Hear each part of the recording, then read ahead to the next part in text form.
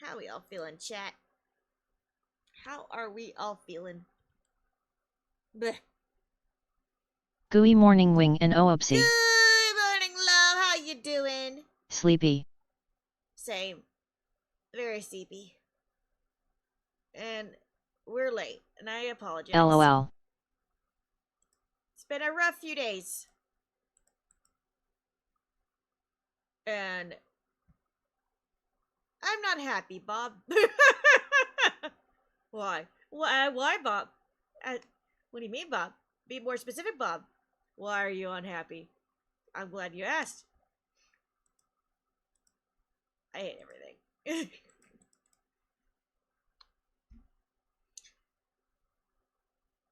Anybody seen The Incredibles? I hope you have. It's a good movie.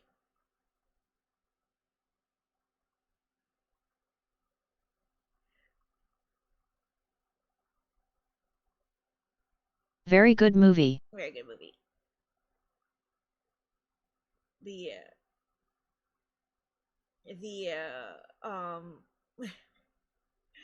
The speech that the boss gives at the beginning of the movie, where he rambles to himself about everything being interlocking parts and everything, is something we quote often at work because it's something that our boss talks about all the time, but he doesn't understand the irony when we bring it up and make fun of him.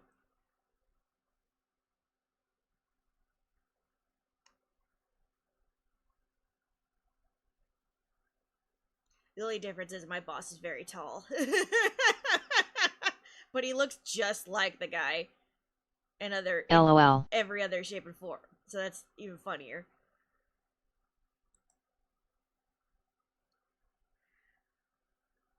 So as you guys know, I had kidney stones, right?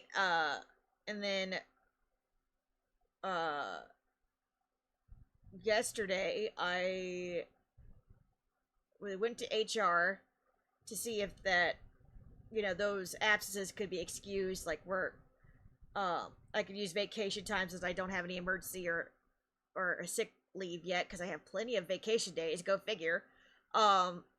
And they said they would look into it. I come into work tonight and they give me the big red piece of paper that says I've been written up.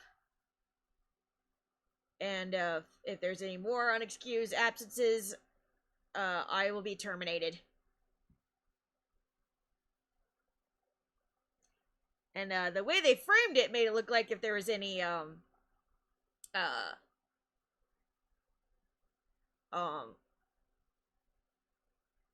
like tardies as well, but apparently you get 5 tardies. Which part of me is like, maybe I should have just fucking went after the first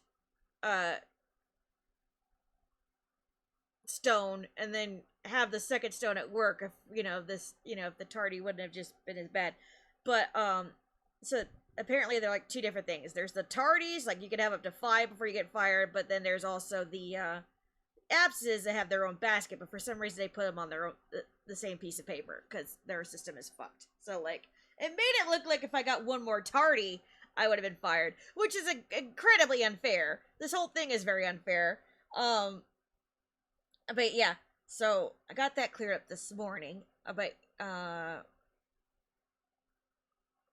regardless, somebody at work told me I should apply for FMLA if this is a thing. That way, if shit does happen, I'll be at least excused for it. And instead of having to do this whole song and dance. So that's more paperwork I gotta fill out. And there's a chance that I could retroactively take that off my record.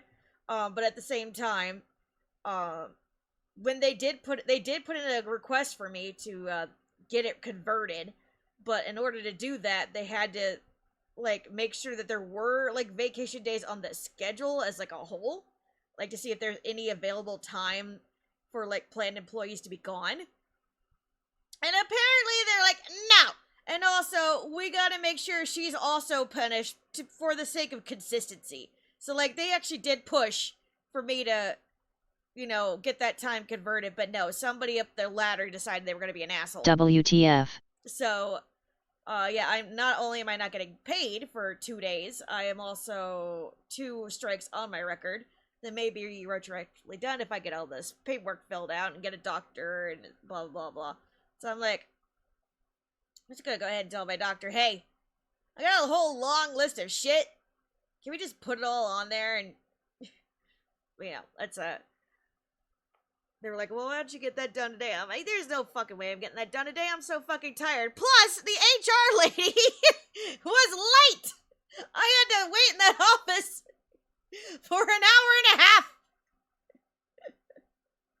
for anybody to show up. There was not one HR person. What? We have 5. We have 5. And there's supposed to be one specifically for third shift who's supposed to be there at 6. She wasn't here. And that was the one who told me to show up to this morning. Like, so that's why Wing's late. Wow. I've had a day. Weeing.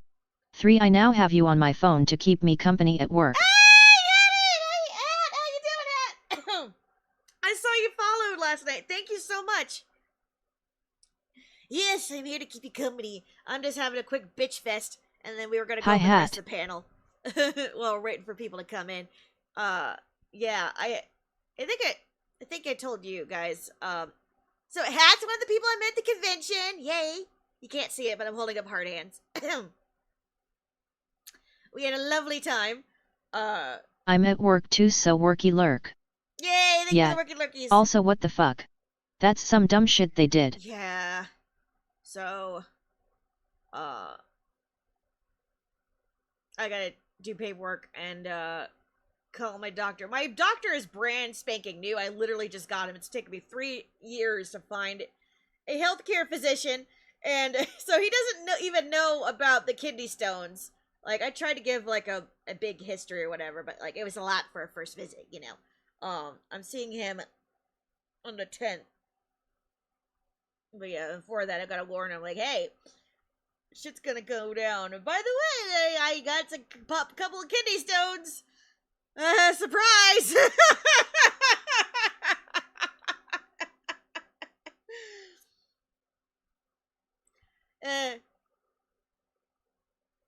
This is too much after a con. I was writing my hi. PG! Hi, welcome in. Gooey morning, guys. Oof. I was writing my con high. I was, shit. We're a few days after con. I still haven't been shutting up about it. And then everything has to punch me in the face.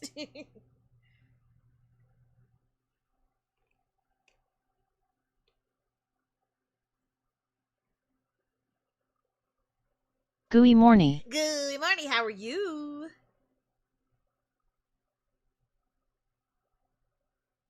I'm so sorry you have to deal with all this. Me too. But, we'll get Text through it. to speech is loud. Yeah, sorry. It's because we have the panel about to play, and I turned up the desktop thing. Well, let me see if I can get out my little volume mixer. My little volume mixer.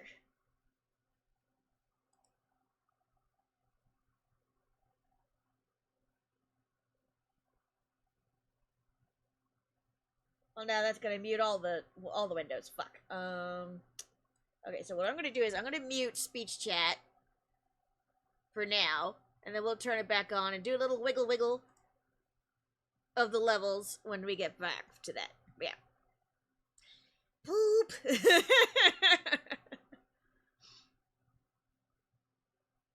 Yay!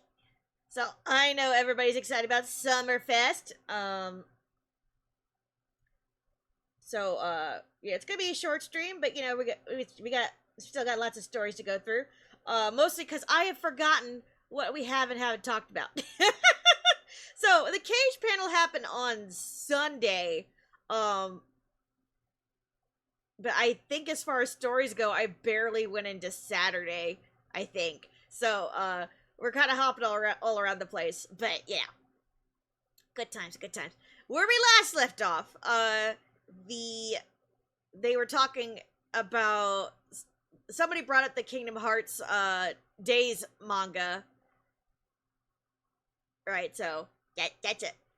That was a good thing. And they were like, well, we should do it. I'm over here saying, audiobook, please! I think that'd be cute. So, we'll pick up from there. Go on tour. Okay. Yeah, sitting near you. Manga audiobook. I guess Audiobook!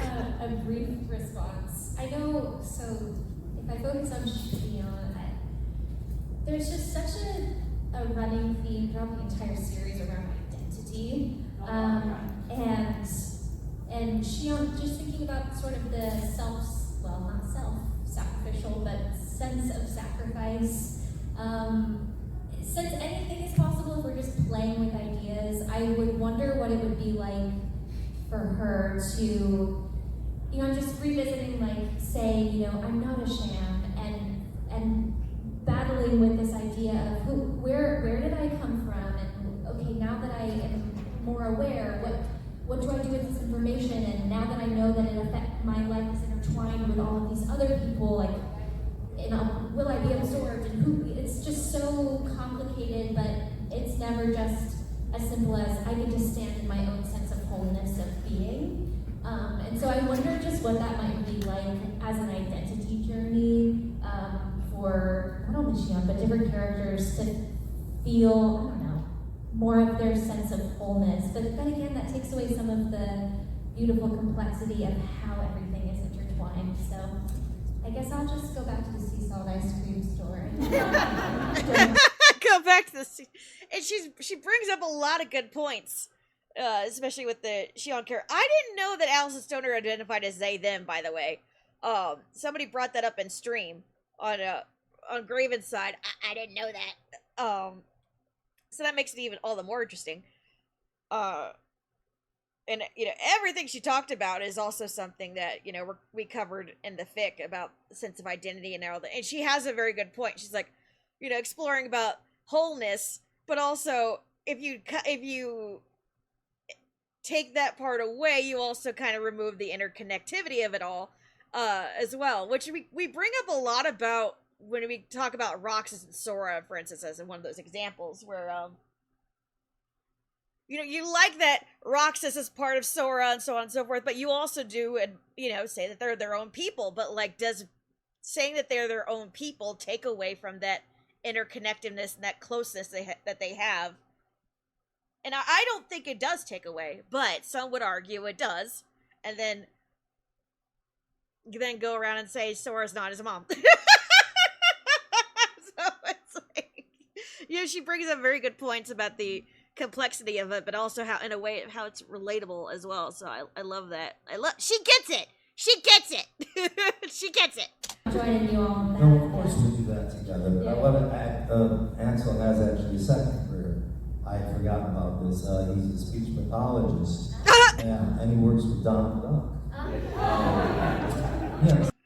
Oh gosh. So the question was, if I remember correctly, was like, what would you want your characters to do or something, outside the storyline? And Quentin Flynn said, I think Axel would like to fly, and then somebody in the manga said, in the manga, Axel and Roxas fly in Neverland. And he's like, I manifested retroactively.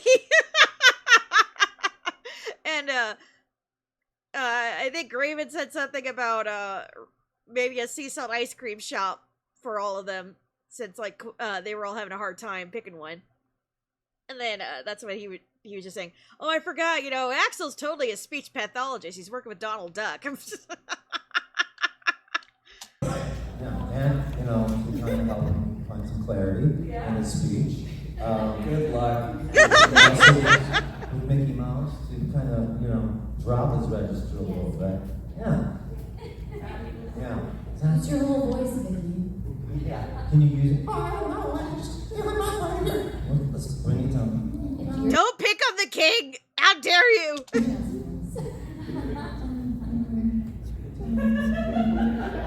Mickey, speaking slower doesn't mean it's going into a deeper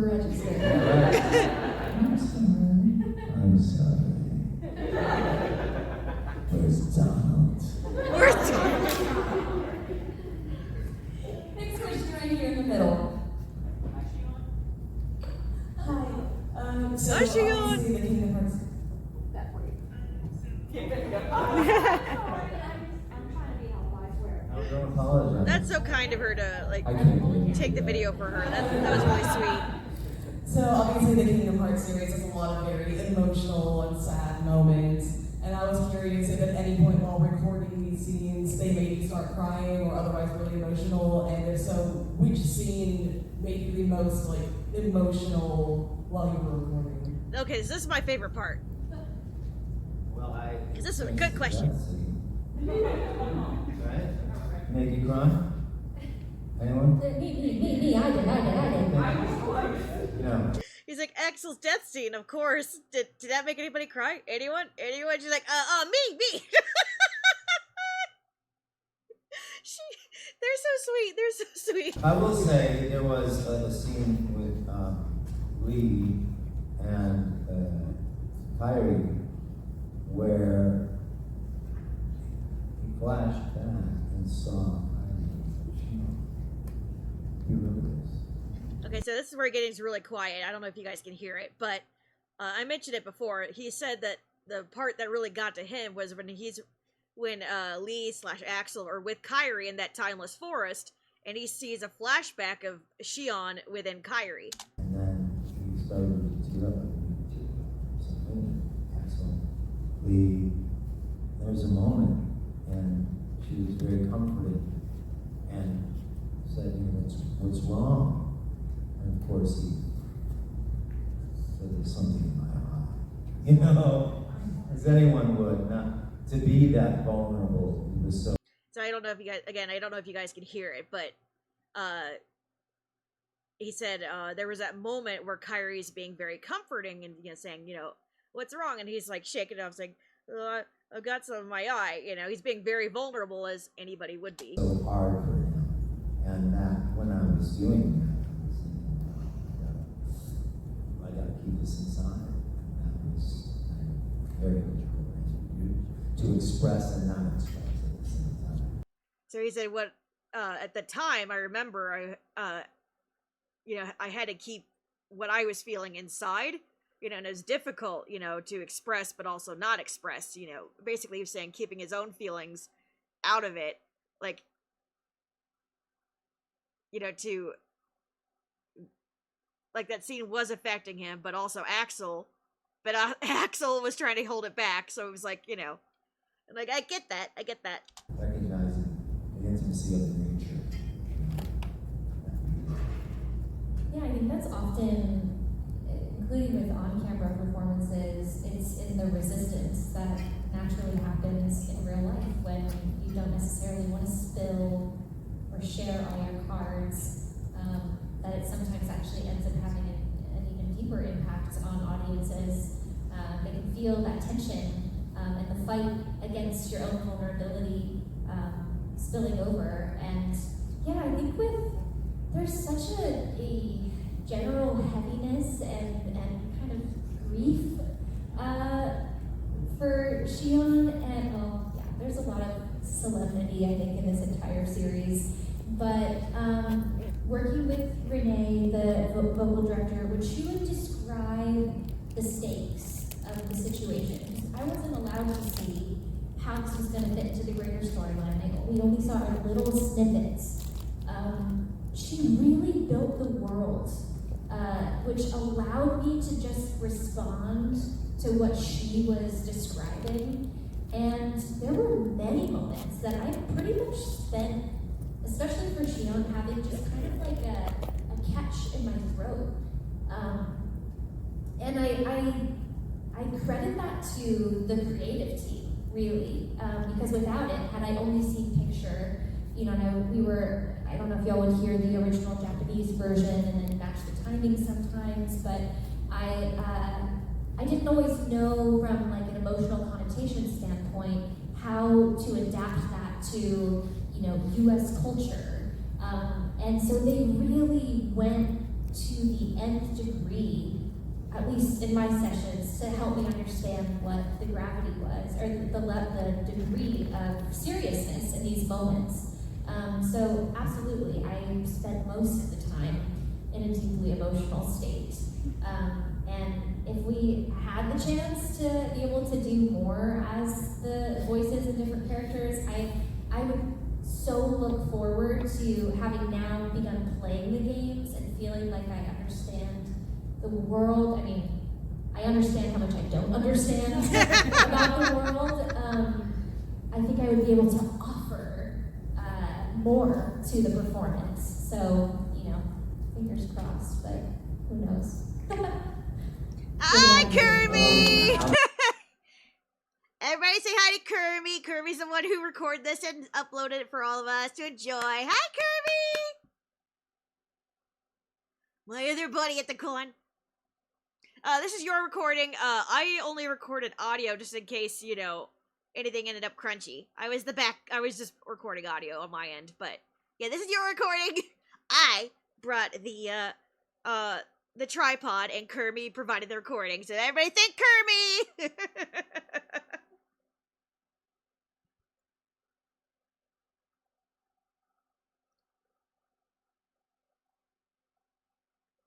We're all just having a good time wrapping up recap and sharing all the fun stories.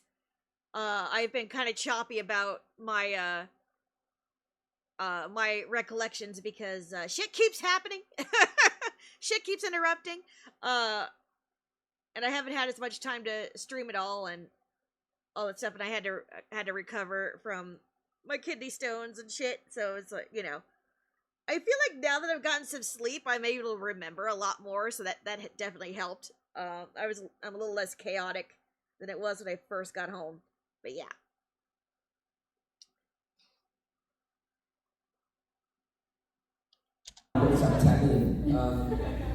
So Riku's journey is long across the series, and there's a lot of emotional highs and lows for the character, and I haven't gotten around to playing all of the games, and I've been doing that with the community on my stream, and I've played through Kingdom Hearts 1, Reaching the Memories, and I just finished 2. And when we got to Chain, because people would ask me when I first started, like, what was your favorite stuff? And I'm like, I think it was the work I did in 2, where it was like, Riku v. Riku stuff, and everyone was like, okay, yeah, that's not that game. That's not that game. I played Chain, and we got into the kind of the replica Riku storyline, which we call Replica, right? That sequence of, first of all, that entire concept of two sides of Riku at odds with each other arguing in a scene of just the two of them was kind of sprung on me when I would go into my session, and they're like, okay, so in this scene, it's you are talking to another version of you. And I was like, okay, and they would explain it to me in real time, and I would have to take that challenge and kind of build a performance out. And I just never had anything like that to chew on before in my career, and I am certain that I might never again have an opportunity like that. And I remember distinctly working through that challenge of having two versions of a character hashing something out between them with anger and regret and having one of them die. And one of my favorite lines in the entire series is during Replica's crash out, when he says, "I'll never be more than a shadow." And in that, when I got to that part of the game, I spent some time with my community talking about what I remembered about the performance and the decisions that I made. And just, I distinctly remember driving home from that recording session with my stomach in knots. And I have a pretty long drive from the studio, and I was just sitting in traffic on the way home, and just going like, what have I done? Was I able to do the amazingly cool and difficult thing that they asked of me? Because I had no idea what I was walking into that day, right? And so they gave me this once in a lifetime, once in a career challenge of splitting my hair, this kind of Gollum Smeagol type challenge, right? This is an incredible opportunity. And I remember just being distraught, thinking that I somehow messed it up. And I was like, you know what, like tomorrow I got more work to do, and we're moving on, right? I did what I could do, I did my best. And when I got to this scene in my stream, I almost cried playing it because I was so proud of what I had seen that I had managed to do. and that I found it effective, and I found Repliku relatable and tragic, and so it's become. I have learned to appreciate how this has become one of like my little shining moments in my career. That I was able to take something and like rise to it and give it some emotional depth. And like anyone who acts, who cares about acting more than the rest of the stuff that comes with it, you kind of like you dream about stuff like that. You know, like that is the dream. And so like it's one of the reasons why Riku's special to me, because I've had so many golden opportunities with the character, and at least as far as I've played through the games and have been able to appreciate it, I was just very proud of it. So that for me is an easy one. And that is the gift of undigested Taco Bell. Got a question over here. Why, Quentin? Why? The gift of undigested Taco Bell? What does that even mean? Was he like trying to imply that Graven had diarrhea of the mouth, but like he was talking too long? I don't understand.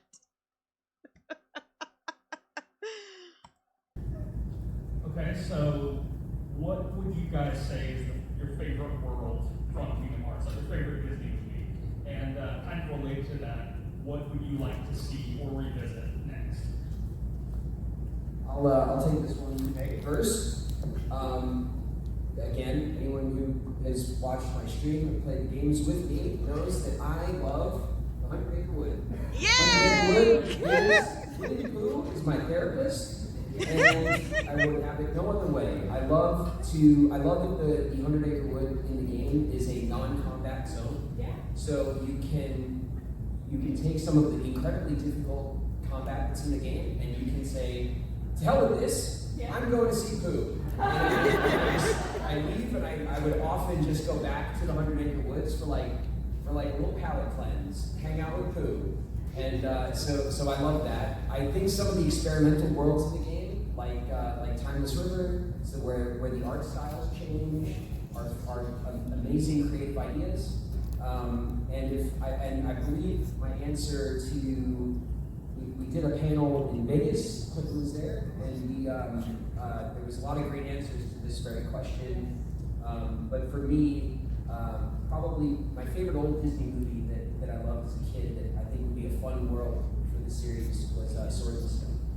Yeah. Sword and Stone with Merlin had all of those great form changes through the film, the fish and the squirrel and all that kind of stuff. So that would be the bird. Those would be really fun kind of tropes to play on that.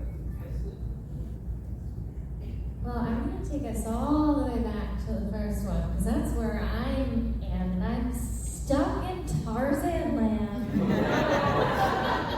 Those damn vines. So, a few of you have shared some tips with me, and I will be applying them immediately when I get home tonight. And speaking of, I might actually be on my way to the airport, I'm realizing. Right now. Right now. Yeah. Let me do, I think I can only hit 2 minutes ago. That's true. So glad we asked that question and sparked this. But yeah, I'm going to say there's a world where maybe somehow Star Wars could have a moment. Yeah. Don't know how that would work yet, but might as well. We got to do a crossover with Phineas. Could happen. So I was like, okay. I don't know who owns what at what point right now, but yeah. What are you thinking? Oh God. I Jungle Book for me. You know, Baloo the bear, Bagheera, Mowgli, but I love, of course, Kaa the snake, right? I would like to grip him by the neck. Not me, of course, Axel. You'd have to Axel grabbing Kaa by the neck would be great. Yeah, that'd be fun. You know, Louis Grimm's I would pay money for that. There's so much fun and danger, you know, just like there is in Kingdom Hearts. So much fun and range, you know. You get to play, you know, let's see.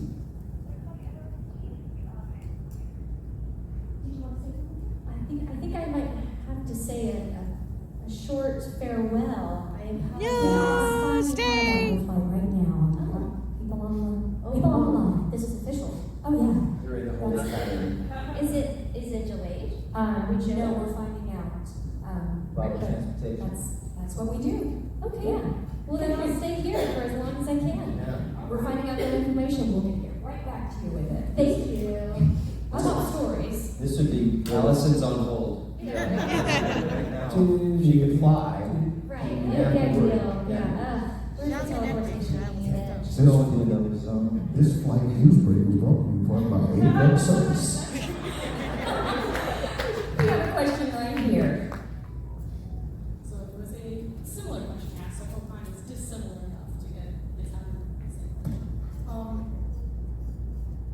are there any lines or scenes in the games that you've done that impacted you personally? You know, like something you said a line or did a scene and you're like, wow, you know, I really needed this today. Like, I wish someone had said that to me. This one's funny. She said, "Is there any line that's impacted you personally?" Riku is a sexy guy. Riku's a sexy guy.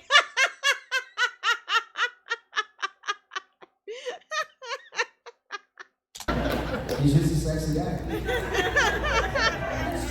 Young girls are gonna love him. Something you need to hear, or that actually success. Everyone goes through the bad boy phase. You know what I'm talking about.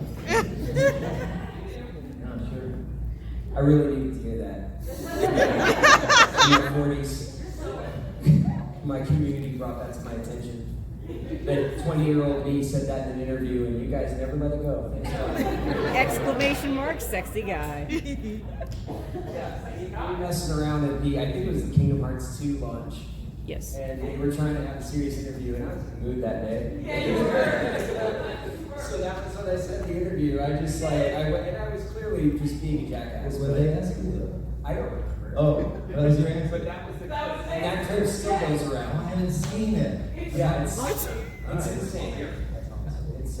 stupid. You're redeemable, like Riku. And on that note, I must say goodbye.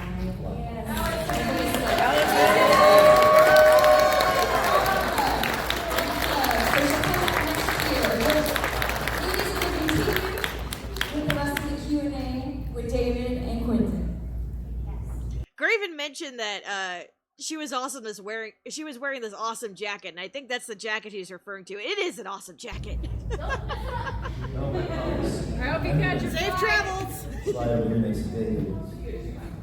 Two mics, I want to be 2 people. You know what?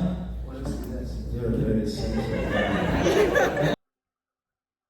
So Graven said, I need to hear that as a 40-year-old man, and that's when Quentin was like, Riku, you're a sexy guy. And some debonair gentlemen. I've got a question right here for y'all. What's your favorite character from Sora, Donald, and Goofy? Sorry, what was the question?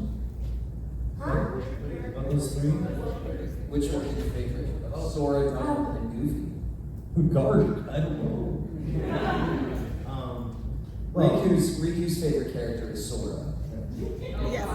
My favorite character is probably the Goof Man. The Goof Man has pulled me out of a lot of spots. The Duck needs to heal a little better. Angry little duck. He's an angry duck. He comes in clutch occasionally, though. Yes. So I gotta give him his credit. Indeed, Peachy, indeed. I did Sora. Of course, I saved Sora's life. Sora owes me. I love boxes. What is it? Got a question over here again. So, we kind of touched a little bit on this with Sutton.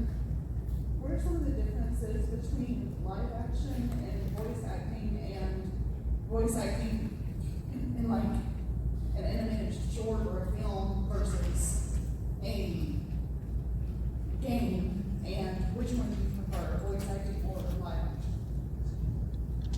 Okay, so she was like, what are the differences between acting in a film versus doing, like if you were doing live action versus voice acting? is there like a difference that you can feel like in a video game versus a film? And that's it. So she asked like 3 questions. But yeah, she's basically asking, is there a difference between how you act in all 3 mediums? They're 2 different mediums. But acting is acting is acting. And it's just getting used to what it is, whether it's stage, television, film. He mumbles a lot. Hey, Plowden! But he was saying, there's not 2 different meanings. It's like acting is acting is acting. It's all about just getting used to what stage you're on, whether it be on stage or behind a screen or so on and so forth. Or voice acting. You know, if we've got a camera on, especially for film, and then it's going to go up on a big screen, a lot happens with very little. And in voice acting, that's a big challenge. How you doing, Paladin? Timmy's crying over here. He's saying, when you're up on a big screen, when you're on film, there's a lot going on, but with the voice acting, you have to do a lot with very little. You just got your voice, whereas with a video of your face, you can do a lot more. So, just for me, I think certainly there's going to be all kinds of actions and drama on camera. Sometimes you're going to pull out emotions that are difficult. But in voice acting, because you can't see us, I don't know. For me, it's a bit more of a challenge. yeah, so you're saying voice acting is a little bit more of a challenge because you can't see us. You mean you see the character, but you can't see us. I love everything. I mean, even what we're doing here right now, this is a form of acting and improvisation. He ain't lying. He says even up here, this is a form of acting or improvisation. Timbert, what are you doing? Behave! I'm trying to translate Quentin's mumbling. So it's real. Yeah. And it's happening. And I think that's exactly right. The goal of the acting endeavor is always the same, right? So whether it's voice acting, if you're doing film or television, or even print work with photography, like your goal is to convey the right character and emotion, and if you're lucky, maybe lose yourself a little bit in that, so that each thing you do, each different character you do, is not just a different version of you, but different people all together. Like that's the kind of aspirational goal of acting. I think that, like, talking kind of brass tacks, like best practices, there's different ways to approach the different mediums. So again, like Cliff was saying, which is exactly right, like on film, you're being filmed, and the film is looking into your eyes and into your soul. And so you don't want to do too much. It's very easy to do too much when the camera is looking right through you. And so a lot of what you do in front of the camera, you do inside, keep it inside. Because just like when you're talking to someone who you love, and they're lying to you, and you know it, it's not because they're going, and they're emoting about all the lying they're doing. It's because you know them and you can see it in their eyes. And so like that, you're trying to find that on camera, and the way to do that is to keep it inside. When you're doing voice work, we're not being seen. And so your voice has to carry those things through to the character that's being animated. And so your voice is doing all this heavy lifting. And so there's a different way to think about that. But both of these challenges are incredibly satisfying to a performer. And I love them both dearly. And yeah, exactly. That's a great example. He's like, when you're talking to somebody you love, you know them well enough that they don't have to overact on their face for you to know that they're lying, because you know them intimately. You can see it on their face without them being like, blah, blah, blah. Like they're not intentionally being shady, but yet you can still tell they're lying because you know them intimately. You can see it, right? But it's different when you're voice acting, because like they can't see your face. So you have to know just enough to like let it through in your voice that I am a lying liar, for instance, but without also making it too obvious. Like Haha, guys, I am such a slimy shit. And like, that's a very good point. So, and my goal was never to do one or the other, but to get as many of these opportunities Indeed. as I could to It is express an art. myself in this way, because I love it. Absolutely. Okay, now over here. This is a question for Quentin. Considering Axel was first voiced in Kingdom Hearts 2, Oh, okay. So here's where it gets a little spicy. I mentioned before that this is where the panel went off the rails because he was like he asked like Quentin, Timmy, stop it, about voicing Axel's character in Kingdom Hearts 2 versus how he had to retroactively voice him in Chain of Memories. and then later we got Reaching Memories. How do you handle the personality differences? I suppose because it seems more sociopathic. How do you handle the personality differences because it seems more sociopathic? Reaching Memories.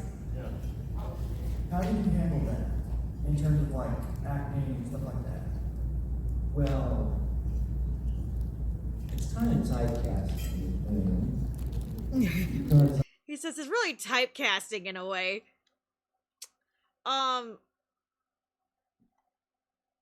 When did Days come after Recom or before? I don't know, honestly.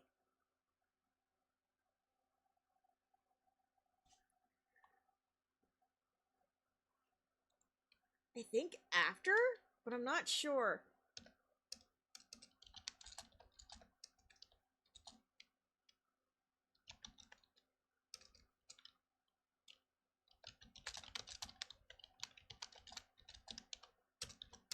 I wonder if Bing will know what I'm talking about. No, it doesn't know. Bing don't know.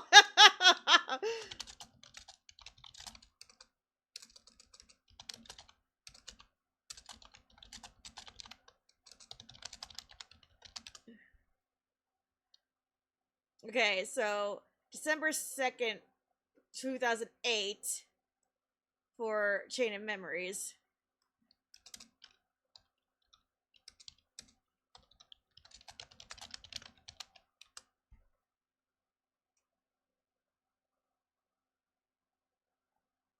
Can you just tell me?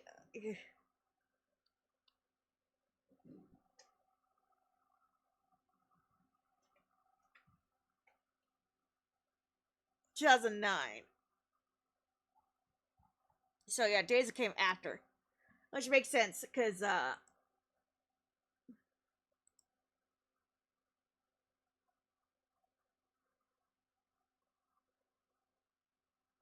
yeah, because I played Days when I was in college, and I bought Recom, but I never played through it because I got stuck on like the first level. But I did play the original Chain of Memories, and I remember playing Com on the PS2 and just getting pissed off and never picking it up again.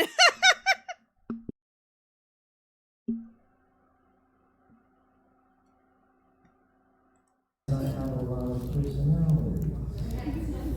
I have a lot of people They're saying it's kind of typecasting, really, because I have a lot of personality. in my head. A lot of colors. A lot of depth and range.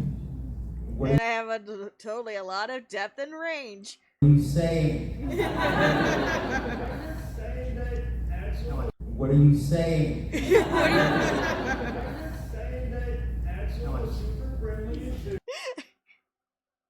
Yeah, Quentin, yeah, so the guy's not gonna get the joke. I'm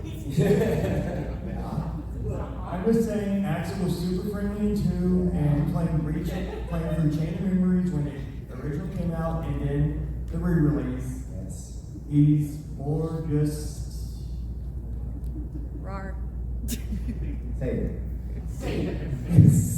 well, he's just sociopathic considering how he like deals with Vexen and stuff like that. Yeah. Well, it's, Yeah. You know, it's just beings doing. Vexen had it coming, okay? I love Graven trying to come to the rescue. Vexen had it coming. Vexen was a I'm not saying you're wrong. right? I'm just saying there's obviously distinct. Vexen is the worst different guest in the party. personality. Come on. I'm just saying there's the distinct difference in personality between two and chain of memory. Right. Because- It's acting. Yeah. It's being, you know. Because that was So, yeah, the question, which I think was pretty straightforward, was like, I think he was trying to ask, was it hard retroactively going back to Chain of Memories and voicing Axel when he, you know, Axel seemed friendlier in 2, right? Was that hard for him to make that shift to Chain of Memories, since that came after Kingdom Hearts 2? Sorry, the Recom did, because Recom came after 2, I think.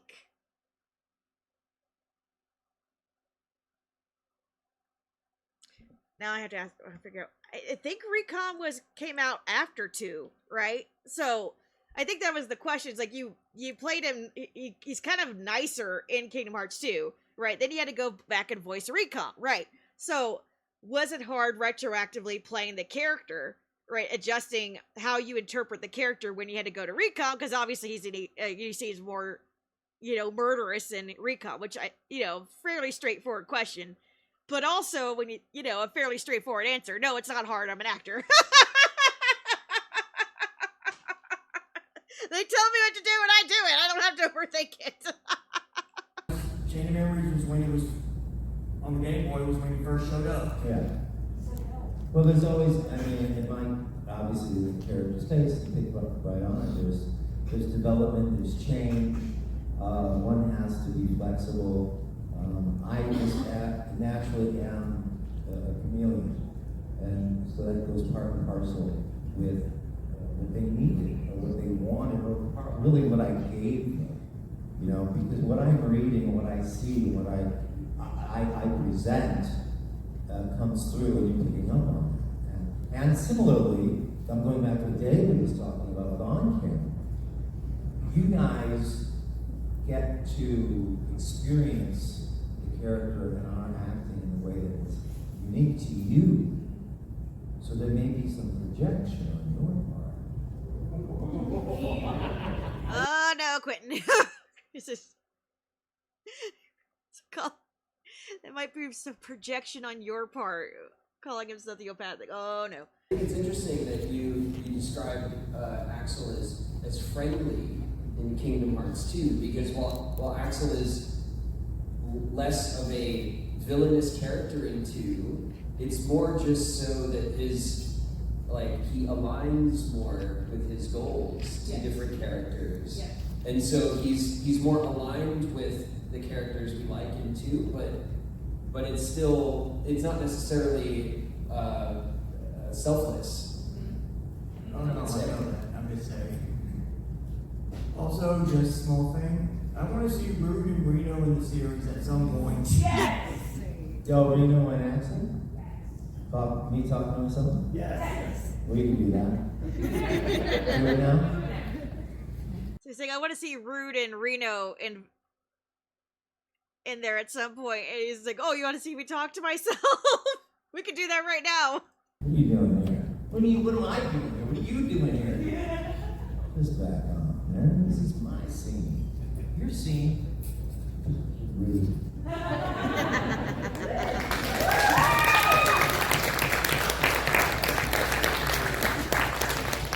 Well, y'all, unfortunately, that is our time. So it's a great way to end it on that. Y'all give them a round of applause.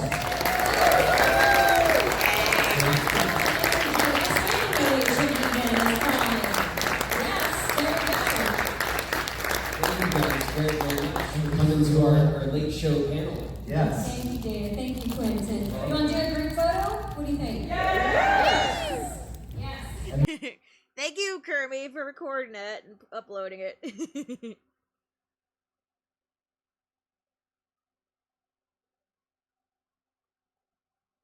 Yeah, I was complaining to Peachy. I was like, sometimes I think the 45 minutes is just not long enough for a panel. What's this guy's hoodie? I want to see his hoodie. That kind of looks like a heartless hoodie. I know it's not, but it's a cool looking hoodie. I want one.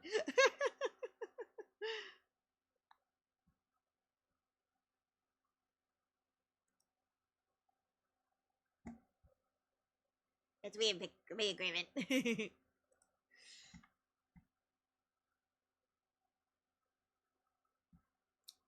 Oh my goomy.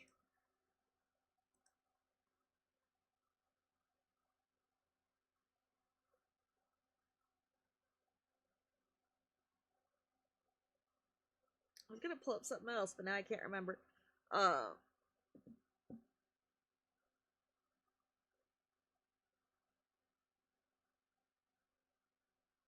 yeah, I was telling Peachy that when we go to whenever we go to these panels, I'm surprised that they're so short, and she's like, no, that's actually average, and I'm like, because the conventions I've gone to were Gen Con before I started doing these conventions with Peachy, and I was used to them being like, 2 to 3 hours long, not just a Q&A or whatever. And Peachy's like, well, that makes sense usually because they're they're promoting something, and so they go into a lot of other detail, blah blah, not just a typical Q&A. I'm like, oh, and now I didn't realize because Graven said like the Kingdom Hearts panel was like a last minute addition. I didn't realize that it was like that last minute, Then again, like the whole damn schedule was last minute. We didn't get the schedule till like the day before, right? So we were so we were we were we were so worried about getting into this panel and getting good seats. Because like other panels, while we were floating around that room, there were people already like parked outside, like waiting out in the hall for this panel. So when we saw the Kingdom Hearts panel time, we assumed it would be just as crowded, like there'd be other people also waiting out in the hall. So we said hi to Graven again. And said we would see him after the panel, and then we hurried over there, and we made sure we were the first ones in the doors, or nearly first, because some people like parked in the previous panel because the panels were back to back to back, right? So some people were just hopping into the previous panel to just wait it out, so that they would have good seats for the next one. So like I think it was like Diary of a Wimpy Kid panel was before the Kingdom Hearts panel. Now I didn't feel right doing that because first of all, I'm not sitting an hour in a panel that I have no interest in.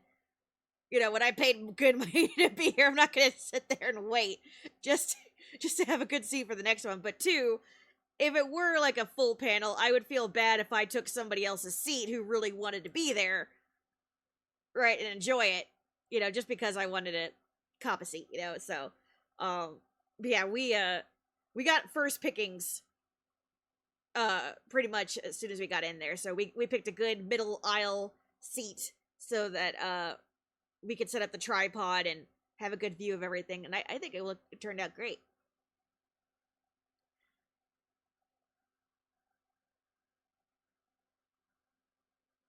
And after that, we went back to Graven's table, and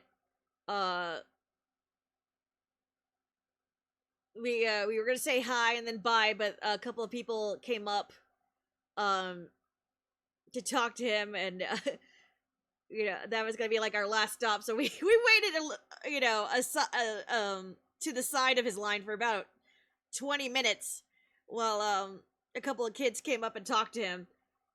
So we're like, we were standing there awkwardly talking about food and all that, like what we want to eat, if we want to eat, blah blah blah. And then finally we got to see Graven, say, we're here to say goodbye at long last, and we all kind of stood there a little awkwardly for like a moment. We go, because like we want to say goodbye, but also nobody wants to be the first to say goodbye. So I was like, I'll say it, me first, bye Graven. So I rushed to give him a hug first, goodbye. Me first.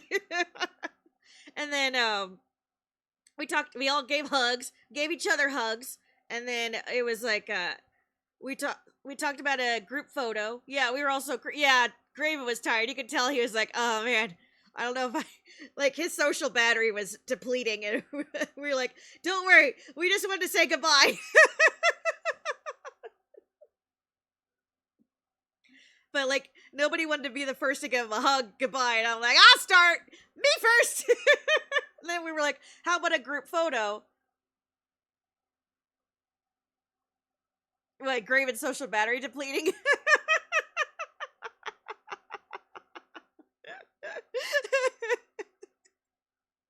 You can tell it's depleted. He hasn't recharged in 3 days. The poor man's still recovering.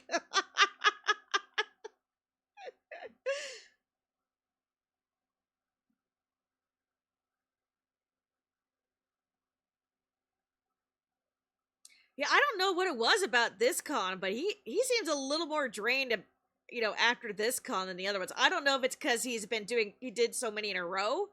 Like he did like 3 this past month, right? Maybe that's why. But like, yeah, he was down for the count. But yeah, so that's when we did our group picture. I think it was Kermie who spoke up. It's like, Wing, don't you want to use do you want to use you have the Polaroid, right? I'm like, oh shit, yeah. I'm like, that's a great idea, because like it was a lot. I like that we did the Polaroid thing, because it's honestly a lot easier than juggling 5 or 6 phones for all of us to get a copy. I like that we did a Polaroid instead of the thing. Now we all had something like to treasure in our hands instead of, something that gets lost in your phone, right?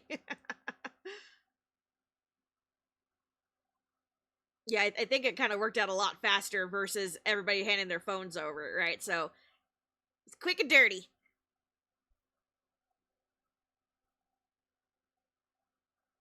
And then we all split off and went our separate ways. It was kind of poetic. We all literally left in different directions.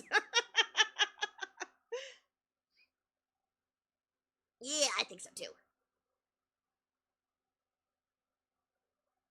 Yeah, I was very happy that Graven was very happy with them as well. He was showing them off during his recap stream, and then teasing me the whole time, saying that you gotta shake it. I'm like, Graven, you don't shake it. No, wait, you gotta shake it now, Graven.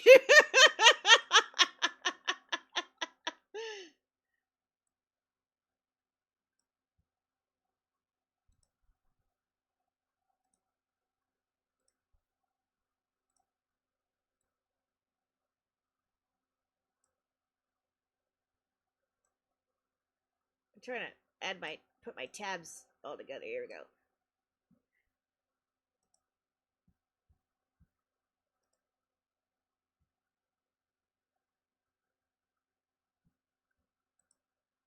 I also have to, it's like magic. It just something in there that I'm gonna want to play, Trying it like, I was so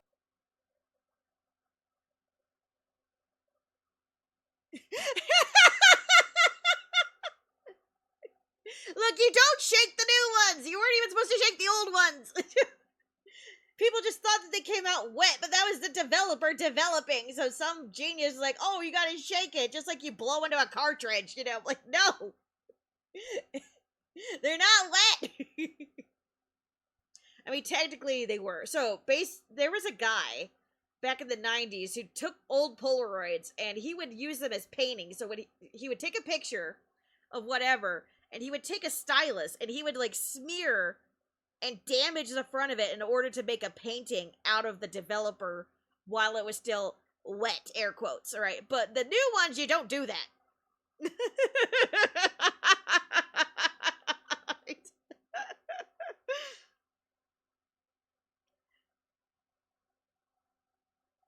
Like, they're small enough as it is. Don't fuck up with what little detail there is in the tiny picture. I have no idea what the hell that means. I don't know what that means.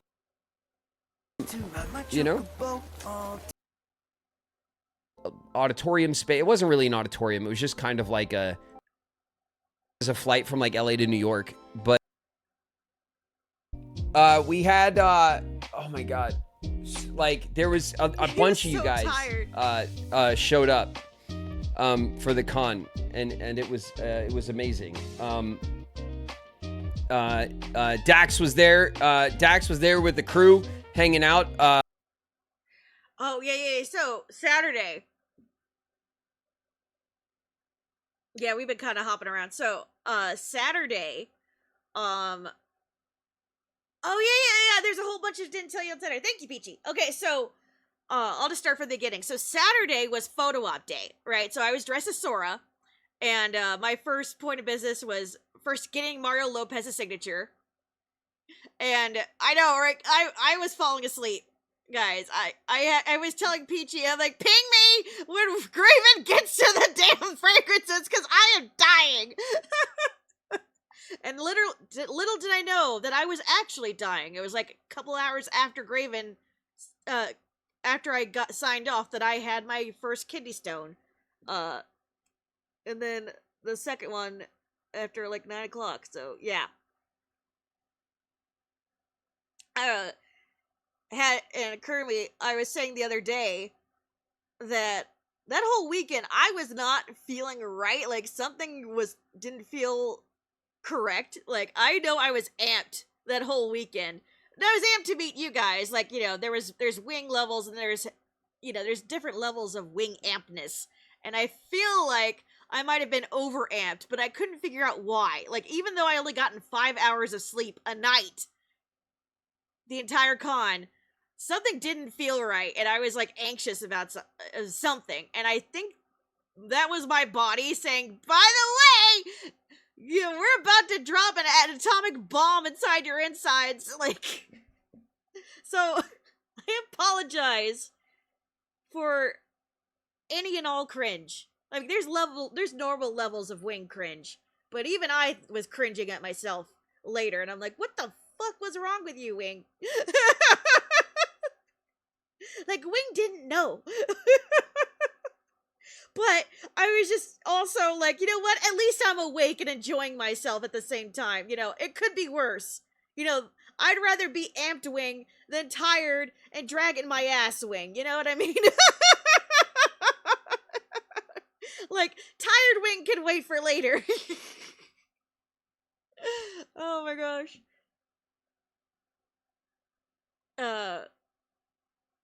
Yeah, so anyway, I got in line for Mario Lopez, and so my photo op with Graven was gonna be at like 11:15, right? And and I got there for the VIP member line, but they made us wait outside. You know, before with when we're waiting for the doors to open or whatever, we could at least wait inside. No, they made us wait outside. So, like, the first 10 minutes of my arriving there, I pretty much sweated, like, half my makeup off. And I met, a so-called service dog that was definitely not a trained service dog. A little yippy dog that kept trying to jump into my bag. But I had my little personal fan on. That came in clutch for, all of us. We were passing around my little personal fan throughout the con. But yeah, I had Peachy in my pocket, talking to Peachy while waiting in line for Mario Lopez. There was a sickly child running up and down the hall, hacking along up. And I think I mentioned this already. Like, this kid was so egregious with his hacking that I reached into my pocket and pulled out a mask. I always bring a mask when I go to these conventions, just because you never know. Like, what if you're crammed in line with someone and there's someone and they'll hack it up along, right? I don't have extra vacation time, blah blah blah blah. So I wasn't risking it. I pulled out a mask. There was somebody behind me and someone in front of me, like professional photographers in front of me, and another guy who basically we hadn't really talked much this entire time. But the second I pull on that mask, the photographers ahead of me gave me the silent nod of approval. Like, yeah, if we had a mask, we'd be putting on ours too. Like, yep. Like, no words need to be voice changed, they knew why I was putting it on.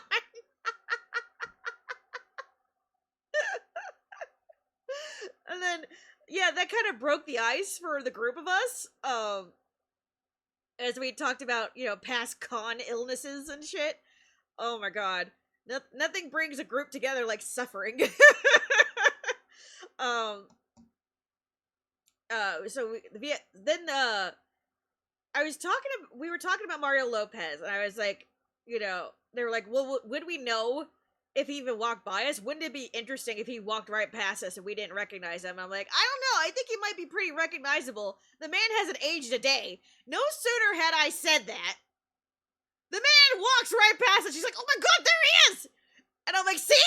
The man has not aged at all!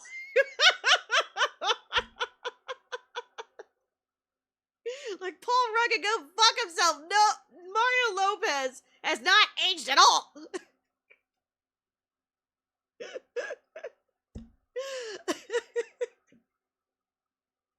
And I was so angry because, like, I had turned off the this Discord with Peachy because I was trying to save battery for when we got a little closer. And it wasn't like 2 minutes after I hung out with Peachy that freaking Mario Lopez walked right by us. Like, no escort, no nothing. He just walked right past us. And we're like, oh hi! And he's like, hey everybody, thanks for being patient. And he goes up to his little queue. So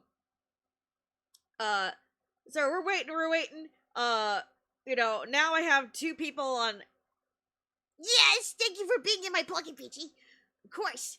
Now I had 2 people on my side who were also watching the clock for me because I told them about my my photo op. So now, like, I have people on either side of me going like, oh my god, yeah. And then somebody was like even telling me the stats, like, for every VIP, they do like 4 VIPs for every 1 person, right? So, like, they're all doing the math on my behalf to give me hope that I'll get through this line.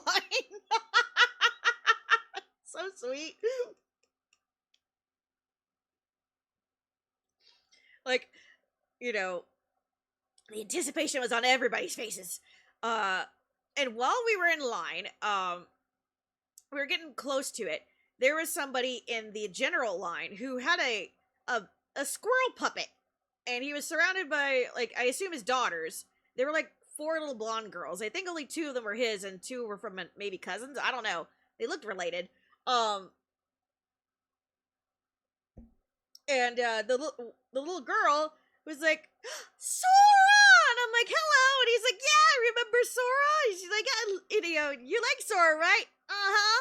So, but, like, he's talking using the squirrel.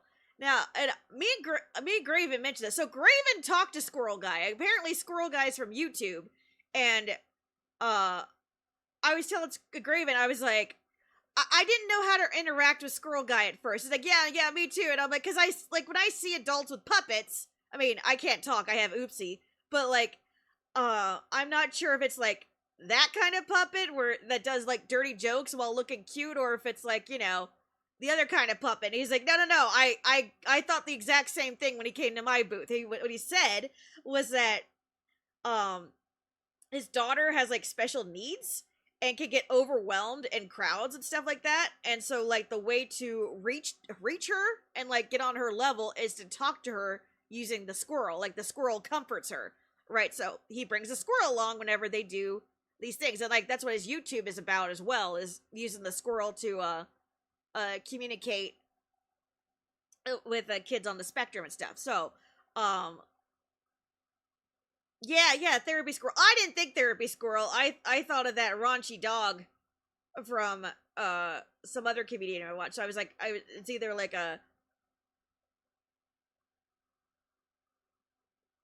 is it Triumph? Yeah, something like that. I know there's a couple of weird, oh, I'm a cute puppet, but actually I'm not, sort of things. But yeah. So, I interacted with the squirrel as Sora. And, like, how you doing? You join the con? Would you like a pinwheel? So I gave the squirrel a pinwheel. And then I gave all the little girls pinwheels and like little flowers too. It was like, you know, and of course I always ask the parents first, is it okay if I give your kids a gift, you know, before I hand them out, right? Because otherwise, you know, I would hand them out freely, but you know, I don't want to be freaking out any parents, you know. Plus, you don't know if certain kids like to chew on things. Like, you know, my little sisters, they chew on anything under a certain size, right? You know, you just never know. So I asked the parents, like, is it okay if I give your child this, right, before I start doing stuff, right? So handing out flowers, handing out pinwheels, talking with the squirrel, and then my spot in line comes up. I think I had Peachy in my pocket at this time.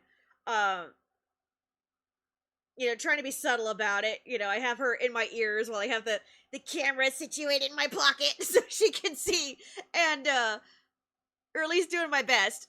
And it was then that Peachy was like, yeah, the signal's not great. I was trying so hard while we're standing in front of this giant ass poster that says, no cameras beyond this point. If you're caught, you will be, you know, escorted out without explanation. Like, I was scared. But then this guy who was handling, you know, so I had my VIP ticket out. I handed to him and he's like, what were you doing in line? I'm like, excuse me? I was like, this is the VIP line, right? He's like, yeah, but you're platinum and you have a ticket. You should have gone to the front and skipped this. I'm like, nobody told me that these let me skip it. I thought this is for VIP line only. He's like, no, there's VIP and then there's platinum. He's like, I'm not scolding you. Don't get me wrong. I'm just saying, just so you know, you can skip all the lines if you have these tickets. All the lines. I'm like, good to know. But also, I was like, God damn it, I've already gotten most of my signatures. And there's been nobody manning the front of the line so that I can, like, give them my ticket and go. Like, I only saw very few cases of that. And normally they were the ones who were saying, just, like, putting you in the correct line. Nobody was actually collecting the tickets. So I was like, that's good information to know. He's like, get up there. You know, your turn with Mario. The guy before me, somebody before me gave Mario, like, a painting, and they were, like, filming his reaction to the painting and everything, and I was like, and I was looking at, like, the spread. I should have looked at the spread before, but I don't think they had them out. I think I stopped by the table a couple of times to see, like, what pictures were available, so, like, I would know what to pick out for Peachy, but I don't think they were out. Just a little sign that says, we'll be back. Right, so I'm over here, like, subtly trying to, like, hold the pictures up to my hip where Peachy's in my front pocket so she can, like, see it, but I don't know if Peachy got any of it. Like, I'm just like, oh god, what would Peachy like? Oh my god, yeah, so I was just like, I have to think like Peachy for a minute. Because, like, at first I was gonna pick the one of Zach Morrison and, you know, and Mario's character, like, looking all cute standing in the hallway next to the lockers. But then I saw the one of just Mario, and I'm like, I'm picking that one. Slater, yes. Yeah, I was trying to hold him up. So I was like, Peachy? I'm like waiting for any noise of approval for Peachy. I'm like, Peachy. So I'm like, yeah, I think Peachy just wants him by himself. So I picked the one that looked like it was Saved by the Bell and Mario Lopez alone. I think he was working out or something. I don't know. So I went out to see Mario and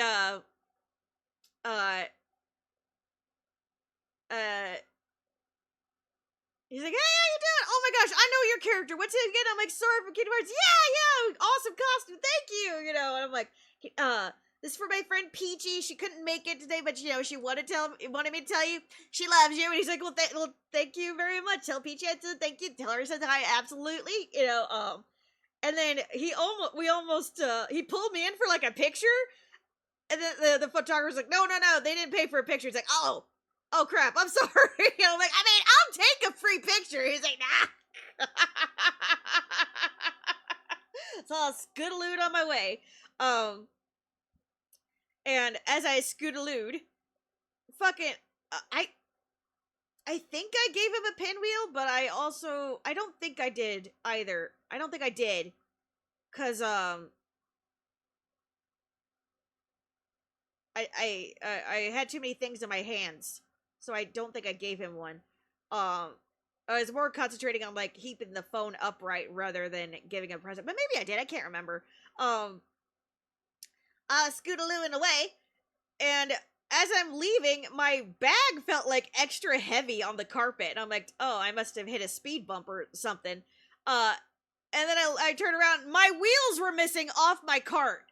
And I'm like, shit! And I turned around and like saw somebody pick it up, like, oh, you got my wheels! So I had like to go back through the crowd, and I'm like, those are mine! And he's like, oh my gosh, okay, here you go. And I'm like, thank you. And he's like, oh my god, I was wondering what that was. I thought it was like a giant fidget spinner. Do you need help putting your cart back together? I'm like, no, okay, thank you so much. So I had to like find a corner to like bang my wheels back on. The wheels are held on with like a metal clip, right? So, I'm banging it back on there, hoping it will just click back into place. But it's one of those where you don't push the clip down. You have to pull it out for the prongs in the inside to compress rather than, yeah. So, that took a couple of tries before I got it in. And, yeah. A little bursting, but you know. Oh yeah, I stuffed Mario Lopez's picture away and then I scootalooed on my way. Because I had to go see Graven next. And somebody was very helpful. The person behind me in line was very helpful and pointed out the direction where to go for the pictures. And Kermie also showed me.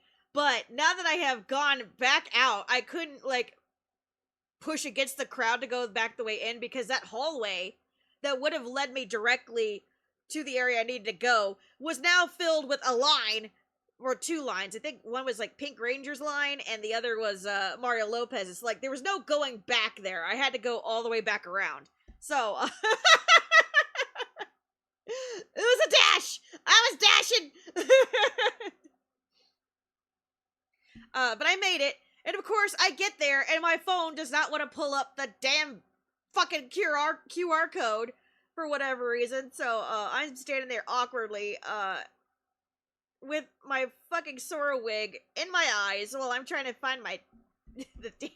I had it pulled up, but, some of the apps on my phone do not stay open, to save battery life and stuff, because I have it on battery saver. So, the minute I turn off the phone, apps like the gallery and stuff automatically turn off. So even though I had the PDF downloaded, it turned itself off as soon as I put the phone into sleep mode. So I had to pull it up again. But I got checked in. So what happens is like, the reason they don't want you going too early or whatever is because they have lines taped into the floor. And then they have you separated by groups based on whatever. So, like, you know, Kingdom Hearts Trio goes first before the Kingdom Hearts Individuals or the Phineas and Ferbs and blah, blah, blah, blah. So, I was technically on time, but they were a little bit behind. So, I was by myself in line for a little bit, and you're right next to these giant curtained boxes in this smaller ballroom. And, they have, like, a table for you to put your stuff, too. So, like, anything you don't want in the picture, you can put on this table, and they'll watch it for you. And then they have the other table near the front where they're making the announcements, hey, we're ready for this and this, and they have, like, these giant printers where they just print them off as you go, right? So, I'm on my little line, and I have Kingdom Key, and I have Way to the Dawn already, and, you know, I'm like figuring out how I'm gonna handle this or that, because like it didn't register to me at this point, like that the you know what the extra table was for like, yeah, as far as putting your stuff on, like, Should I be ready to snatch it at any moment? When am I going up? Is this happening? When's this happening? Blah, blah, blah. And as I'm standing there, the line starts filling up, and that's where I met Stinger's family and a couple of other people who, you know, Kingdom Hearts fans, naturally, who were there for the trio picture. And, you know, we said hi. They liked my costume. They loved my Eda bag. They want to know more about my Eda bag. Other passersby, like the event handlers, were walking by. They're like, "Where do I get that bag?"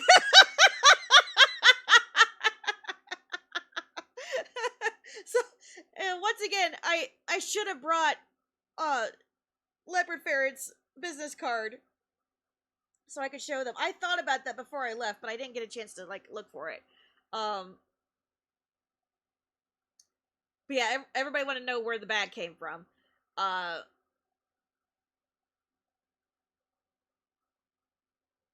You know, we're talking about Keyblades, you know, and everybody has, you know, during the con has been asking me, like, what's your favorite Keyblade? I'm like, that's like trying to pick a favorite child. It does not help that I don't know most of the Keyblades' names. Don't come at me. I don't know their names.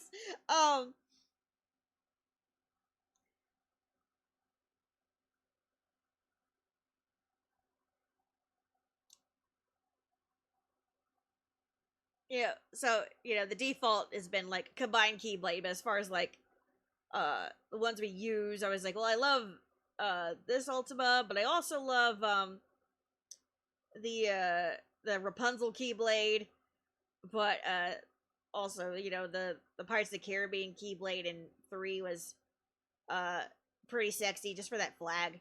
Red! Thank you for the raid! Ren, best mod, how you doing? What are you doing? What were you playing? You were working and studying. Nice. Ah, I gotcha. Yeah, nice. You took 2 down?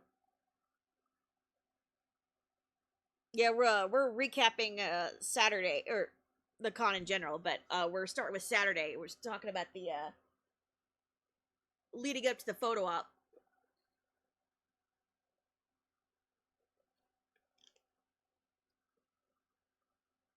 So, so I met Stinger from Graven's community. And his family. I gave them all pinwheels, and we're just, you know, chatting, having a good time. They got, so the trio got called up first, so they all went in a line and went into the box, and they all got to see him. And I kind of felt left out, honestly. I was the only one waiting for just my chance with Graven in a line, in a room, all by myself, while I'm listening to all of them chatting and having a good time. I could hear Quentin on the other side of the curtain chatting it up with them. They're all having a good time, and I felt like it was a party that I got left out of because I was being cheap and only asked for Graven.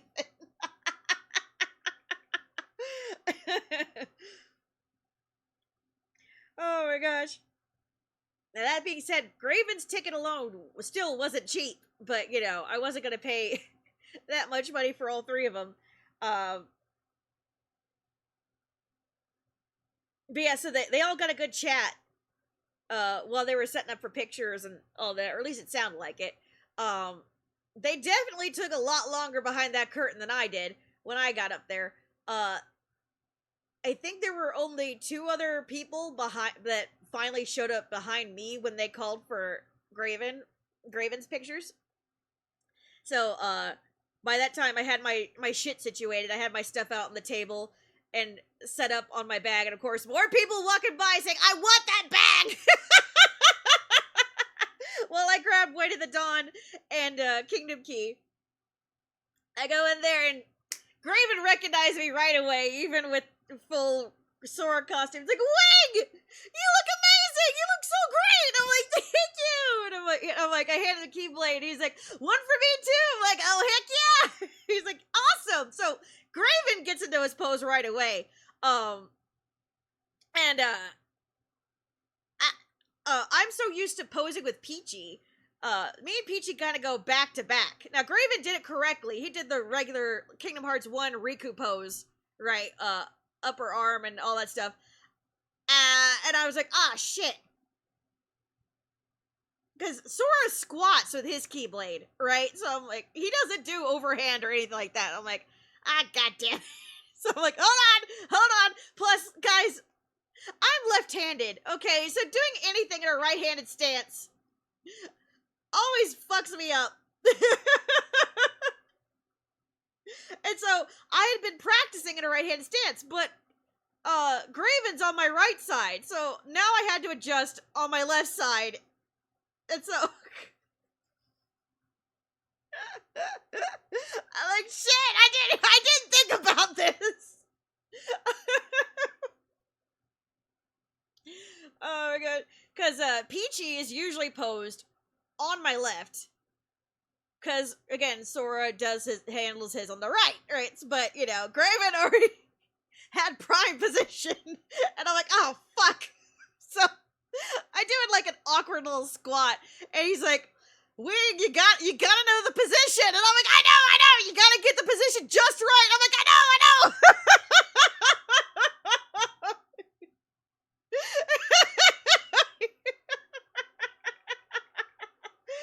Boom, quick picture, it's over.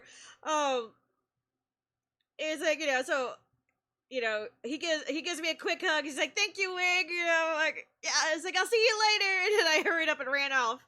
Because, again, there were two people behind me. Like I said, it felt really quick compared to when the other three were chatting it up with Stinger and his family and all them. But, you know, what do I know? Maybe it just felt like forever because, you know, maybe it's because, like, of my anticipation. But I swear, like, all three of them did, like, you know, introductions and how are yous and did, like, a little chat. Meanwhile, it's like, hug! You look great! Thank you! Pose! Okay, hug! Bye! It was that fast!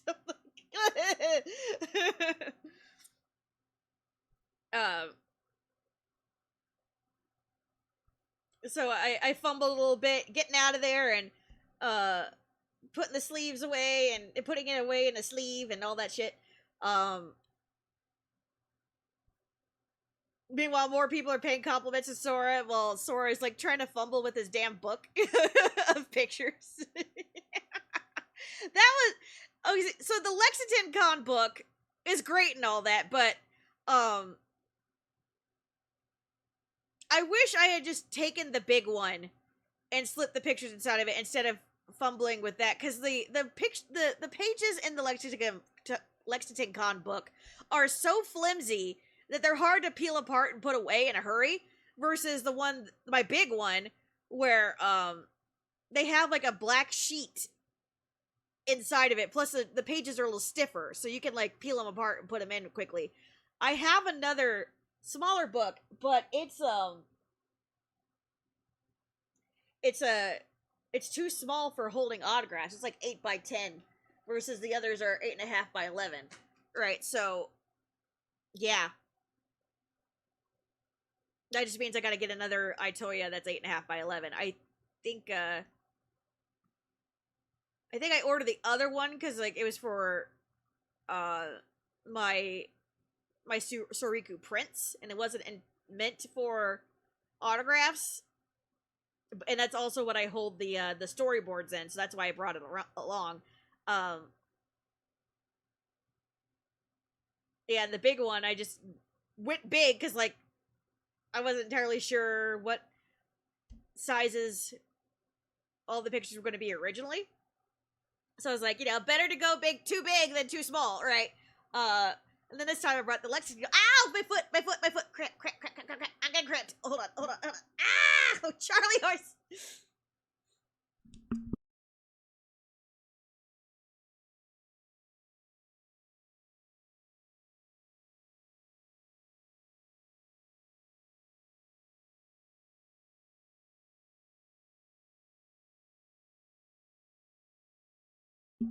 You're right, Raymond. I should be stretching. Hold on. I'm gonna do that.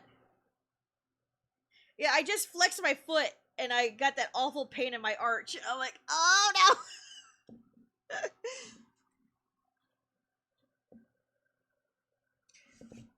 no! Stretching. Alright, so where was I? Yeah, so fumbling with that little book. Now I know for next time, just get the other one. Because, like, you know, the one from Lexicon was a freebie, right? So the pages are a little cheap. It was great at the time, but yeah, it's time to upgrade. Because it's embarrassing how often I had to have somebody hold my keyblade so I could put my autographs away. So I had the big bag, the rolling bag, and that's what I was using to stuff the keyblades into while I was scootalooing. And I was planning to drop it off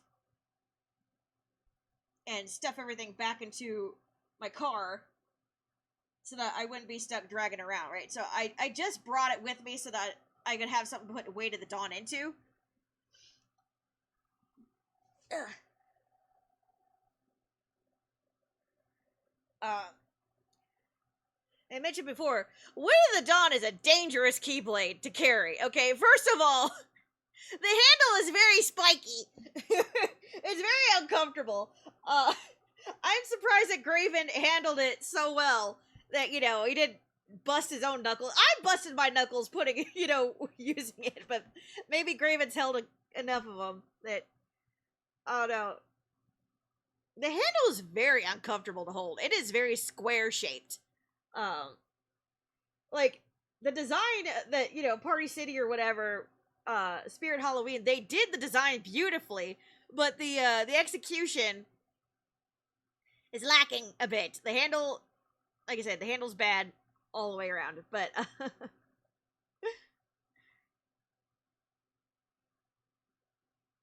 yeah, Graven grabs Keyblade, poses with it perfectly, wing squats, and it looks so confused. Like, oh, I think the photographer who did stuff for Graven's Instagram did a better job with the photo op. Like, the photo op didn't give me any direction. I was told that, you know, just listen to photo op and you'll get, like, you'll have some direction. I didn't get any direction. They just did it. Nobody told me where to look. There were like 3 cameras in front of me. I didn't know. There was no scooch closer or anything. Like, you know, I had no idea. It was so fast. It was so fast. And I don't know why they were in such a big hurry. Like everything was empty behind me except for two other gals. But, you know, whatever. The pictures turned out good. I hope. Well, I am now blessed to have it from 2 different angles, so I am happy. Even if I'm still a little about the front-facing angle, I am very happy with the one that was on the Instagram. So yay.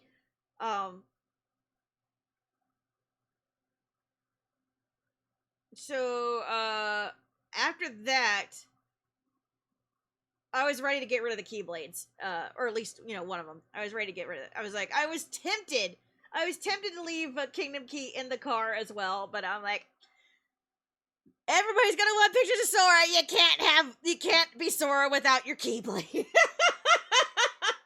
There's no getting out of this one, Wing. So, yeah, I left the big bag in the car, and I took my my Ida bag, and I had my Keyblade, and as a result, I had to stuff my pockets full of everything else I needed. So I had my turtles, I had extra sprouts, I had my drinks in the Ida bag. The Ida bag is not good for holding drinks, by the way. Yeah, Peach was not here to hold my Keyblade, and I was there to hold Peachy Keyblade. Yeah, Peachy, you should be, you know, I hope that you are very glad that Riku got a new Keyblade in Kingdom Hearts 3. If he had stuck with Way to the Dawn, you be carrying a stabby way to the dawn during all our cons. I did not realize how stabby that keyblade is. It is so uncomfortable to hold. Aren't you glad he has Braveheart now? Timmy, stop. Timmy has been obsessed with that damn shopping bag from the con. I don't know why. It's just potato bag, sir. It's just a bag for microwaving potatoes. Welcome back, Peachy. So yeah, Graven was like, "You look great." Hugs. I went back to the car. So before, I had parked in a parking garage, a mini parking garage behind the hotel, and I told you guys how I went up and down that area trying to find a way to the actual con, but unsuccessful, and I had to walk all the way around. Well, this time on Saturday, they had it blocked off, that whole area, so I couldn't even sneak back there if I tried. But I was lucky enough to get one tiny parking spot next to a sign, and I was actually brave enough to back into it. I never back into parking spots, but this time I was like, I'm back. I gotta back into this one, and and that's where I set up my wig, because I drove there with my bald cap on and everything. I don't drive with that wig on, so like I use my windshield as my mirror to put my wig on, and then I had Peachy double check me on my phone. But yeah, it got so humid Saturday that I was sweating buckets just getting myself resituated. Then I went back inside the con. Timbert! It's not for you! That's not for you! Look, I'm sorry. They didn't have kitty presents at the con, okay?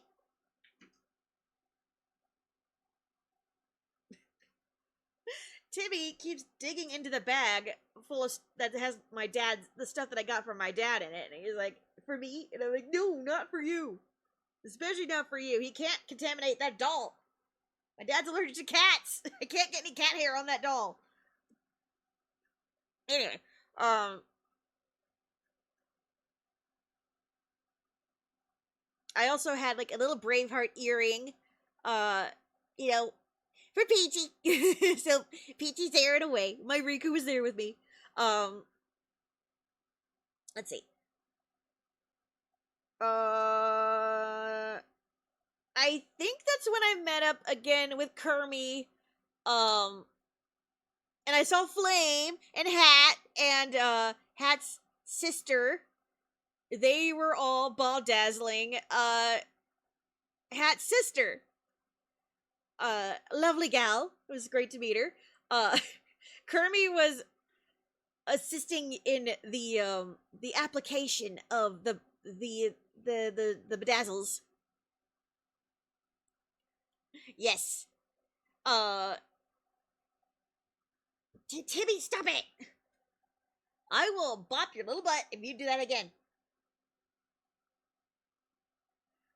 Yeah, you guys were at it for a while. You also had like sparkly paint or something. Now prior I had showed the guys that I brought like sequins and stuff. So fun fact, the sequins that I was bringing, that I brought, were for me and Peachy's first con in second con, Lexicon, a couple of years ago. Or that would have been last year. Yeah, the second one was this year. Last year was the first one. I had bought those because I had never been to a con after party before. Like, I was expecting like a rave or something. So, because I've heard of these anime convention raves or whatever. So, I thought I would get some bedazzled jewels that glow in the dark in case we go to a rave, right? So, me and Peachy never end up using them, but that's why I bought them, right? So, this year, since Flame, right? Kid Bert, stop it! Come on, man. I'm talking.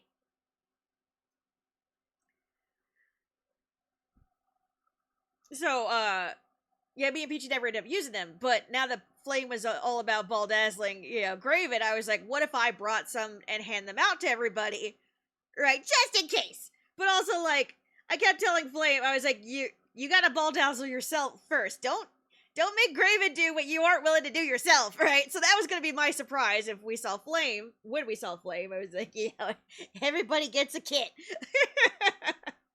But yeah, the cards all had different kinds, and I was like letting everybody pick one. And I gave Graven one at one point too, like as if he doesn't use it. Lily, I don't expect him to use it, but you know, he has Lily, he has Shauna. Maybe one of them would like it. That was one that Graven showed it off during stream, actually. But yeah, so unintentionally, those cards came in handy because everybody was using theirs to ball dazzle Hat's sister. So that's what I walked into when I got back from the freaking humid outside in my Sora costume.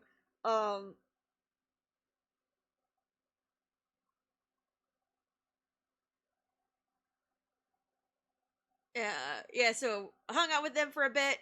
I forget what I was gonna do. I said I was gonna do something, so I hurried back in onto the floor. Oh, yeah. So I did not get to see a couple of people I wanted autographs from. I wanted to see Lou Diamond. He wasn't there until Saturday. And I was gonna get the people from Charmed. Because like Friday ended a little earlier, I think, than the Saturday con. I can't remember. I just know there wasn't a lot of time to get autographs on Friday. So like I did my best Friday. But Saturday I was, unfortunately had to get the rest. And plus a lot of people didn't show up until Saturday. So that was what I wanted to do first. And then I was of course gonna bother Graven again. So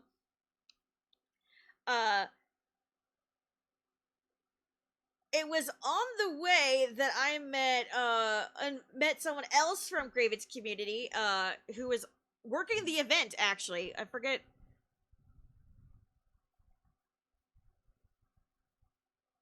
Gohara! Right. Yeah, that's why Friday felt so short. Friday started a lot later. Now, I got in on Friday a shit ton earlier, but it did start later. So like I kind of like pre-wore myself out with how many times I ran circles around that thing, like trying to scope things out, waiting for Graven. And that's how I ended up seeing Graven first, because I was technically not supposed to be in there, but because I had the giant-ass bag, I think everybody assumed I was a vendor. So nobody stopped me.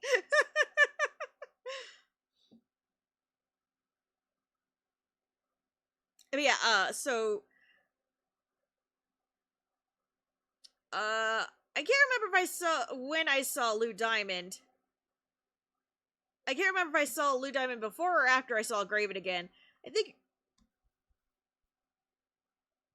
either way, while I was going to see, wait,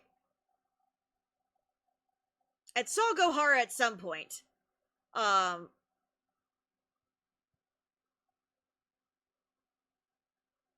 mean, I saw Gohara many times, but shit.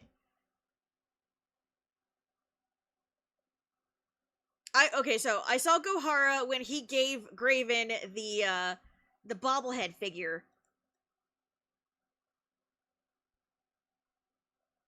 And the Zelda flag. Those are really cool. Correct. Like, kind of break me into the... This is dope. Yeah, I think I saw that amazing. first. That interaction first, because I had Peachy in my pocket again. I turned Peachy... the Discord back on, and I had Peachy in my pocket because I wanted her to see Graven, so I had Peachy going on in my pocket. And I don't know if she got a chance to see, but I was trying to point her at this bobblehead that Gohara was showing off. Because it was really cool, but I had never seen anything like it, but Graven didn't know that I had it on, so like I was trying to be as subtle as I can, like, oh, just casually holding my phone. Yeah, so that. got Yeah, a cool base. Beautiful, huh? It's a little cursed. The neck is a little big, but I thought the neck was big because it's like one of those you have to compress on your own. Like, you have to pop it down first before it's properly in place. Not sure, but either way, it was kind of cool. Like, it was definitely hand painted and stuff like that. So it was... They call it a head knocker. Yeah, they do. It says it right on the box. Like, does it move at all? And the sculpt on it's really cool.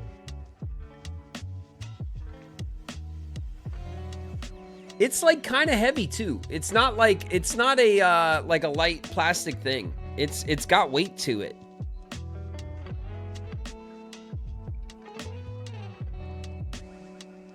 But yeah, the head is there's some play, but it's not just like dancing around like a bobblehead, right? Yeah, even Graven's like, does that go down? You're gonna make my It's definitely unique. Yeah, that was cool to see. That was cool to see him giving that to Graven. Graven unboxed it like right there, and we're like, we need a knife. We need a knife. trying to open it up because Gohara hadn't opened it. He had it for like 10 years, but never opened it himself. So like even Gohara didn't know what it was gonna look like. So, and I saw him give Graven that Ocarina of Time flag. That was dope. I think there was a third item. Was the metal keyblade? Keychain, I think. That was cool.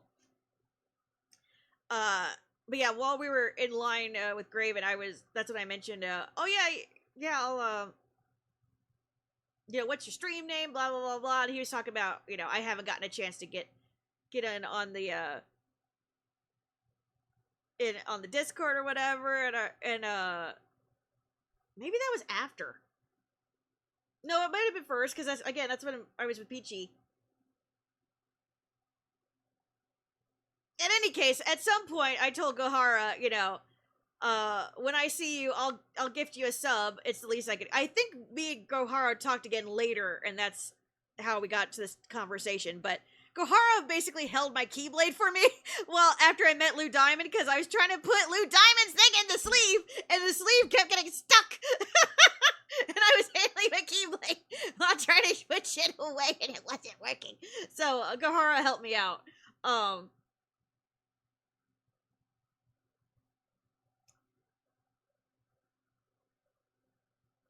Oh gosh, now I'm rethinking things, because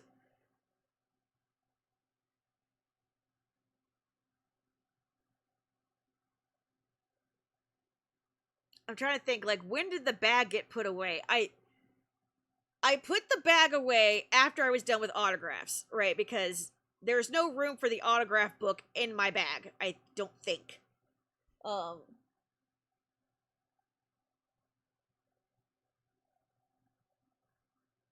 Or maybe there was. In any case, I had a lot of shit to handle, and Gohara, oh so helpfully, held my Keyblade for me, and helped me, like, put the page away. Like, I needed extra fingers, because I was telling him, because of my job, sometimes my hands just decide they don't want to work anymore, and I had trouble handling things. He's like, oh, trust me, I understand. He was very helpful, very sweet. And that's when we got talking about Graven Stream and Community Day and all that. I'm like, and he hasn't had the money to be able to subscribe, and I'm like, dude, next time you're, give me a little wave, I'll give you a sub, and we'll get you in on that action. So, that's what we did. I got to see Lou Diamond, and he recognized me. When I first met Lou, I didn't have my makeup and stuff. I wasn't Sora when I first met Lou. I was just Wing. So when he recognized me as Wing, as Sora, I got so excited. He was like, "You're the one who gave the mushroom." I was like, "No, the sprout." He's like, "Yeah, that's you. It's so great to see you again, love." And just gave me a big hug. Gave me his autograph, and and that was great. I was so happy he remembered me. Absolute sweetheart. And I went back around to Graven's table at some point, and I just told him, yeah, I just finished visiting Lou Diamond. He's like, Lou, I hadn't seen him in like 10 years. I'm like, well, he's here. Go. You gotta go visit him. I hope you got to visit him. I didn't get to ask. Yeah, there was a lot of Graven stops. Let's see.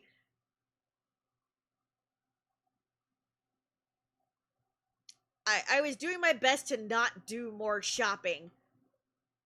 I don't think I succeeded.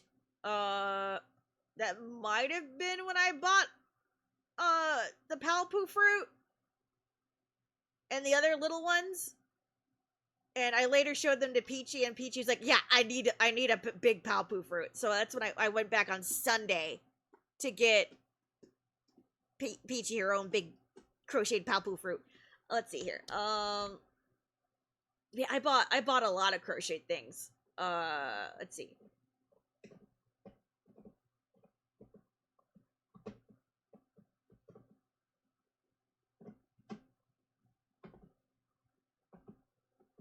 And Flame also visited the crochet stand, and I was there when Flame gave Graven the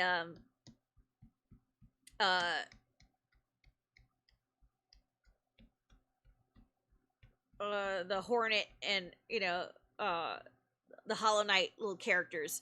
Those were cute.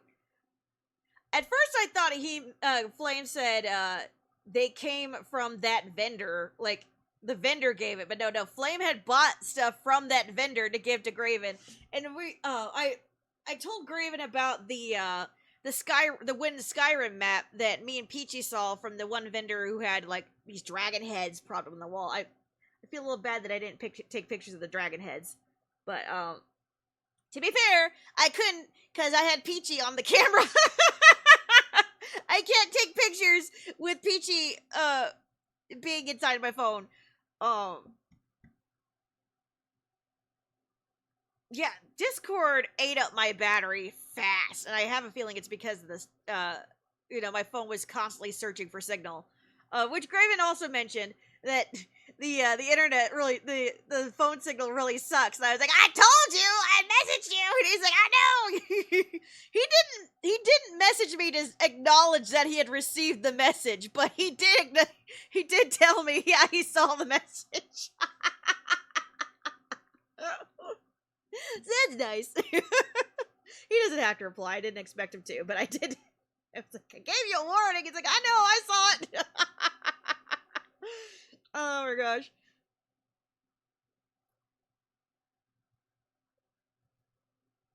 But yeah, it's all that sucked up my battery really fast. Like I don't think we talked for more than 30 minutes with Peachy.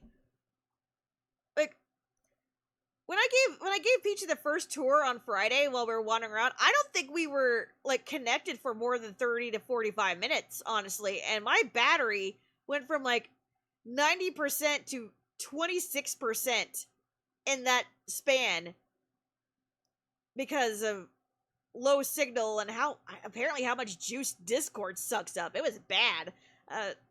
So like the whole plan was to have Peachy in my pocket for as long as possible, but I had my battery pack with me, but the phone was sucking up juice faster than it could charge. I'm like, fuck. At one point, my pockets were so full as Sora that I tried to like hook up the battery pack in my bag while having the phone in my pocket, so I was directly connected to my bag, and I kept getting tangled in it. And I almost tripped over myself. That was embarrassing. Right in Graven's line too. So bad. Figure here, a little jelly. We don't want to do that.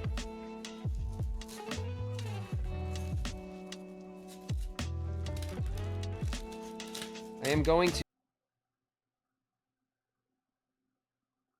I'm so mad that somebody's walk-on messed with this, but so I met a lot of cosplayers actually while being at Sora on Saturday.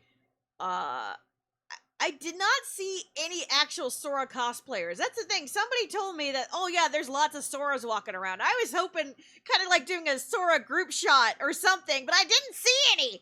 I saw people wearing Sora merch or Sora pants, kind of like how I was wearing Riku pants on Friday. A lot of people were wearing Kingdom Hearts 2 Sora pants, and I saw on Graven's Instagram, or his company's Instagram that there was a female Sora cosplayer. Like she had like the Kingdom Hearts 3 Sora outfit, but like with a skirt and everything. That was super cute. And she had like her hair and little pigtails with Palpoos on it. That was so cute. But I saw a lot of Kairis. I saw Kairis, and I saw dudes wearing Kingdom Hearts 2 adjacent outfits. And I saw people in organization cloaks, but like no particular character. I saw one Axel. I saw Isa, or Syx, and I saw a Marluxia, and I saw a Roxas, and it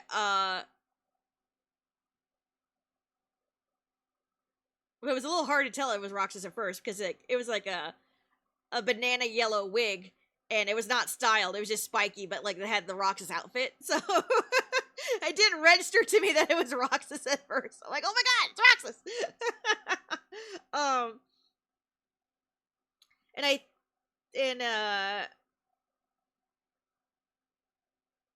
Yeah, I think the same person who was a Marluxia also like did a casual Sora-esque outfit, and then there was somebody who was cosplaying as unknown, and he had like the cloak on and everything, and he took like kid-sized lightsabers, little red lightsabers, and he had that inside of his hand in his cloak, so that he had like lightsaber hands. that was clever.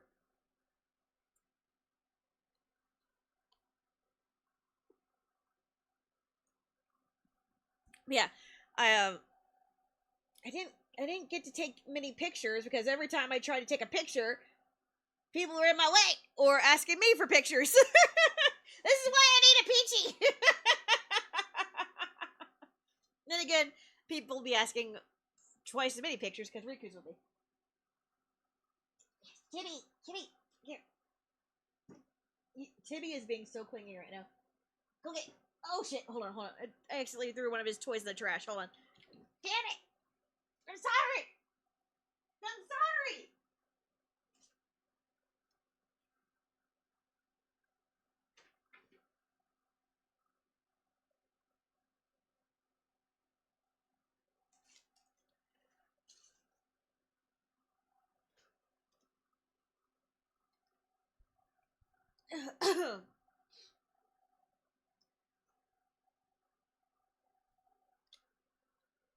I know. How dare I? It's not like he has 50 of them lying around. He just waits for me to throw them so he can chase them. He doesn't even bring them back, so I have to go hunt them down myself.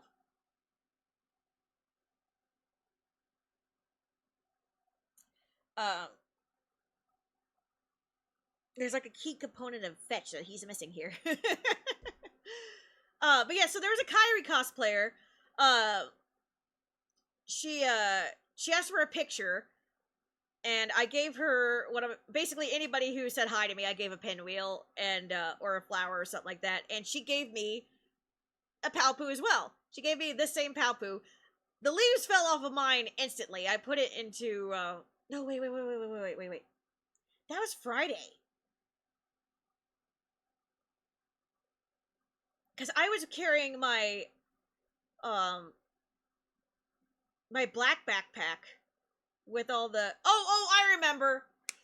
She and her mom complimented my backpack because they saw Meow Wow and the other and Sora Goober and all the rest in my backpack. She caught me because she wanted to say, she liked my my plushies.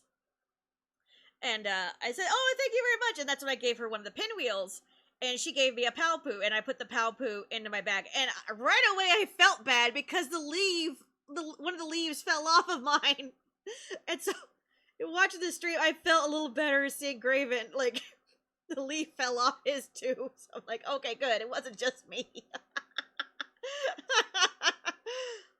But no, they're really cute. So I still have that Palpoo in my little black bag. That was really cute. I love that. Tibby, please. What is it? It's not even noon. It's not even noon. He's over here nuzzling my elbows. He wants his treats. I know he does. He's been getting them a little early. He's been spoiled. Go get it.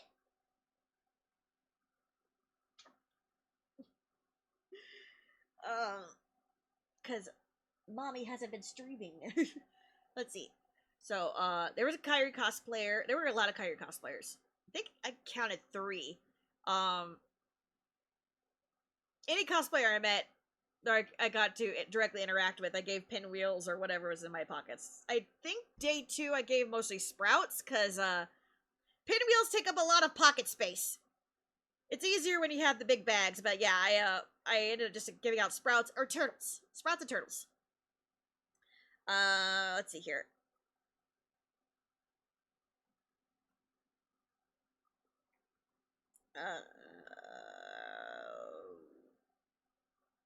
There was a Radagast cosplayer who gave me a tiny hedgehog and hat. He gave hat a tiny hedgehog, and I gave him a Sprout, which is perfect for his Radagast costume. Like, what do they call him? The brown wizard from The Hobbit, the forest wizard, the one with bird poop on his head. He lifted up his hat and he had the bird poop on his head right away. Like, that's how I recognized him as.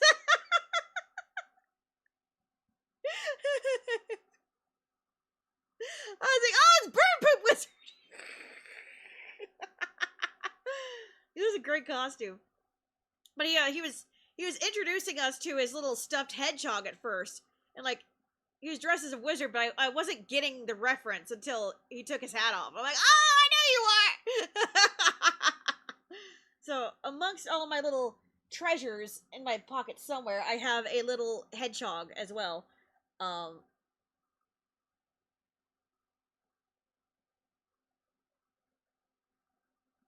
It's probably my Sora pockets. Let's see, what else?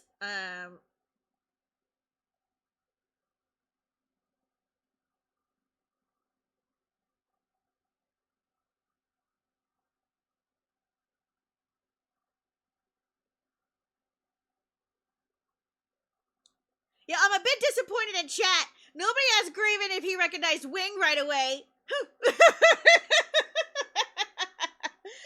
I mean, Kirby's story was hilarious. Don't how he met Kirby in the elevator, but nobody asked about Wing.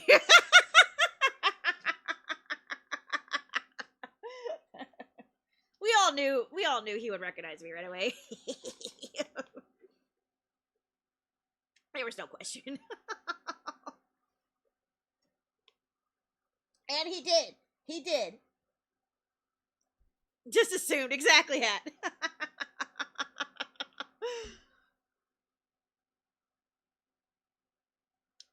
I don't know if you were here lurking when I told the first story. So Friday, maybe I did tell you. I don't remember.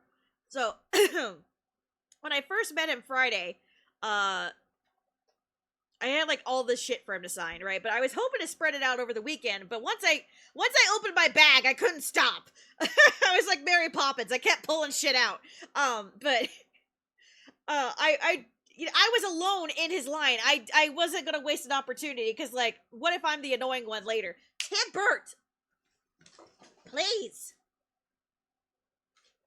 So I wanted to get it out of the way. But first and foremost, Peachy wanted an autograph. She wanted Canary's art. So, and I didn't want Graven to overhear me say my name to the handler and, like, give it away. So when I went to the handler, I said Peachy first for the name tag, right? So I was sneaky. And she slides over the thing and he looks at it and I said, Graven! And he just, like, looks at me. Handler looks all spooked that I shouted, Graven! Like, who the fuck is Graven?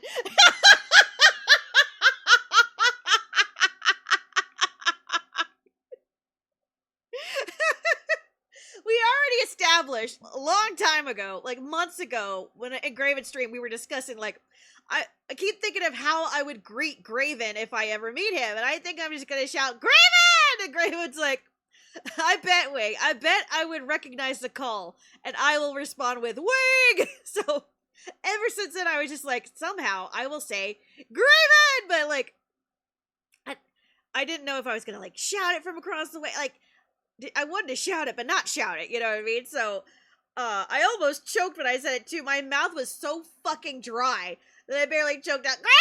Graven! And it took him like a whole second before he's like, "Wing!" And then he jumped up. Wing! He's like, "Oh my god, getting the biggest hug." I was so happy. Didn't even take a second. He clocked it like right away. He's just like 1, 2. Oh my god, Wing!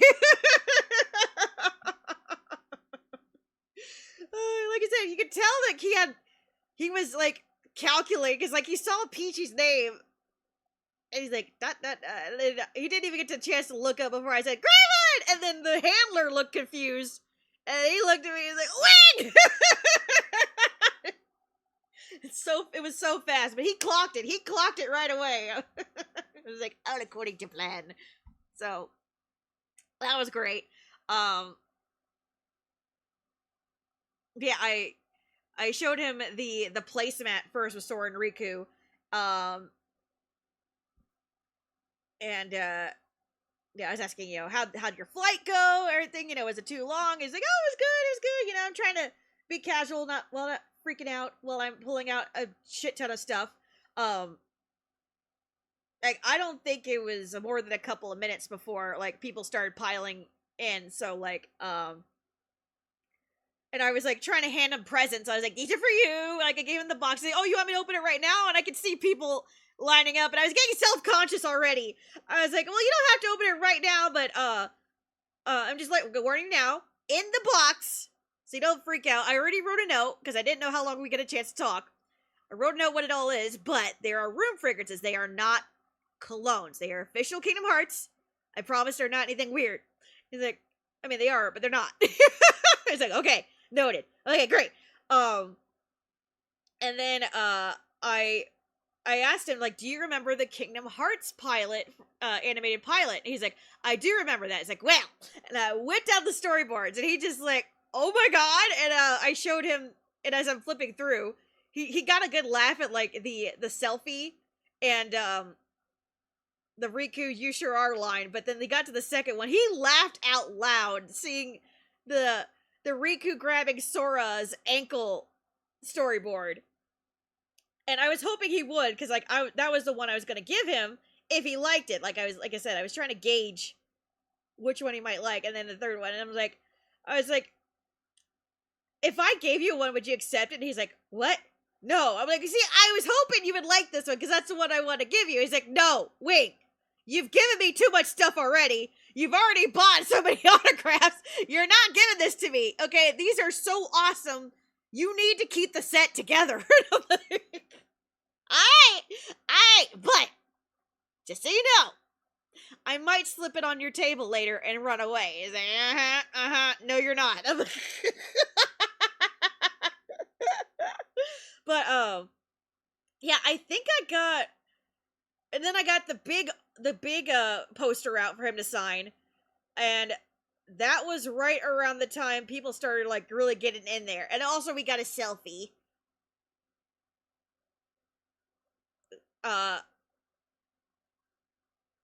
Yeah, so we did the autographs first, and then I was like, because, like, they were cheaper than I thought they were going to be. So, and like I said, I bought a picture already, so, like, if I wasn't going to spend money on the selfie, I was gonna, did I what? Oh, did I leave the thing? No, I didn't. There was actually a couple of things I was gonna get signed by him that I also didn't, but I figured I'll save that for next con. I'll save it as, like, the next surprise.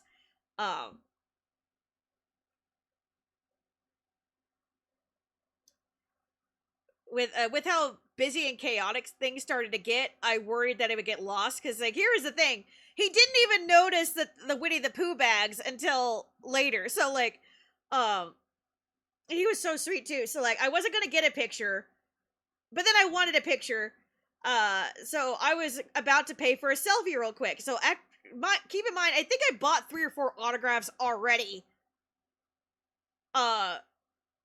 And I went to go ahead and pay for a picture, and he's like, "No, don't make her pay for a picture. No, she's not. Don't let her pay for a picture, okay? She's already bought so many things. Get over here, Wing." So he didn't make me pay for the selfie because I bought so many signatures. I'll admit, I think maybe part of me was whipping out all these signatures to buy more time with him, because like I wasn't sure how crowded everything is going to be later. So part of me panicked, I think, and I just whipped everything out at once, right? So, yeah, so I bought Peachy's signature, I bought the storyboard signature, I bought the poster signature, and I bought the placemat signature. So yeah, in total I bought 4 before I was like, okay, I'll buy a selfie. He's like, no, you're not. You're not paying for a selfie. You've already bought so many. Get over here. Just get over here. So we got those pictures together, and they're like my favorite pictures, honestly. Because I was so happy about that outfit. I spent so long that morning working on that outfit, and I think I look snatched. I think it's a great picture. But yeah, so I gave him the box and everything, but he didn't get a chance to open it. Like I said, the line was already starting to fill up. So I hurried into my bag to get him the 3 poo bags, and I put that on the table in front of him, and I think he gave it a glance, but somebody was already trying to get an autograph. He was like, oh, I gotta do this. I was like, it's okay, Graven. I'll come back around and see you later. He's like, okay, great, I'll see you, Wing. So, like, he wanted to get back to me, but I let it, I was like, don't worry about it. I'll be back. He's like, okay, great. So I went to Quentin's line, and Quentin wasn't there yet. They were telling me, yeah, he'll be down, like, at 1 or whatever it was. He'll be down soon. Just a few more minutes. So I was chatting it up with the event handler, and he was like, oh, by the way, Allison Stoner's going to be over here. Have you gotten to see her yet? I'm like, no, Graven's the first one, blah, blah, blah, blah. And I overheard Graven at his table say, wait, where did these come from? He found the poo bags. He's like, who gave me these? And the handler was like, that one girl, the first girl that came here. He's like, Wing, give me these. When did she give me these? Like, when it got chaotic, it got chaotic fast. Like, it's as expected. It's the first day. Everybody probably got excited that, his table was practically empty because they lined up fast. So, yeah. And then Quentin made me wait like 20 minutes. Like I said, the Southern 5 more minutes. He took a while to get there. I whipped out the giant poster. And I gave him his own little box of fragrances. He only got Axel, Shion, and Roxas. And I left a little note with him. I'm only saying this again for the people who weren't here, because we got a lot of people in here. A lot of people lurking. Hello, lurkers. Love you.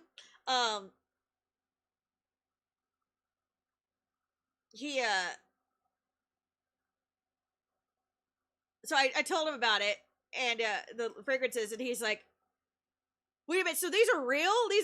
Did you make these? I'm like, no, they're from Japan. They're official Kingdom Hearts fragrances. He's like, so where'd you get them? I'm like, well, they're only available in Japan. They're not available in the US. He's like, so did you go to Japan? I'm like, no. And he's like, I'm like, I got them off eBay. And he's like, that must have been expensive. And I'm like, yep. He gets it. Enjoy. Okay, bye. And then I saw Allison Stoner next. And he's like, oh, but yeah, and Quentin was like, I shook Quentin's hand. I was like, nice to meet you. Love your work. Because, like, once again, his line filled up as soon as the man arrived. Like, before it was just 4 of us. Me and, some other dude and some guy who was, role-playing as Solid Snake. Alright, so, or, the role-playing, sorry. Cosplaying. I don't know why I said role-playing. Cosplaying as Solid Snake. Alright, so it was just 4 of us for, like, a good half hour. But the second Quentin shows up, whoosh! So, I made myself scarce, and then I went to Allison Stoner's line. Her line was packed! But thankfully I had VIP. didn't use up my VIP ticket because I didn't know how to use a VIP ticket. And even though I didn't technically use it correctly, the lady in line had no problem taking it from me either. So, I had one wasted VIP ticket technically. Anywho, so, Alice Stoner loved the gigantic Kyrie poster. So excited about it. Where did you get this? I've never seen this before. Blah blah blah. I told her about the site and everything. And I was trying to be unfold it maybe halfway through, so I didn't take up her entire table. But Allison wanted to see the whole thing. So, when I unveiled the entire poster, everybody in line, even the side tables, the handler on the other table. Because there's two tables between Graven and Quentin, and one of them is Alice Stoner. I don't know who the other one was. Christy Carlson Romano, maybe? I don't know. Whoever it was, their handler was also freaking out about the Kyrie poster. Everybody was so excited about this thing, so I didn't feel as bad when I unveiled it. And then we're like, oh my god, it's newspaper though, won't it bleed through? So I was like, oh my god, I didn't think of that. So I put the plastic underneath so I didn't bleed through on top of her prints and all that, so it worked out fine.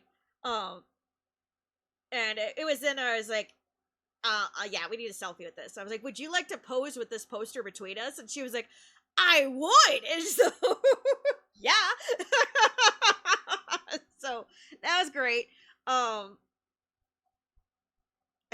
yeah, but that was Friday. But anyway, back to Saturday. Yeah, Friday was when I got to meet up with Kermie and Hat and Hat's partner, and we all had wonderful dinner together Friday. That was so much fun. Was it Friday or Saturday where we had dinner at the bar? That was Saturday, wasn't it? Yeah, so we'll go back to Saturday. There's a lot of walking Saturday. A lot of picture taking.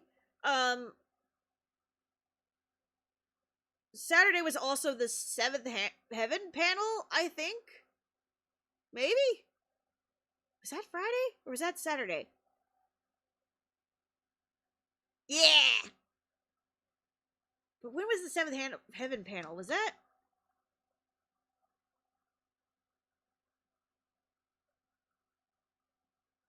See, I remember events based on whether or not I was Sora. I don't remember having my Keyblade with me for the Seventh Heaven panel. Was it?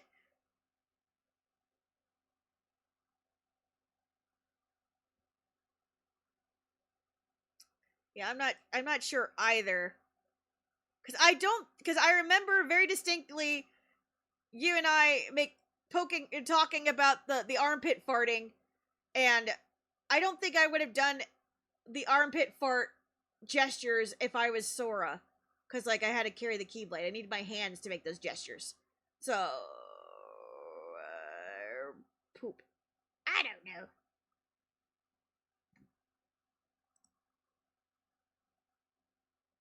I don't know. Because you didn't die. Oh yeah. Oh, poor Hat. Poor Hat can't have pork. And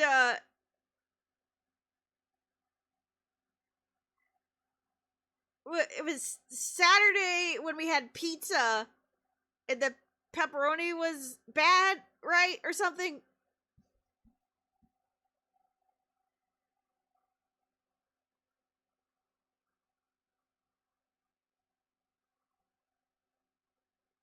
Yeah, but this is how I'm remembering things. Based on whether or not I was encumbered as Sora is how I remember things. What I was wearing. Poor Hat.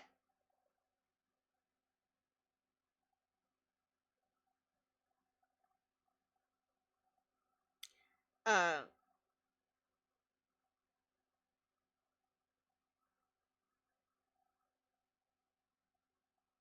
yeah, I feel like it. Oh yeah, okay. So I didn't stick around as Sora for very long. so technically the convention ended around 4 or 5, but like they had events in the hotel at 7:30, like the celebrity karaoke or whatever, which they didn't explain very well, like who would be singing or whatever. It's just it was there. We all knew Graven wasn't gonna sing, but would Graven show up? We didn't know. We didn't know. But we knew it was good. There was a chance to see him in the lobby or whatever, and we were talking about playing games in the lobby. So I was sweating my ass off as Sora for a very, very, very long time. So I was like, I'm gonna go back to the Airbnb, get changed, and I'll come back. And I said I would take like an hour or so, right? Oh shit, yeah. But before that, we had lunch together, lunch dinner or something like that. We left. Hatton gave me a ride, thank you. To find some food. We went to a pizza beercade place. It was one of those with a happy hour and everything, but they also had like, their typical arcade games and like pinball and stuff. We didn't get a chance to play games.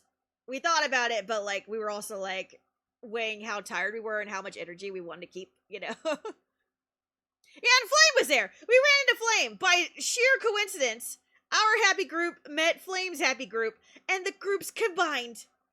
And then we hung out for a bit, which was great, because I didn't get much of a chance to hang out with Flame. Right, and I sat at the head of the table. Now, what I didn't tell everybody, now, I was joking, I sat at the head of the table, and they're like, Wing, you want to come down here? I'm like, no, as the King of Hearts, I think I deserve to sit at the head of the table. What I didn't want to tell you guys was that my wig was shedding, and I didn't want to get hairspray chunks in everybody's food. So, I stayed at the far end of the table. I didn't want to flake into anybody's food. So, I stayed at the far end of the table, because my wig was shedding from the heat. So yeah, I wasn't being antisocial. I was trying to be, I was trying not to shed in anybody's food.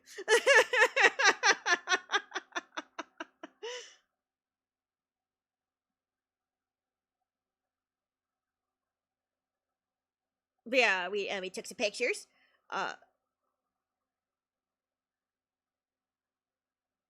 Exactly. But yeah, that was the excuse that I gave. But I just honestly felt self-conscious about my shedding. I didn't realize I was doing it until about halfway through the con, and I was like, why does my costume have snow on it? Like, who got me? Oh no, that's me. Which it hasn't done that before with all the other cons, so I guess it's a sign that I needed to reapply some hairspray to it.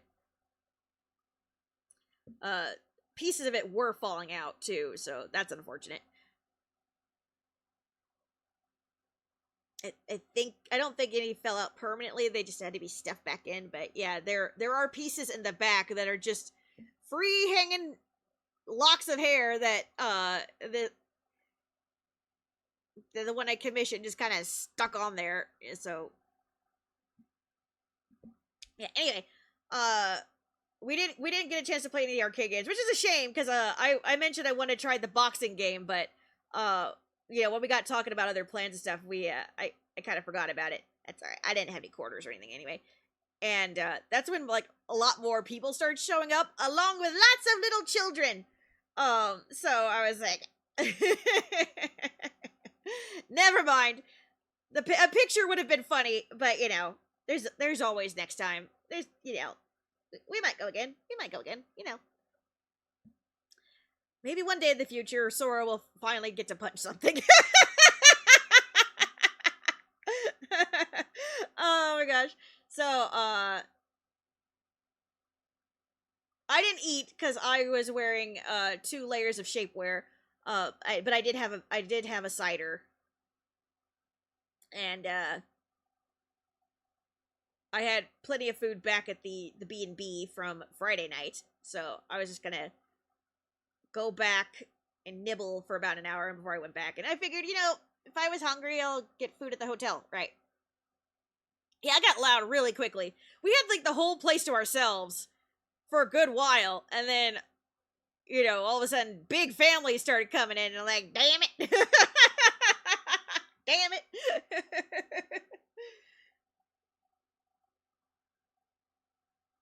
Yeah, I went out to get like a Coke, and it was like a self-serve Coke machine, and I knew that things were about to get crowded when there were little children taking up space at the Coke line. It's like, damn it. The signs are all there. The Coke line. Oh my god. The fountain the fountain drinks. Coke line. God.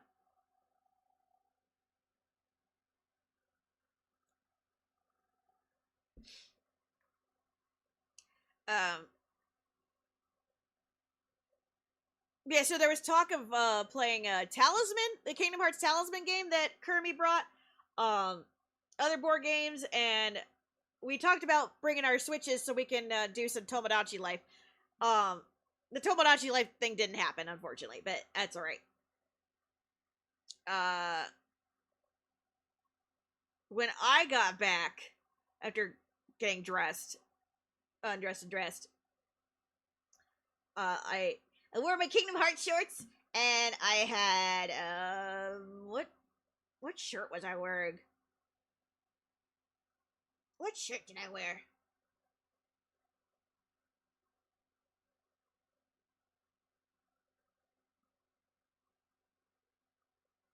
I don't remember.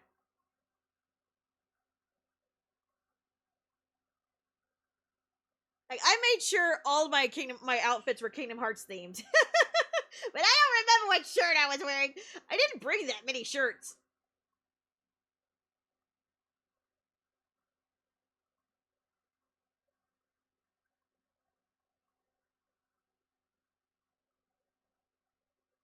Oh yeah. I wore my Chain of Memories Sora shirt, the big blue one with the big Kingdom Hearts shorts, and then I wore my Heartless scrunchie. Yeah, I had the Kingdom Hearts jewelry all on.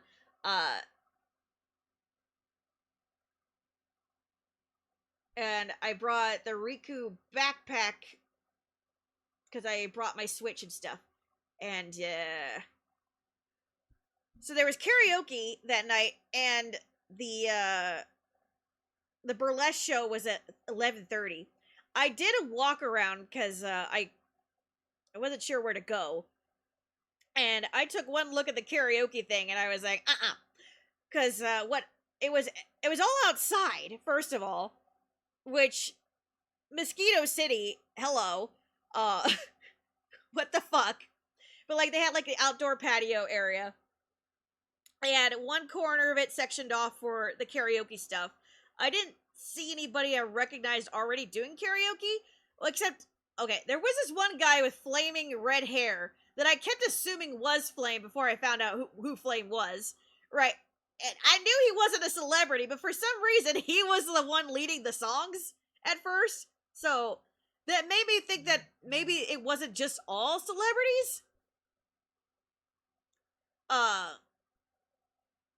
So, or maybe the celebrities hadn't shown up yet. I don't know, but they were singing country songs, and there weren't a lot of seats. Actually, they had like the patio seating, right? But there were people. Yeah, it was nice outside. It was cooled off, but bugs still. But like everybody was like sitting on the grass and stuff. There weren't a lot of seating at all. People were standing up, people were sitting on the mulch, people sitting on all the stone like barriers and stuff. Like I don't know how many people they expected or didn't expect to show up, but like all in all, there was not a lot of seating. Like they had the few cafe tables set up for food and stuff, but like overall, as I was walking through, I felt self-conscious because, like, you know, you could tell people you're there in groups, right? And I was just trying to stay out of everybody's way.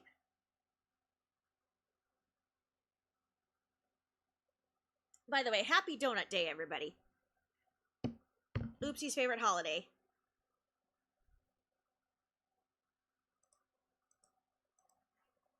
Happy Donut Day.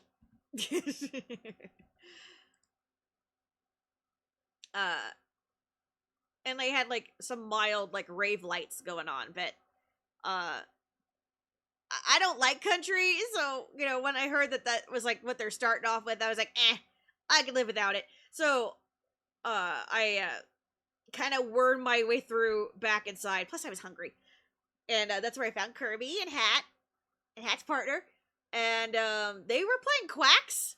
They were playing Quacks. It looked a little complicated. At first, I thought they were playing Talisman, and I was like, I thought Talisman looked different from this, but no, they were playing Quacks. They told me that I missed Graven already stopping by when they saw that they were playing Quacks. I'm like, damn it! But like Graven and them were already going out to dinner or something, so no big deal. He might be back, may not be back. We didn't know. So we hung out in the lobby, and I'm glad it was simple to you, Hat. Watching you guys, it looked very complicated. At least too complicated for Wing at that hour of the night. They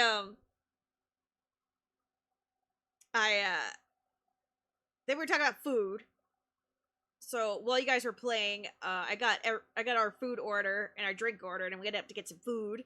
I got a club sandwich, a big ass club sandwich. We waited forever for the food to come out. It felt like an hour. And I was like, you know, Hat ordered like a hummus and vegetable plate. I ordered a club sandwich. Like, those are cold items. It shouldn't have taken that long to come out, but it did. So I was ravenous by the time it came out there, and then this giant sandwich, and I'm like, I don't even know how I'm supposed to eat this. And I got through one sandwich before, once again, I got too full, and this always happens. And I was telling them at the table too. Whenever I wear the Sora costume and all the shapewear, I cannot eat very much after it. I could be fucking starving, but my stomach gets compressed, and then I can't eat.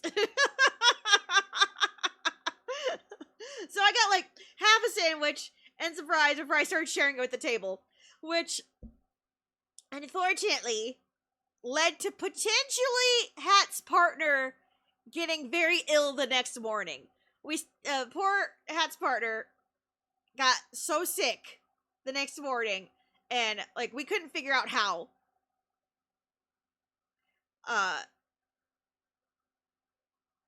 But like I was also on a lot of stomach medicine ahead of time just so I would not get sick, because I always tend to get sick. So it's inconclusive whether or not the sandwich was the culprit, but I still felt a little bad. Anyway, we they finished up Quacks, and then I can't remember if it was before Talisman or after Talisman, because like they brought out Talisman. Kirby brought out Talisman, and like it was kind of complicated, like just putting it together and stuff. And then Kirby's like reading through the rules while we all have like a glass of wine, and Kirby's like, oh, what are the quick rules? And like Kirby just finished like reading the so-called quick rules, only to find that was the introduction to the quick rules, and there's like 20 pages to go or something.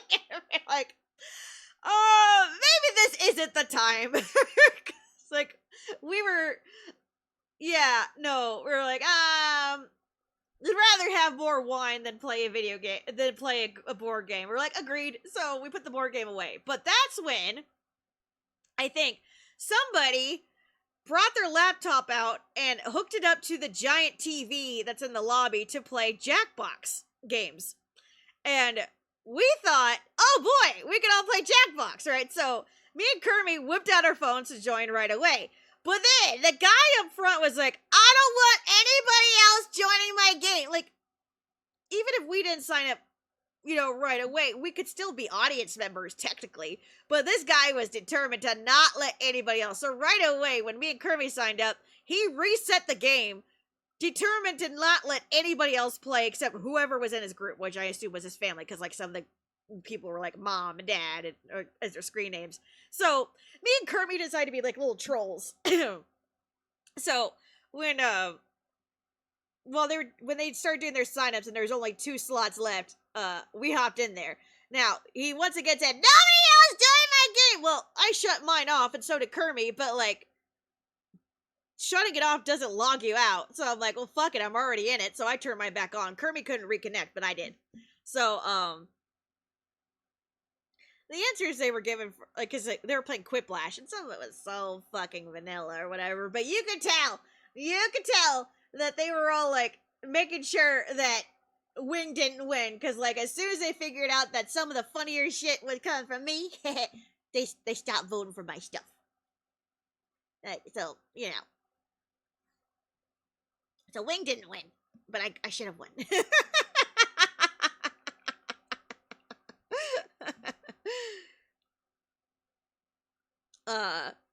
And then we kept watching the time to figure out when the burlesque show was. It was like 11:30, right? Graven came by at one point after the game, after Quacks was over, and congratulated Hat. He's like, I heard you won, Hat. I heard you beat them. Heard you beat their asses as they deserve. And I'm like, Graven, I wasn't even playing.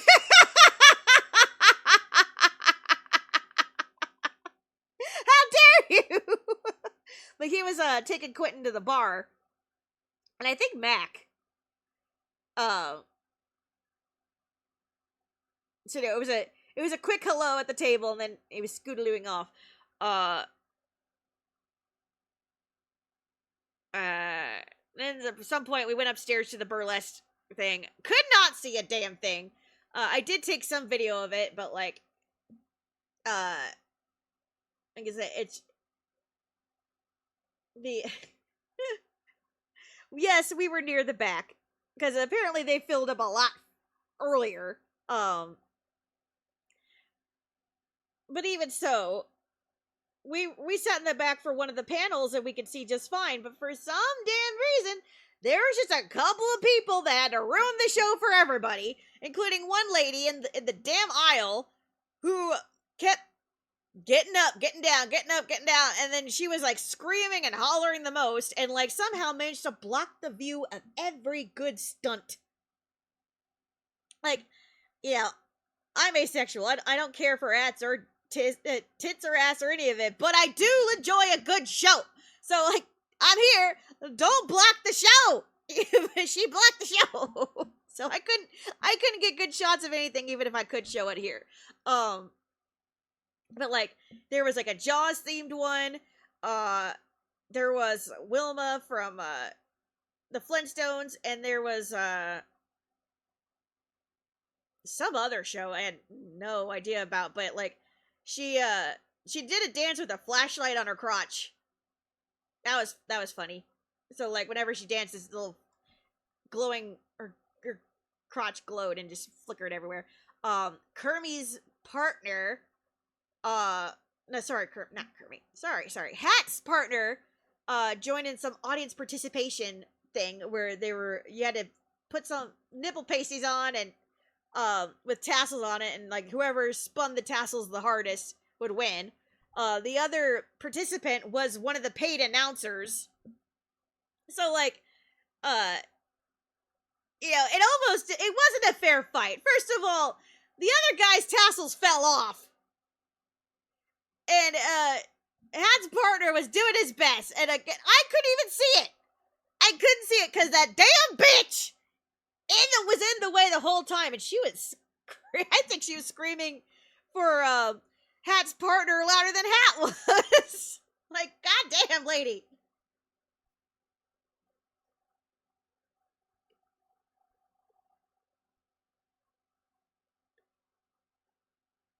Yeah. I'm sure Hat's partner did a fantastic job. Too bad none of us could see it. nevertheless, we cheered for him as loudly as we could. And he still lost. Because the other guy did like the worm or something, and but I think that since his tassels fell off, that he should have automatically been disqualified. Hey, noise is noise. They asked for noise, whether it be laughing or screaming. What matters is what you get a reaction out of the audience, right? Whether it be laughter or whatever. But no, that lady was nuts.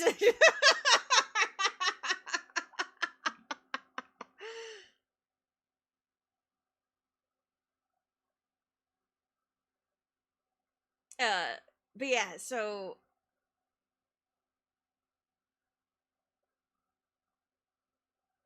costumes were great, music was great. Little I could see of the dance moves were great. The stunts were great. Again, what little I could see of it. And then I scooted out as like when he started like doing the closing statements or whatever, because I wanted to like beat the traffic and go home because I had to go back to the Airbnb. Oh, the only person not staying in the hotel. So I kind of snuck out after I said goodbye. And yeah, so that was Saturday. I called Peachy.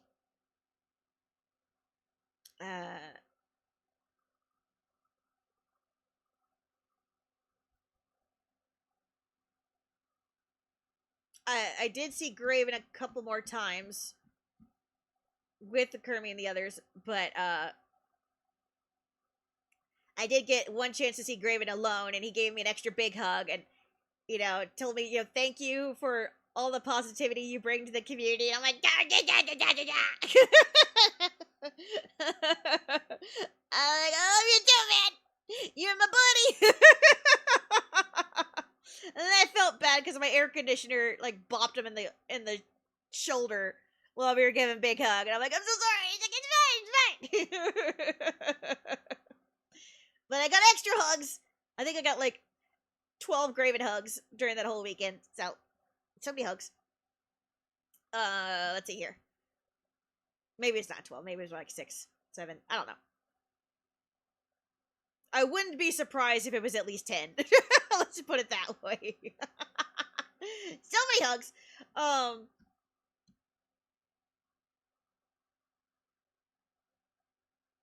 Let's see here.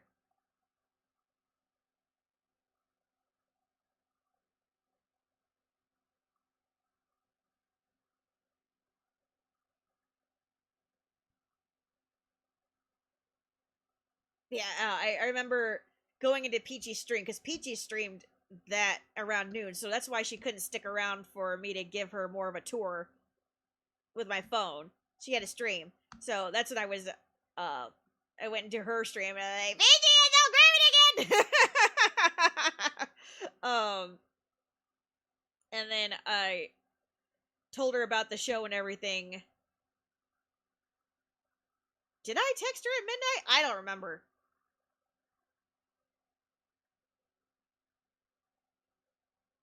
I think I called her, but I'm not sure. I think she was out watching a movie, but again, I'm not sure.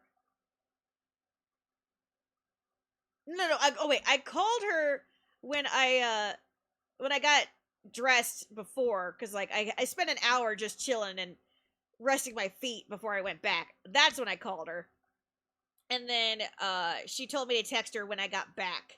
So I did. I texted everybody when I got back home safe. And yeah, then Sunday we got to spend a lot more time with Graven because it was a lot slower. Yeah, it was nice, and we got to say our goodbyes and hang out for a little bit. I got to talk to the crochet lady for a little bit, and I talked to her pappy, who was in the stall next to her. He had like little wooden ornaments. Talked to him a good deal because she wasn't there yet. And he was like gonna run her booth for her for a little bit while I got Peachy's like little pal poos, but then she finally showed up after we had our chat. So and after I finished my shopping, that's when I got to see Graven. I also saw the pictures that Stinger posted of Graven and Quentin doing the karaoke thing. Nobody said what Quentin sang.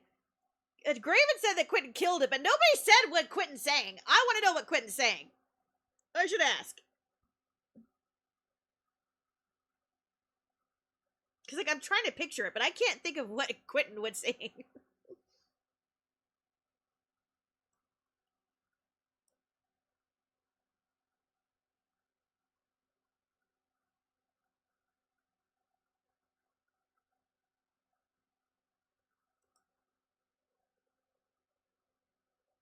Nightlife.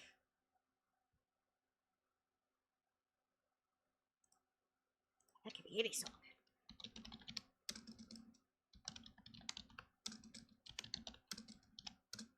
My fingers are not working again.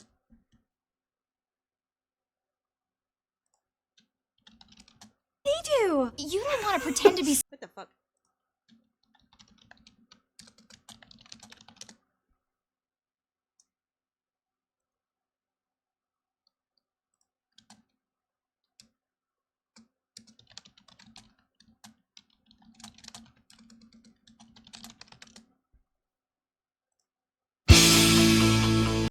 She's making a play.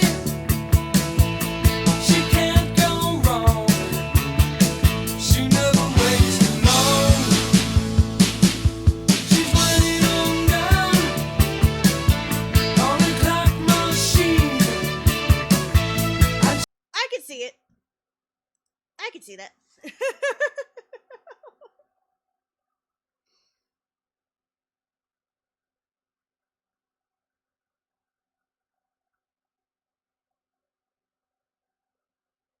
Wait, so was that after the burlesque show? Because, like, when did you see it?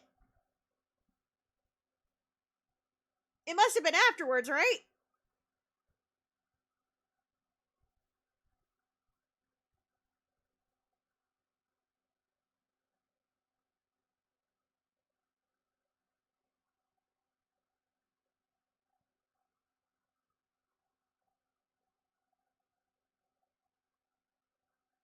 Oh. So you left the show early. Oh. Damn it.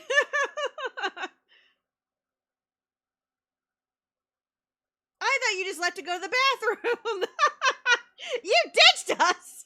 And you stole the show for yourself. How dare you, Hat? Oh my gosh. You're fair enough. Like I said, we couldn't see anything. It's alright. It's alright. I'm glad one of us got to see it. I'm glad one of us got to see it. Otherwise, I would not have known what song he sang. That would have bugged me. I did like a little walk by after the show, you know, before I went to my car. That's alright. We got the next day. I walked by the lobby again on my way out, and they were still going on. So I was like, oh damn. But I didn't see Graven and all them, like, from where I was. So I was like, whatever.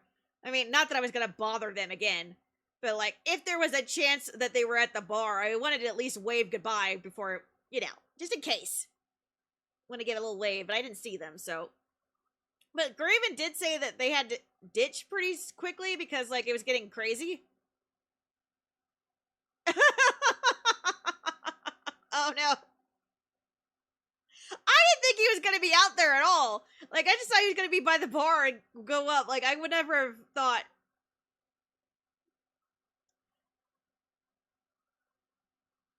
But yeah, it sounds like it was kind of chaotic from the way Graven described it.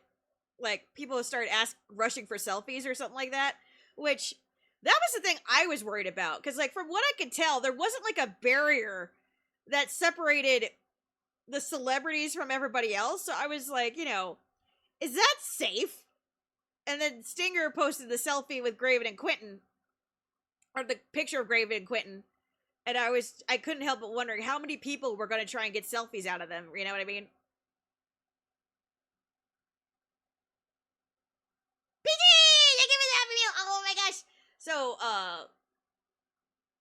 is it Summerfest is coming up pretty soon? So, like, we're gonna raid into Peachy because everybody's excited about Summerfest. Think you're the big happy meal.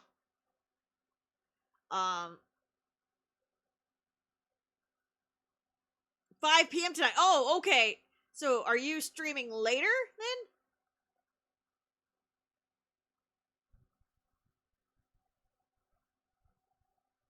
Oh, nice. Okay, so I get Peachy a little longer. Yay! Wing gets to yap more! Because normally we just raid to Peachy. Because, like, I know nobody's going to stick around once Peachy gets on. I get to yap longer! Oh my gosh. I want to make sure I get all the yaps, and I know I've still been bouncing around, but I'm using Graven as like a little example here. So there was I mentioned before, while I was dressed as Sora, I found Hat's sister in the lobby, part of the lobby. So I got hungry. Yeah, I know, right? I got hungry, and I was dressed as Sora. And even though it was so stinking hot outside, I saw outside they had food. They had flatbread pizzas and stuff. So I was like, fuck it, I'm hungry. So I went out there, I got me a flatbread. They were playing Michael Jackson music. So I'm over here boogieing to Michael Jackson while singing Thriller to myself with the chef while they're preparing my food. And like the cashier just looked at me and she's like, I like you. And I'm like, thanks, I like you too. So just spread the smiles wherever I go. And gathering my keyblade and my food and my little box, and I'm taking my little pizza box over to a spot next to where I'm like, why is nobody sitting here? Because there was ants on the stone wall. So I had company. I think I also had Peachy stream on in my pocket, so I was listening to Peachy stream while eating pizza. It's a man's, and I opened up my energy drink, which I had in a water bottle, and it went pop, and my cat just flew in the air, and I'm like, and everybody's just looking at me because it was a very loud pop, and I'm like, that wasn't supposed to happen. I'm sorry. And I'm looking at it, I'm like, you're an energy drink, calm down. I'm just trying to laugh it off that I scared the shit out of everybody. Like,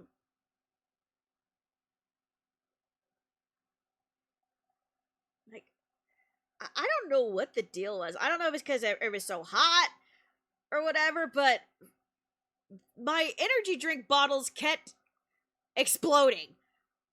Which they hadn't done before. I do this all the time. I put the energy drinks, the Monster energy drinks, into water bottles so that I don't have to carry the can around all the time. It's great for the conventions and everything. I've shared them with Peachy and everything. Like, I've never had them explode. A couple of times throughout this convention, my energy drinks have exploded. I think I even sprayed Hat once with a little psst. When it went pop. So, having the cap pop 20 feet into the air, and so I had to find the cap. I was like, I'm so sorry. Like, I don't know what it was. I don't know if it was the heat or something. I don't know. But that was not normal. That was not a normal.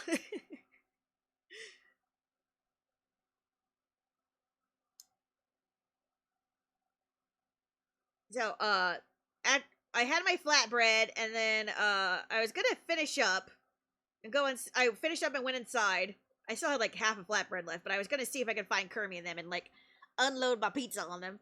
I think I got a message saying that you guys were all going to go out to eat, and that you were meeting up somewhere, so I went into the cafe lobby, and that's where I ran into Hat's sister again. I'm like, oh, hi, how are you? And I found, a missing Sora poster. Yeah. And I found a missing Sora poster on the floor next to other people. I don't think I caught on yet that Kermie had put these out there. Like, I knew the Gorbs were going around, but I don't think it registered to me that the Sora missing poster was also there. Like, because there was tons of Kingdom Hearts cosplayers. It wouldn't have surprised me if they also put something out there. And I thought it belonged to the people at the table, so I picked it up and I pointed at it and I'm like, you found me, thinking it was them, and they're like, they looked at me and I'm like, oh god, this isn't your poster, is it? They're like, no, we found it was just there on the floor. I'm like, ah, fuck. I'm like, that's a shame, because this looks awfully familiar, don't you think? You could have gotten 5,000 money. Okay, and then I saw Hat Sister. I'm like, oh, hey! And she's like, yeah, I think Kermie let those, like, just loose. I'm like, it's a shame, because I found this one on the floor, you know, so I took it for myself. But nobody was there to get the brilliance of my comedy. And I was upset. And that's when we all regrouped, and that was when we all decided to go out for pizza after I just had a flatbread. I also gave the rest of my pizza to Hat's partner. So that was yet another thing I fed that poor man that might have gotten sick. I don't know.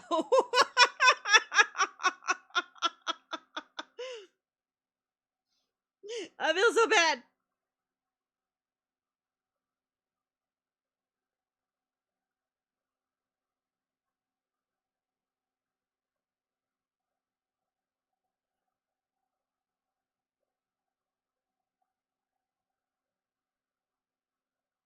I'm trying to think of what else I can remember.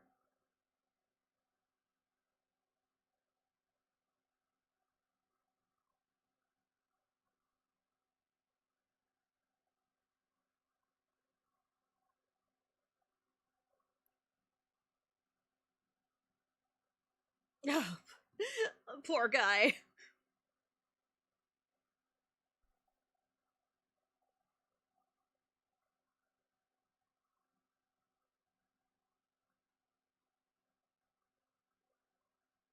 Yeah, we had a lot of conversations with Graven about anything and everything. I had Peachy in my pocket for for one of the conversations, but we were talking about politics, I think, and I was worried I was boring Peachy, and Peachy had to go like visit her sister anyway, so I just went ahead and hung up. Like, nothing exciting talk happening here. Just that Graven is a very down to earth person, and I love him for that.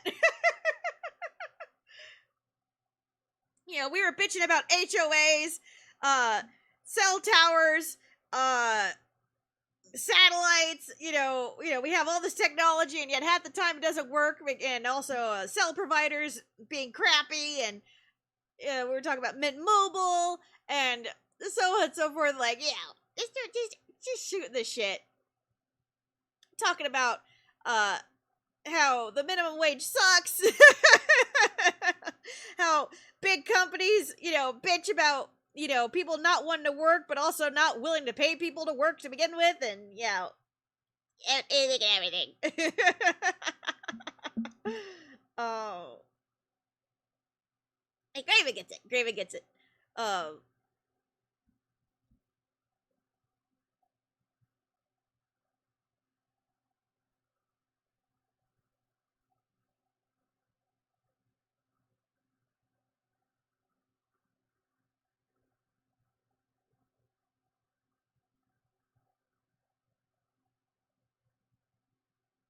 One of my revisits to the table was when he finally opened up the box to see the Oopsie charm.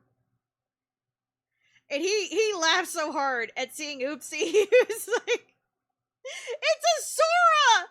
And is that a Mersora and Carbonite? Like,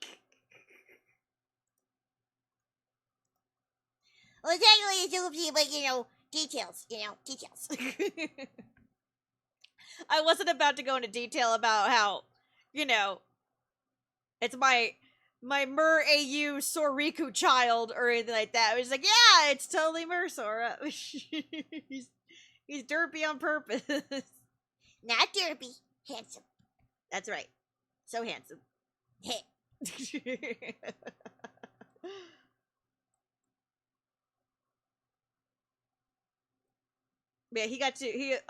that it was only the second time or third time I came around that he got a chance to unbox them, and he unwrapped those first, and he just, you know, because they were sitting on top. Those were a last minute addition to the box. I don't even think that he noticed that I wrote Graven.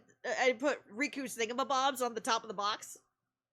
But he opened that up and he just laughed. He's like, Sora's I trapped have it here. in there! I love this track, by the way. This is Why is it fast one of the forwarding? good ones. I didn't even know you could fast forward these. What the fuck? Wait a minute. Why is it going so fast? I didn't know you could do multiple speeds. What?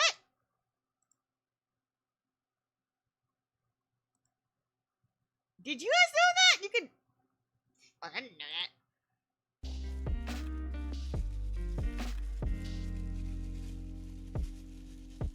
But he was like, you put the nice twine on it. I was like, well, in case you wanted to, you know, I don't think you have to wear it. I don't expect you to wear it, but in case you wanted to hang it up somewhere, I gave you the fancy blue string. He's like, you gave me the nice stuff. These are little. This was like epoxy, right, Wing? And I told him, I was like, yeah, so that is made from official Kingdom Hearts resin. So technically, you have a official Kingdom Hearts merch in your hands. He just laughed. He was like, just gave me this look like, no way.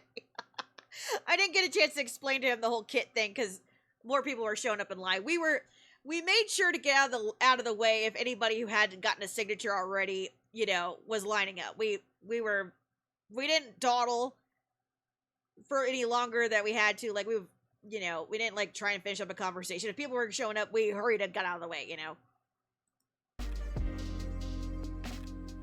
These are like little charms, like epoxy charms. But in this one, you can just see it.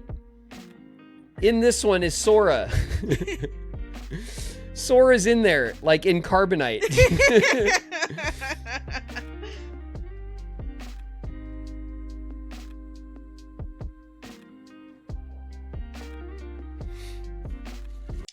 It was a last minute decision to give, because like I had those up for sale on my coffee shop. Nobody was buying them, and I wanted to give Graven something that I made because I know he really appreciates like the handmade stuff, and I was gonna make him his own thingamabob, but I tried going online for like a real corkscrew or whatever to use as a base, and couldn't find one of the good old fashioned ones. So I was like, you know what? Graven deserves an oopsie. He may not know it's an oopsie, but he gets an oopsie.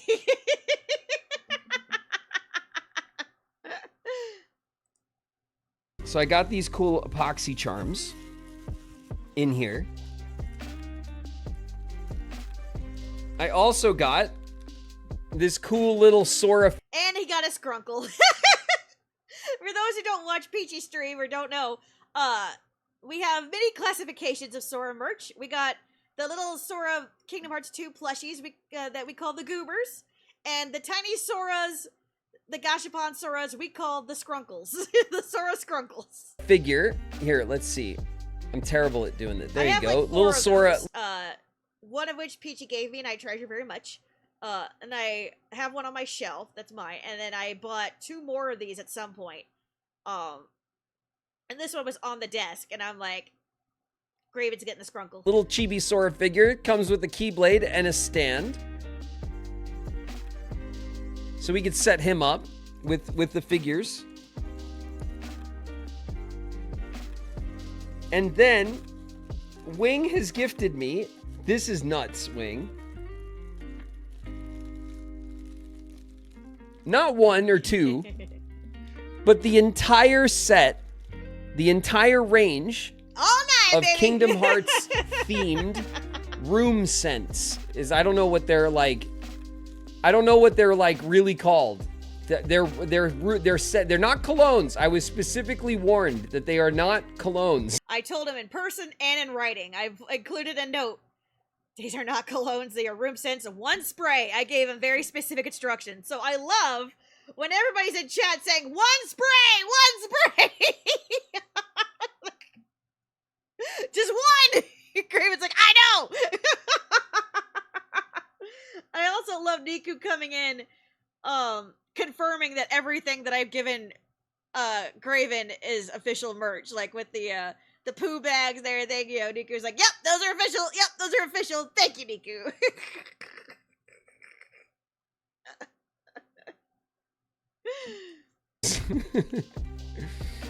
These are like room sprays. You spray to like make the room smell nice. They're room fragrances. Yes.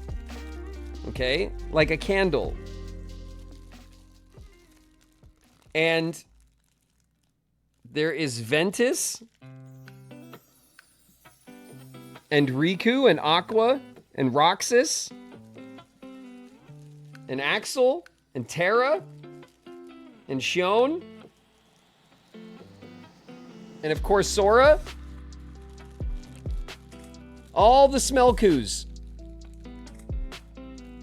The entire set.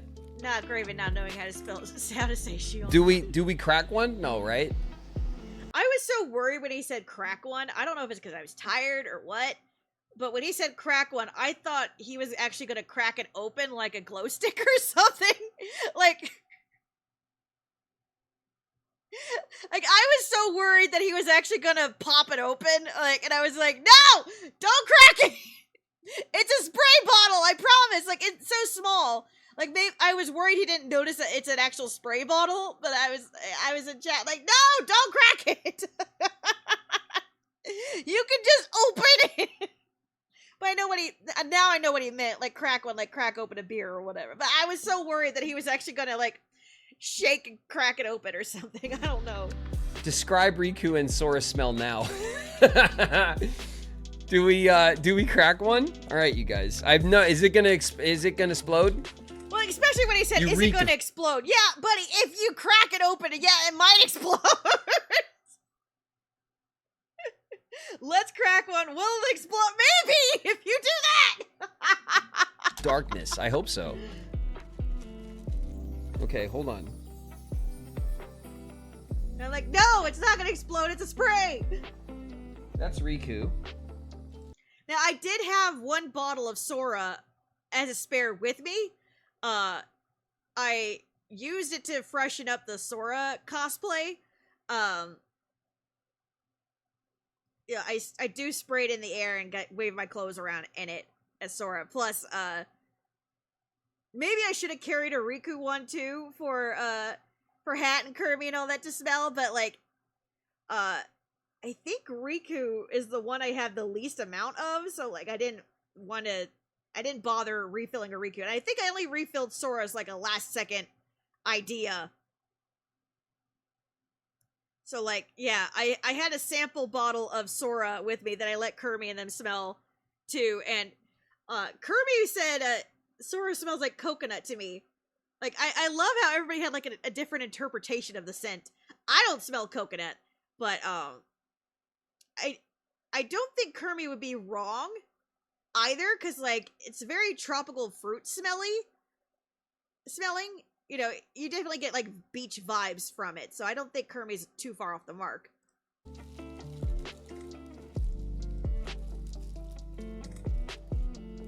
Something smells. And that's Sora, okay?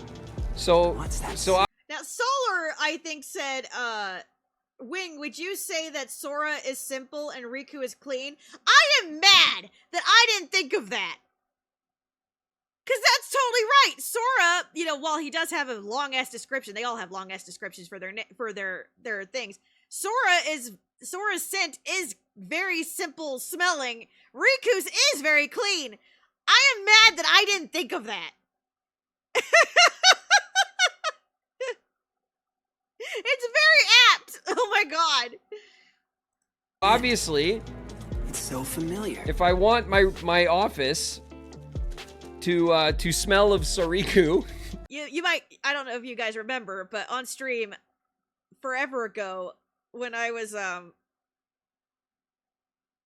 bottling them up for something. I was making other samples and I was going through the scents and I did like an in-depth analysis of all of them to the point where I got high off of the scents near the end. Like I lost like so many brain cells because I was sniffing them so hard doing an analysis, and I still never came up thought, oh, simple and clean. Duh. I'm mad. We just give a spray of each, right? And then we know what Suriku smells like. Is that a thing? It's on Troop Edge in the house. That smell is so familiar. I wanna include chat in the thing.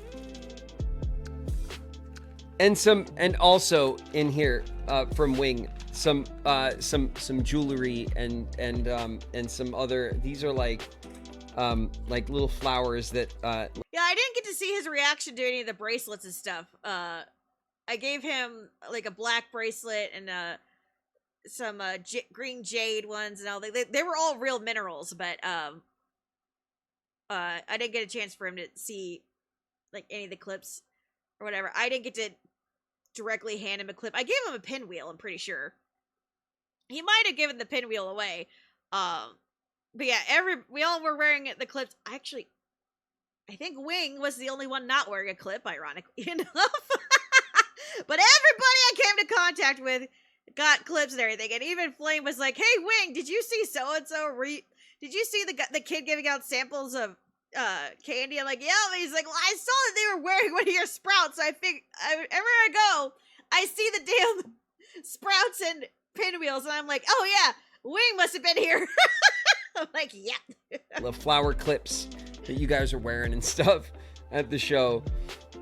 Thank you, Wing, so very much. Let's we know what the people want. We know what the people right? want. The people want to smell. All right. Oh God. Okay. Who do we start with? We start with Sora, right? Sora first, is as usual. I love that he went with Sora first. Sniff. Spray One spray. smells. I know. These are Everybody's like, one spray. He's like, I know. official fragrances, guys. I put them in a tiny sample bottles. If you want them, you got to he go. was sufficiently warned. You got to go to eBay. Good luck. Thank you, Wing. You're welcome, Graven. Now we can all. Oh boy. Ooh.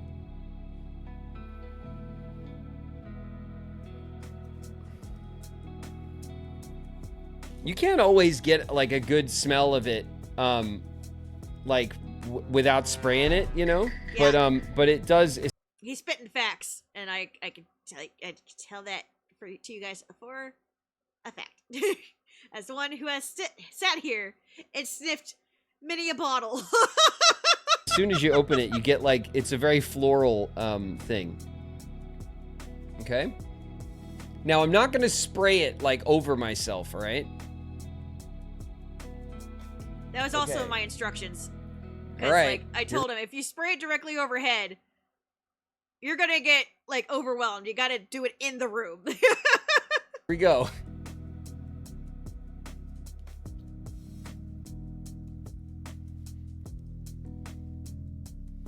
Waft it. There you go. Waft it.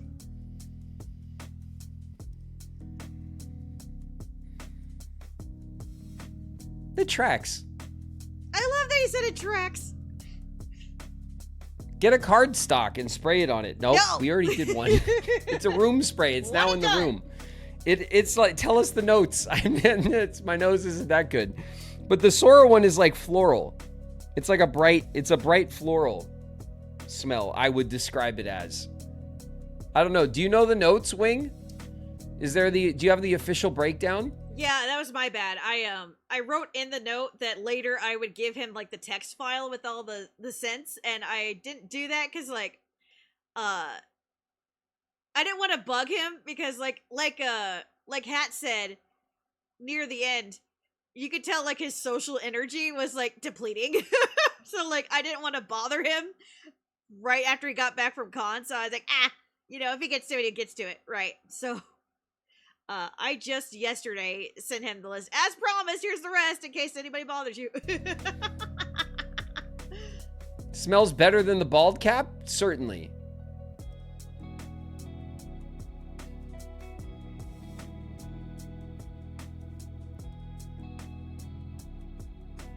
Sora fragrance is fruity and refreshing citrus aroma, green apple, followed by gentle sweetness of peach and jasmine. Harmonious trace of violet and musk. Now, what's interesting is I don't get florals. I detect a lot of fruit, right? With maybe a couple of like, I would have guessed hibiscus or something like that, but no, he was on it. Like jasmine and violet. So yeah, he was on the money. Sure that it's not second as a cologne? Ooh. Ooh, Riku is... And right away, he was Riku like, is darker. Riku's darker. He's right. The darkness. Riku's fragrance has a cool citrus scent of lime, which gives way to a powerful accord of petitgrain and geranium, followed musk and tonka bean. Soapy clean. Ooh. Oh my god, these are all like very professional scent descriptions. That's what I'm telling you, man. I told him, look, they're too long. I am not going to write them down in this note. I'm just going to give you a text. Okay, here we go. We're going to spray Sora to get the mix. And Kirby said, Right. yeah. It's like, Wig said that they're too long to write, and I agree.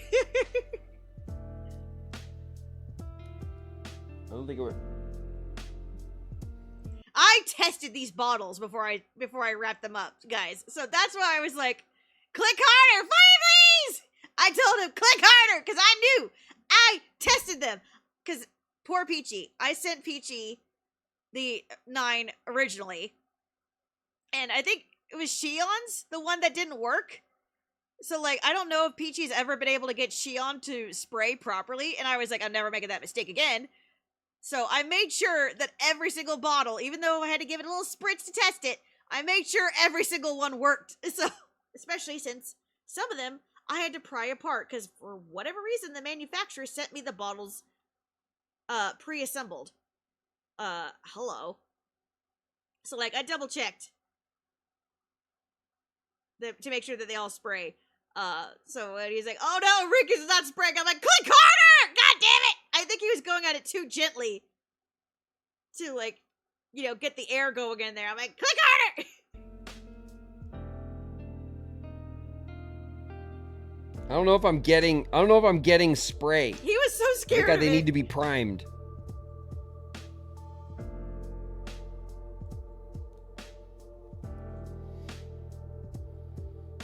I can get the smell off the bottle, but I don't know if it's spraying out. I'm worried.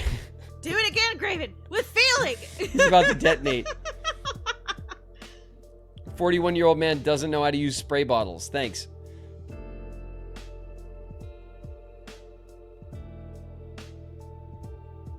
I do fair play. Click harder. Click harder. Oh shit. There you go. Okay, that worked. That worked. Oh yeah, that worked. Perfect. Clip Making me panic.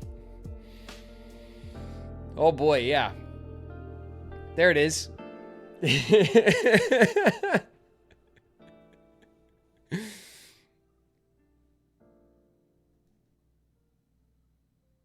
You didn't know how to use describe. Soapy makes sense. You get this like the clean soapiness from it for sure. And lime makes sense. I feel like giving me the notes first is cheating because then like it's my nose is looking for it. But does make sense. Riku showers. Yeah, Riku it does have that They are both like fresh scents for sure.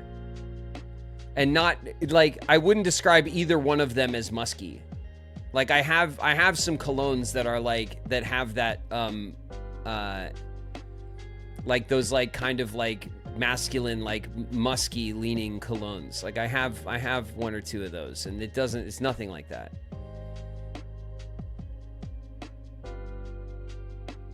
A hint of musk is all good. No, I like that. It's a good smell for sure, but I'm not getting it off of them. I'm glad he it's likes not it. like, it's not the leading thing you smell. I would feel awful if it didn't smell good at all to him. Musk is for a grown ass man. That is true. That is yeah. a good point. It is like, it is not a too much of a what do you call it? Words. I can't. My brain is not. Now, Queen, what do you mean over here? Graven shared the nice gifts Flame got you. Wing's presents were nice. My presents were very nice. What are you trying to say, Queen? What are you trying to say? My presents aren't nice? Queen! How dare you?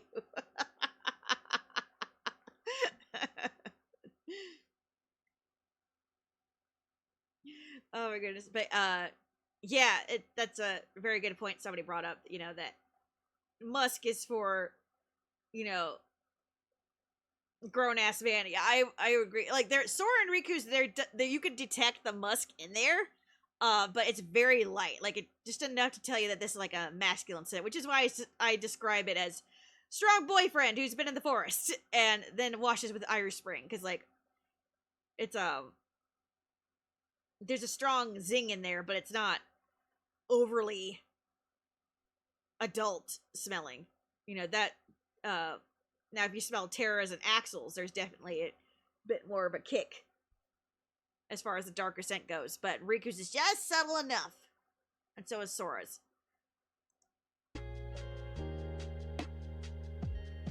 But, like, it also has to linger in the air for a bit before you notice. Working.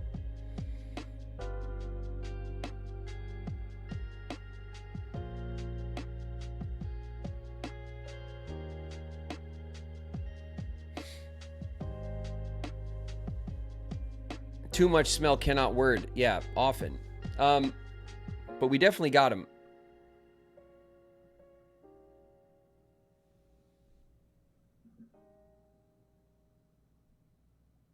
I describe Riku as strong boyfriend who's been sweating it out in the forest and washes with Irish Spring.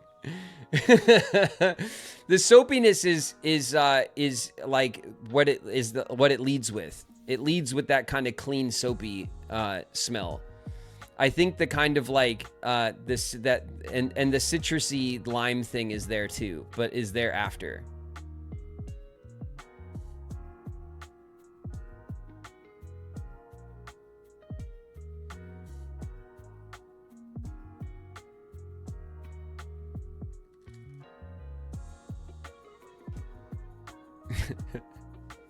Irish Spring top tier. I don't know. I don't have a dog in that fight. All right, I'm putting these away. Thank you, Wing. Thank you for the collection. I tried to warn him about Roxas. He it. didn't see the warning And about it will Roxas. be. I will not. He'll find out later, I guess. Well, I guess we could use them occasionally. I'm sure you guys are gonna want to go through them, so we will do that. But as usual, I will keep this with my stuff. This is now part of my stuff. That is part of his stuff. His stuff. His special stuff.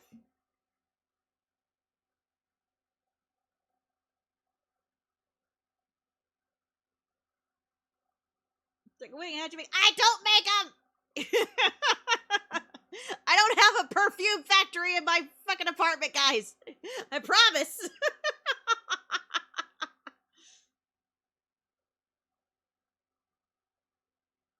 He's got like $100 worth of room spray in his hand right there.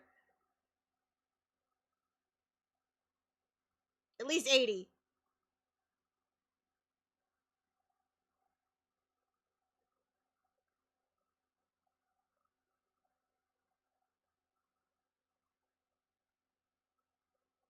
I didn't make them, guys. about, no doubt, mentioned the door to darkness? Somebody mentioned in the future. But I like at the moment, like I don't know what a state of play. We also took our own picture. Me, Mac, and Bev. This is like in the photo op room. It's almost like they coordinated their outfits too. Like they're all wearing white. It's Good so job. cute. This was the Me, Mac, Bev. Or beige. This is like in the photo op That's so cute. room. And it's just a big blue so when we box. did our seventh heaven, what they would do is they kind of like lined up the photo ops. So they would do like the Saw photo ops, because Bev's in that series, and then Bev's solos, and then the seventh heaven like photo ops, and then my solos, and then the Kingdom Hearts photo ops. Like they kind of like Yeah, except in this case it was Kingdom Hearts and then Graven. kind of like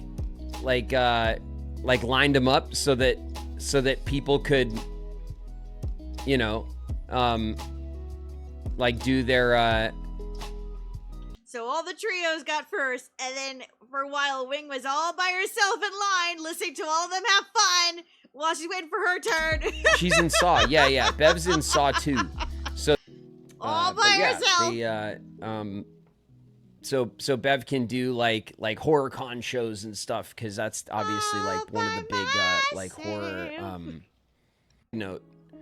it's good, but oh man. This I was there when you got that t-shirt. but I was over, yeah. I could not find that. I think this is all of them. Okay. He slipped me in the elevator. Me and Peachy each got one of those. Graven was so excited to see me and everything. He was like, "Here, have a Gorb. In fact, give Peachy a Gorb too. And wait, you know, just take a whole set of Gorbs. Take a whole set. Take whatever you want." He just like, take whatever you want. Here, have a whole set. So he was just so happy. I was so excited. Kermie was the one who gave me Tim, stop it, Tibbs. Kermie gave me my little badge ribbon though. Kermie, why didn't I get a ball-dazzled one? I'm kidding. I didn't know I could get a sparkly one. Okay. Did these okay. I'm looking for the first Polaroid. All right. I saw that you guys stuck the so here. Well, yeah, the missing posters. And then Kirby I'm assuming you guys posted them reloading around. Those pictures. These posters. Look at the back. People were taking them, so that's good. All right, amongst the community who come to the table, just in case, right? Like, it's a goby fish. It's a future shows these stuff. Which by I the would have loved one of those ribbons though. Who the stream info on but it was much longer. Yeah, he gave me and Peachy each one of those keychains. So I don't know if these were like official from a thing from a while ago, or if they're new. I don't know, but these are official like Japanese merch, and I have. Buddy.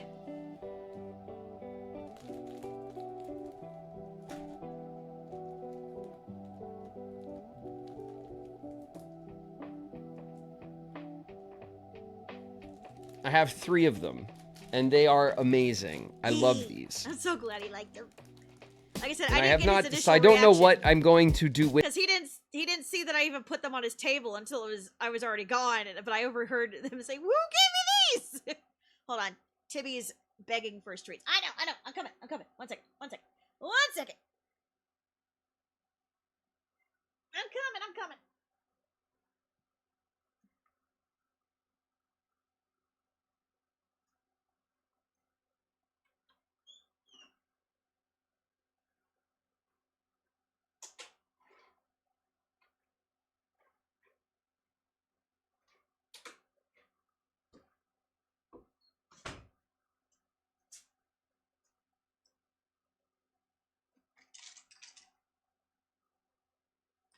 Tibby tax.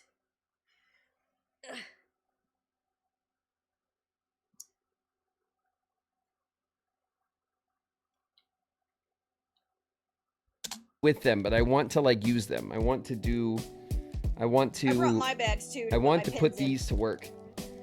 Okay, maybe these will be my Gorb travel bags or something. But thank you guys for this. The Winnie the Pooh stuff slaps. You can put all your So extra I got Kingdom Hearts these jewelry in really there. really awesome like Japanese. Those are from me. Thank you, Wing. Wing gave me these. I love these so much. They're so cool. And I want to. They are going to be incorporated into my kit, either into my con kit or my streaming kit or both somehow. But they're awesome. It's a really cool set. Graven, you have no idea how close I was to just keeping those for myself.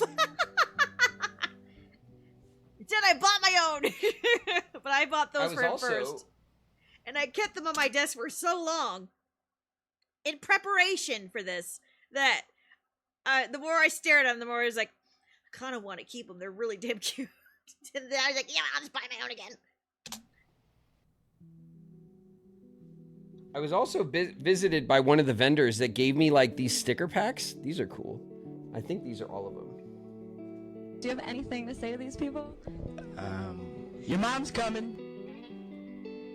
Do I just have the Yeah, they're so hard to get for a decent price now. I'm No, so glad I 4 of got them. them There off it is. Ami Okay. when I got the chance. Axandra's in the house. What up, The Kingdom Axandra? Hearts 2 one isn't available there anymore, so I had to order it somewhere else.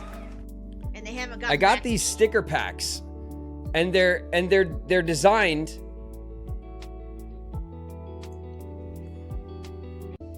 GameCube one, Nintendo, and of course, the PlayStation one. Now I saw her, like when she came by, she gave Graven like the big one, right? And I saw it over my shoulder. And I was like, I need that sticker. And I eventually found her booth, and I got one of my own. But I didn't know she had packs. Which has the Sora artwork. And speaking of the Sora artwork, hold on. Here's the large format the one I got. Sora sticker. Kusui? I had them write their handle for you guys to see if you guys liked the art that had took time from their table to come and see me and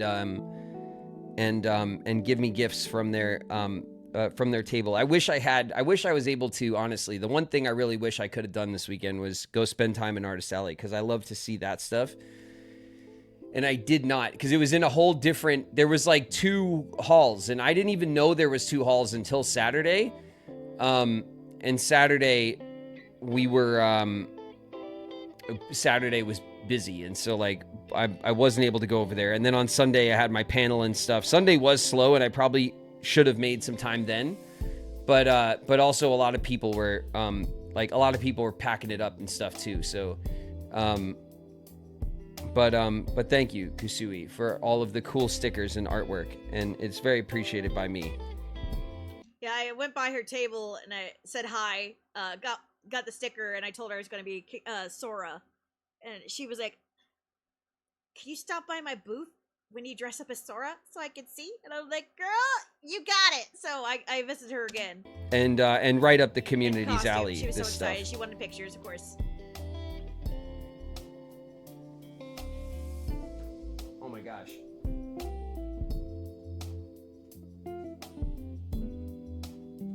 Gifted just one of these, so it's mine.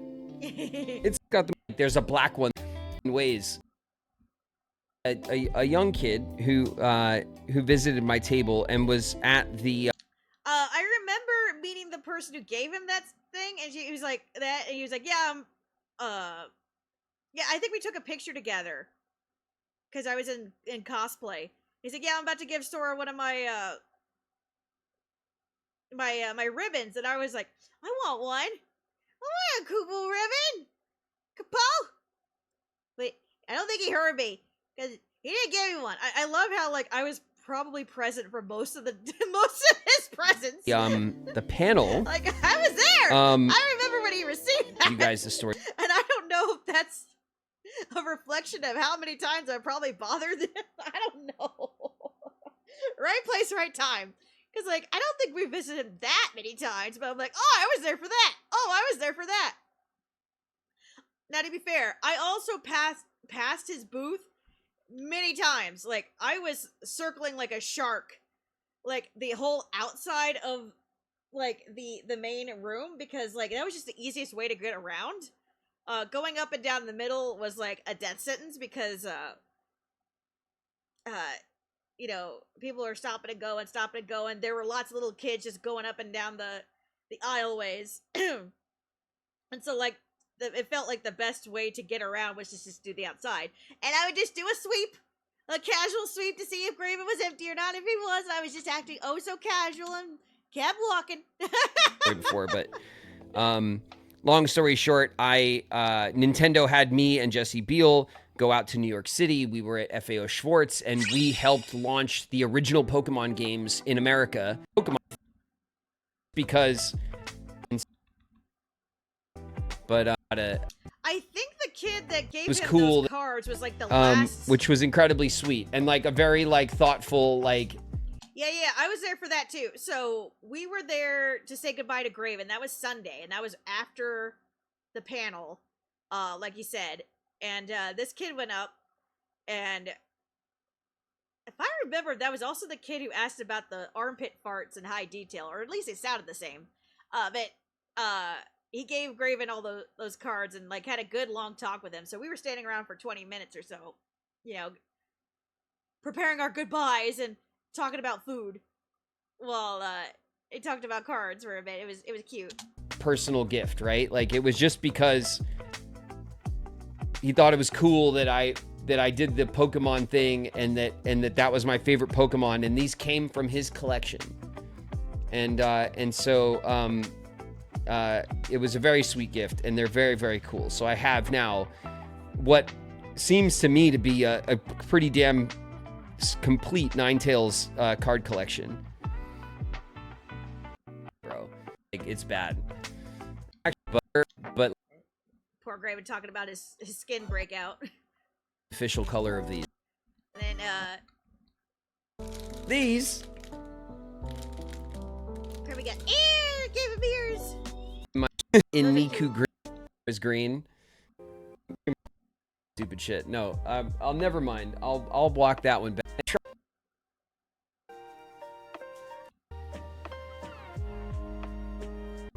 Hey, there was a gift that I was not there for. Yay! Spoon gang. I don't think I was Where the there spoon for squad at? Kirby giving him the spoon. Or not Kirby, I got sorry, a dainty, a delicate, exquisitely detailed little spoon from the Ren Fair, right, Hat? I wasn't there for that one. News, I'm going to NostalgiaCon. Are you going to the one in Anaheim? I was telling Peachy Hat, so like when I was with you and Kermie, we found a blue spoon on the floor. And you handed it to me, or somebody dropped a spoon, and I picked it up, and then I think one of you told me to keep it, and then you mentioned the blue spoon was like a Blueprints reference. Did like one of you make the spoons, or hand out the spoons, or was that just a reference you made? So Kirby dropped a spoon. I picked up the spoon. Kirby told me to keep the spoon. So it was like Kirby just giving out blue spoons? Spoon gang. Okay, so like I was telling Peachy, because Peachy played Blueprints. I had not. And I was asking Peachy, do you know anything about the spoons? Was there a blue spoon? I didn't know. And Peachy's like, I mean, there is a spoon, but it's not blue. So like we were puzzling over the spoon, and I was like, did I misunderstand? Did I just pick up somebody's trash? And then Kirby made a spoon reference, and I kept a spoon for no reason, or was Kirby actually giving out spoons?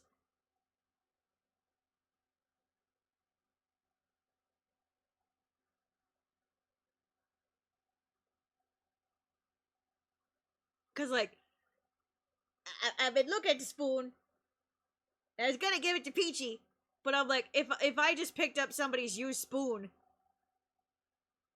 I'm gonna be like, I'm gonna feel bad. Like, should I throw it away? Was this a used spoon? Was it a gifted spoon? I wanted to know the origin of the spoon. Spoon.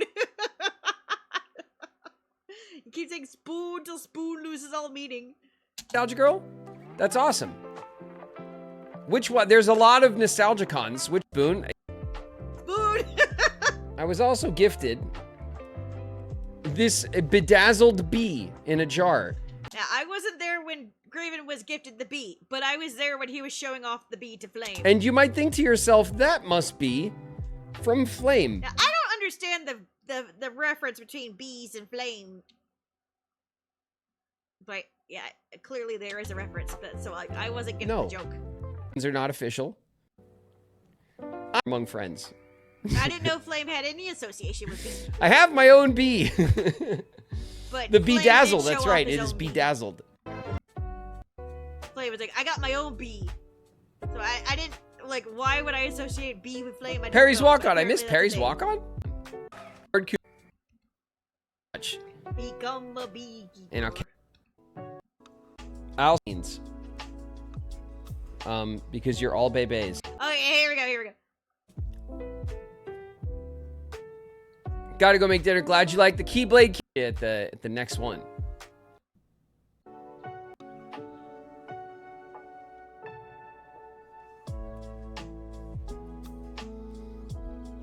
I also got Wing.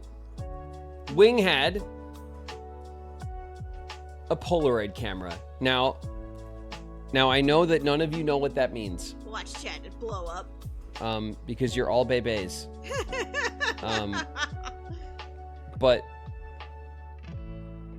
cameras used to be their own thing. Fucking troll. They used to be its very own device with a button. A button is it compresses when you touch it. Put a little pressure on it and then it clicks. It's called a button. And when you press the button, you were given the gift every time in real time. I love his description. When you press the button, you were given a gift. A gift in real time. That's a cute way of saying it. You were given a gift. I love that. That's so cute. You were given a picture. I'm not gonna get all in the camera's face with the picture, but it's me and Wing, and Hat and Kermie and Flame, and we have I have one. We took a bunch of them for us all, but I have a Polaroid of us.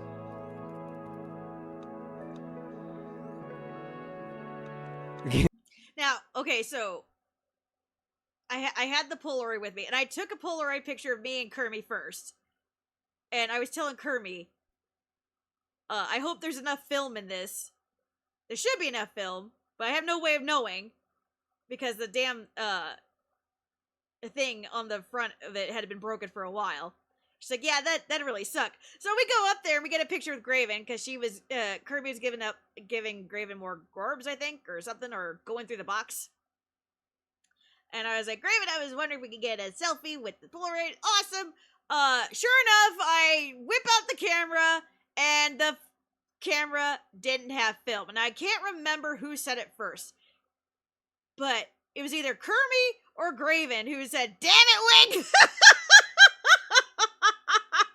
And then Graven also said it. Damn it, Wing! So he attended to other people who were lining up while I'm hurrying to scramble. Yeah. Okay.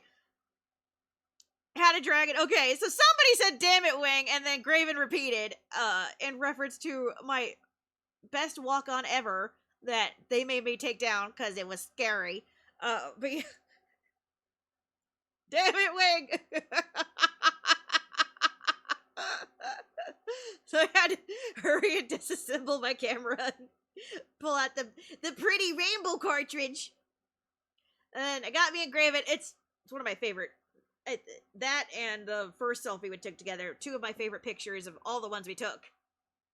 I love him so much. Turned out perfect. And they're like, you want one too, Graven? And he's like, oh, does it print too? No, you gotta come in again. Damn it, Wig. Post can. It turned out nice. But I love that you guys mentioned the Polaroid camera again for the last, because I was thinking about it, but I didn't know if everybody wanted to stand still for a Polaroid.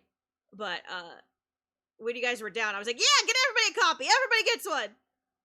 The handler was like, isn't this film expensive? No, don't worry about it. Don't worry about it. Everybody gets one. But yeah, Graven, when I gave him the first one, was started shaking it to help it develop faster or whatever. And I'm like, Graven, you don't shake it! And he had been trolling me ever since. You're supposed to shake it, Graven. There's a whole song about it, Wig. And I'm like, no, Graven! No! I bet most of us are older than younger. Oh, stop it. You guys will be old and gray one day like me. Don't rush it, okay? Enjoy it. Worth it. Enjoy being bebes for as long as you can. And then we used to take out our chisels, right? And then we would put the inscription at the bottom of the Polaroid with our chisels. And those were the days. Anyway, I have this awesome Polaroid of us. And what you do when you take your Polaroid, right? You take it out and you shake it like this, right? And it helps a lot. It helps a lot. With its development. And that is totally true. You don't shake it, Graven. You do shake it. There's a song about it. There's actually a song that gives you the instructions of what you do with Polaroid pictures. You shake them. Now, I worried a bit that maybe I bug Graven too much, like, too much of a good thing, maybe. But hearing him like tease like that, I know he enjoyed the interactions as much as I did. I don't think he would tease me this much otherwise. Bastard. They made a whole song just to teach everyone how to do it. Made a whole song just to teach you how to Graven! Okay. Anyway. I have this, and I love it. And it's us. And there we are. I love it too, Graven. I also have the other one, Wing. I have it in my album with the rest of them. I've unpacked it, but I will deliver it. I will deliver it to Shauna. Shauna gets one as well.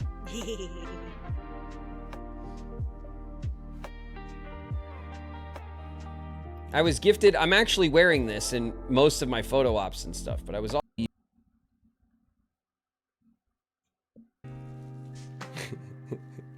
I wasn't there for these gifts. Look at this. I missed out on the standee and everything. I didn't even know this was a thing. Too. Gotta get that. Which Jordan is that? Oh, yeah, it was a cute mug. And they even got art of the mug. It is going. Hatsune Riku is holding this mug. The Winnie the Pooh mug. You can kind of see it.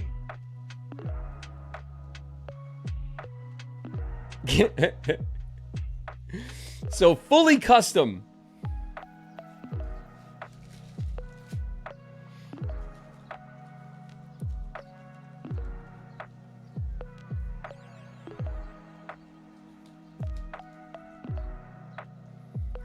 I did the TTS for Hatsune Riku in the Dax project. One of the lines was that they wanted to send a mug to Graven, so I made sure to make it happen in IRL. Yeah, I don't recall like if we brought up the standee. Like somebody brought up the standee while we were talking to Graven, and then we started talking about Dax and others in the community, and how much we love Niku and others in the community, and how we were happy that Graven got a pretty good introduction right off the bat to cool peeps and didn't get scared off by the icky peeps. You know what I mean? Because like it could have gone so badly. I've seen other people like get into the Kingdom Hearts stuff and just got a bad experience like right off the bat and got scared off. Like, oh fuck, you know, I can't hang with these people. So I'm glad. I'm glad it worked out. Brilliant. I was telling Graven, I was like, not to say that like you're a piece of meat or something, but I was like, I can't tell you how happy I am that Niku got to you first. I was like, you know, there's like there's different veins of intensity in the Kingdom Hearts community. You know, something I don't participate in, that's like, hence why I don't know Dax very well, but like the some of the ones who do the fast runs, what do you call it? The speed runs, excuse me. Some of the people who do the speed runs and all that, who like really dig into, you know, what makes the games tick. Sometimes they're kind of intense. And then you got people like Niku who know the game lore and all the game mechanics, blah, blah, blah. But, you know, she's also really rooted in the community and like the softer side of it. And Graven's like, you know, that's a very good way of describing it. Cause like, I got that vibe too.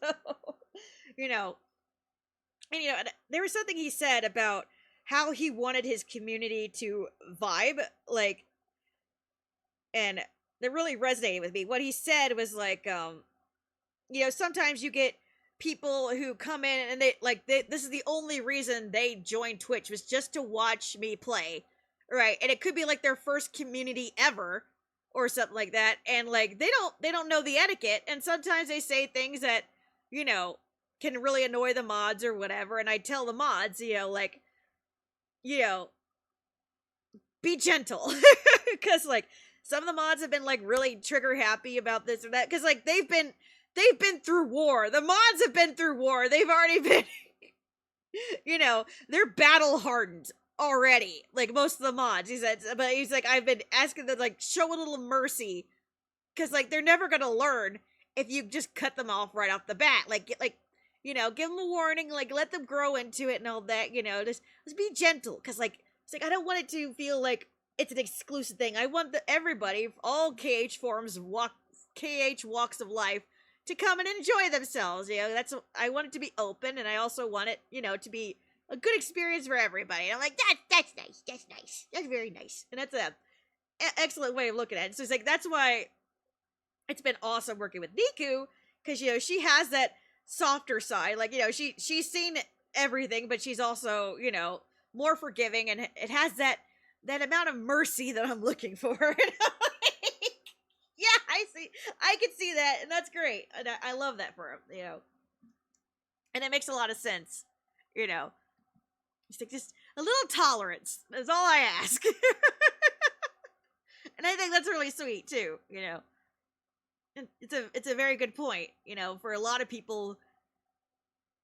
This may be their very first community, and a lot of people just don't know, you know, the common etiquette yet, and it's very valid. Brilliant, layered community gag, Brisk. Look at that. One hell of a follow through.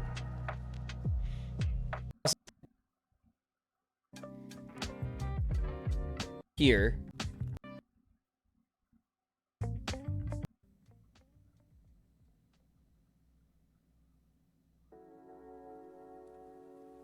We are now complete.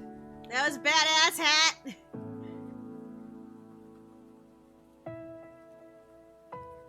What a beautiful blurry cartridge. You guys know what it is. Beautiful blurry cartridge. This is recoded. And there's no way that I can, it says it, but I can't read that shit. I have good eyesight too, or at least awesome I did. Like, it is a very important part of the collection hat. This is Hat's personal copy of Recoded. The one game, I was gonna eBay one, you know, and just and pick up a copy for us to play on the 3DS that I got. But Hat brought me their copy, and it makes it more special. So I have all the games, and we will be playing all the games, and we're. I didn't know it was your favorite one too. Oh my goodness, that's so sweet. I'm glad he took it.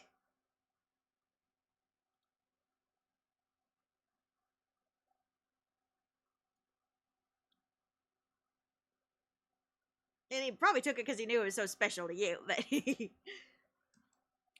on the other hand, I gave him so many gifts. He's like, "Stop it, Wing!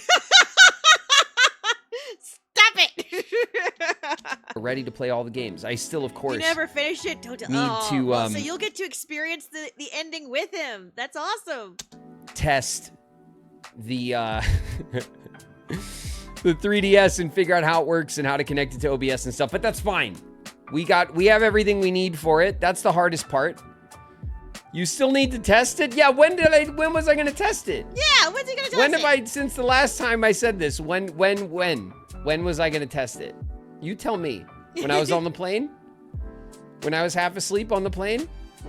When I was across the country from my computer? When? When was I going to do it? Oh, no. Yeah. I think I know exactly what platforming section you're talking about. Everybody who's been on stream knows that I hate platforming with a passion. I am amazed that I ever finished it. Well, I didn't, okay? I'm sorry, I was tired.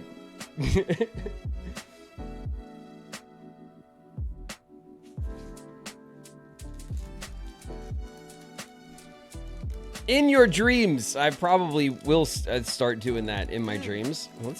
You know, I put a lot of hours into Recoded. And I know the basic points, the story points and everything, but I can't remember specifics at all. Like Castle Oblivion and all that stuff. I just remember a fucking lot of cubes and jumping and being pissed.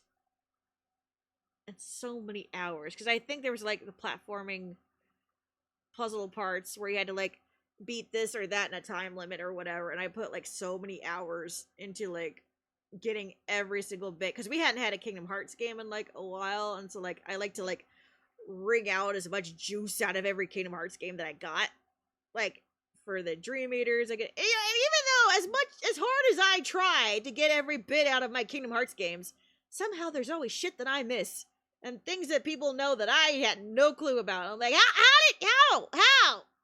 What do you mean there's a secret boss underneath, Maleficent's toenail or something like that? What the fuck are you talking about? Like, there's shit like that I've never, no idea.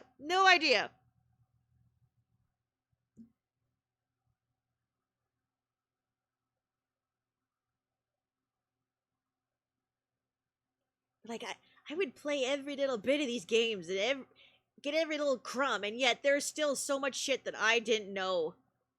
And it was kind of infuriating. I'm like, wait, what? What? What?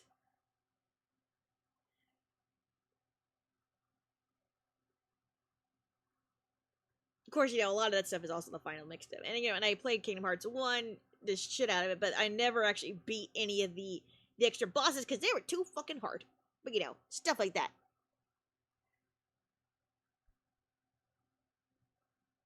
Yeah. Let's get this open. I know the plot points, but I don't remember anything specific about Recoded. As much as I spent so much time on it, it's kind of funny. This one's dope. This one's like all metal. An all metal kingdom key. Jimmy, stop. It's a heavy like metal key. Yeah, to be fair, a lot, one of the final releases, the final mixes, have a bunch of restaurants there, and it wasn't too far, and we were gonna go. We were gonna go to the restaurants over there, and at the last minute, it was just called off, and I couldn't, and I protested a lot, continuously, but it's here vibing out, but Maybe it needs to like, maybe it needs some time. Oh yeah, he was showing off the card I gave him earlier.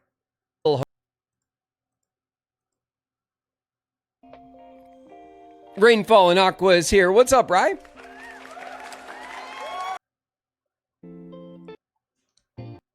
The sticker sheet. I don't. And then was they room.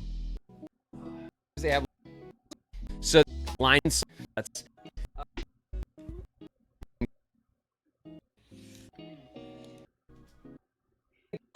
Yeah, he was showing off the sticker sheet earlier. Only got 10. It's many special kit. There it is. He kept it. He kept it. I was also gifted. Very thoughtful. Ball dazzling kit. Okay. I was also gifted a special kit. I didn't think he would take it. Just in case. I didn't think right? he would take it. Like for Let alone emergency keep it. purposes. Okay. Why aren't you wearing it? It's not an emergency. It's not an emergency, guys.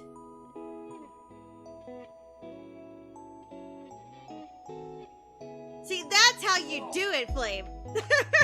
You know what? Gotta make it pretty. These are awesome too, and I didn't even.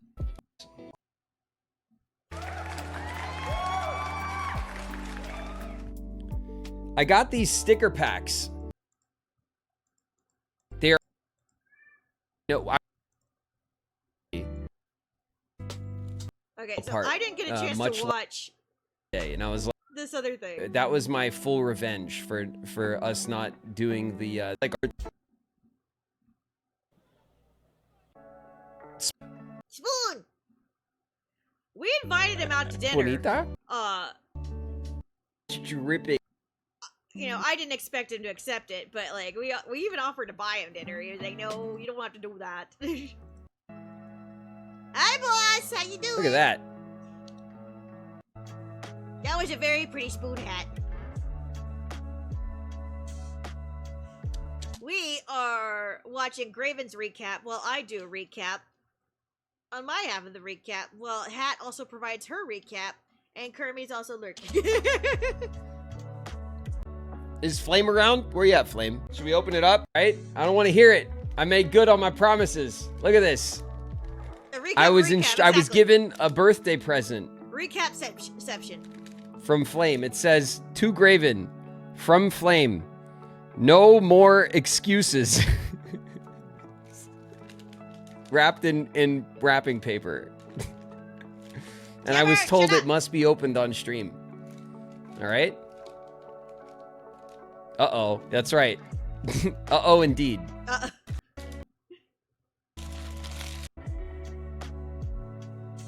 That is so many. That is so Nice, many. nice purple, ball dazzling colors, and some more as well. See, Flame, that's where you messed up. No way in hell was he gonna do that. But you got a pre-made pretty card.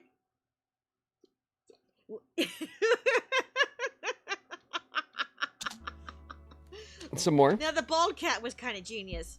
What is this? Oh my god.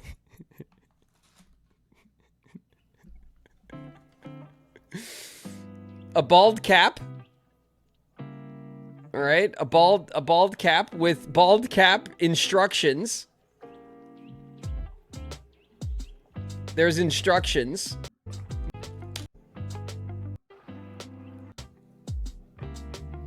They're already falling. Oh my Is god. this a... Oh, okay. Oh no. my god. Where's the... It looks diseased. It looks diseased. Where's the openings? Where does it open? Shit, they're already everywhere. He's so mad. Were you guys there He's went on a rant about how much he hates glitter.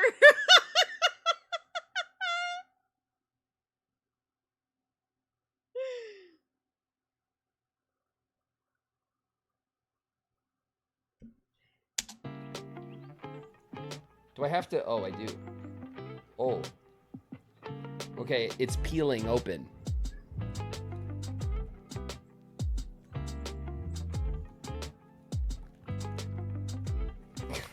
This feels gross. This sensory on this bald cap is not my deal, okay?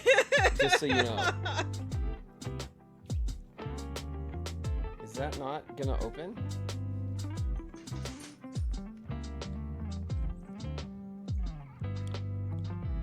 It's like resisting. Oh, there you go. Gross.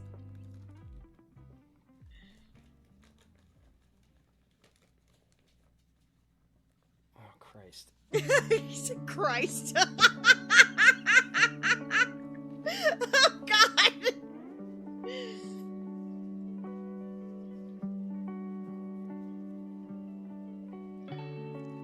He did his best, guys.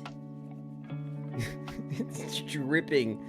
They're dripping off of this thing. The beads. Queen's like, take your hat off. You know he's not gonna take his hat What off. are they called?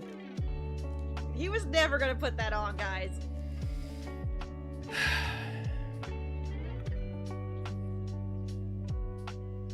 Do you feel bonita? Do you feel bonita? I didn't see. Wonderful, because you look bonita. Dripping was the worst word to use. Was not the worst word to use. In fact, dripping with diamonds is literally a phrase. So I think it was quite apt. Lucky me, look at what I'm dripping with. Purple sequins. Do I look like Hannibal Lecter?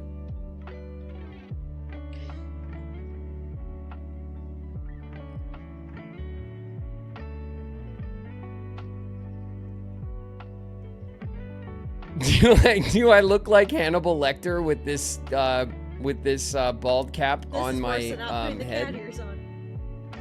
Flame's like, put it on correctly. No, he's already broken out. Put it on correctly. What? It goes on the top of my head. Doesn't go on the bottom of my head, does it? The bottom. Over the beard.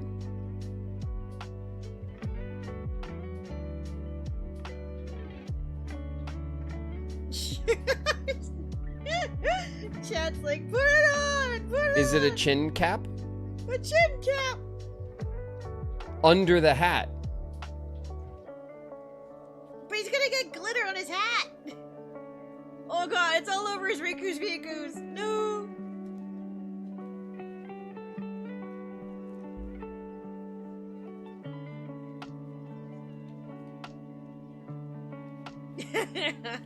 Oh god. It looks like a ball sack.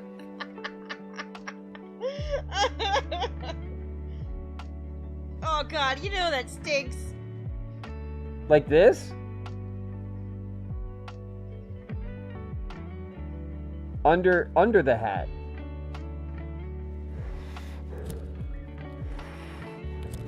Is this right?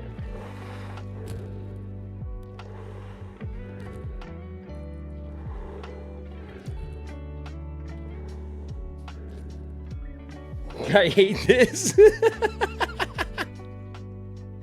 I hate it too. By the way, that I now have the faint taste of baby powder in my mouth. So thanks for that. That was your fault. Ew, you guys, it's so gross.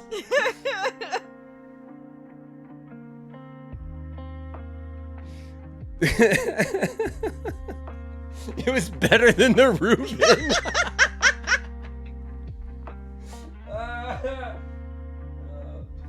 I have no comment. No comment.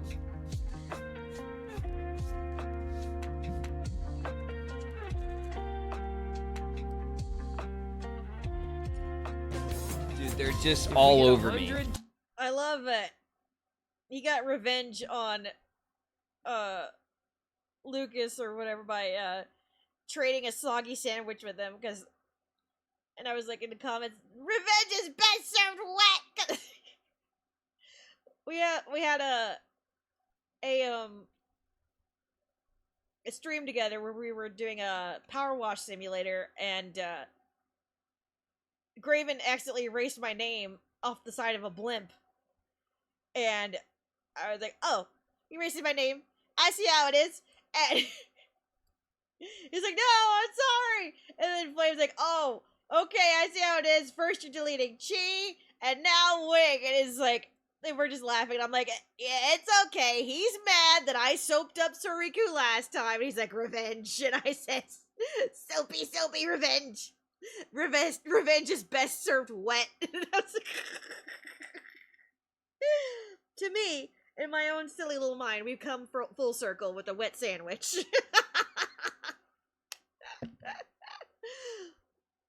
It's probably only funny to me, but I don't care. Tier 3 subs, Graven will Gorb Dazzle. Real no cap on God. Flame Assassin is in the house, everybody. What's up, Flame? Brought to you by Flame Assassin. He's got purple in his hat. Oh no. What have you done? At least it's not glitter. It's absolutely true. That is absolutely true. See, I told you, he hates glitter. Happy Pride, y'all. We did it. Yeah, we can all... I hope we all celebrate this.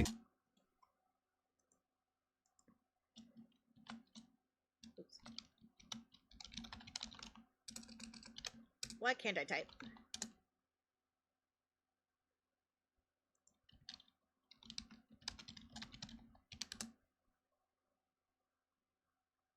That is not what I typed, and you know it!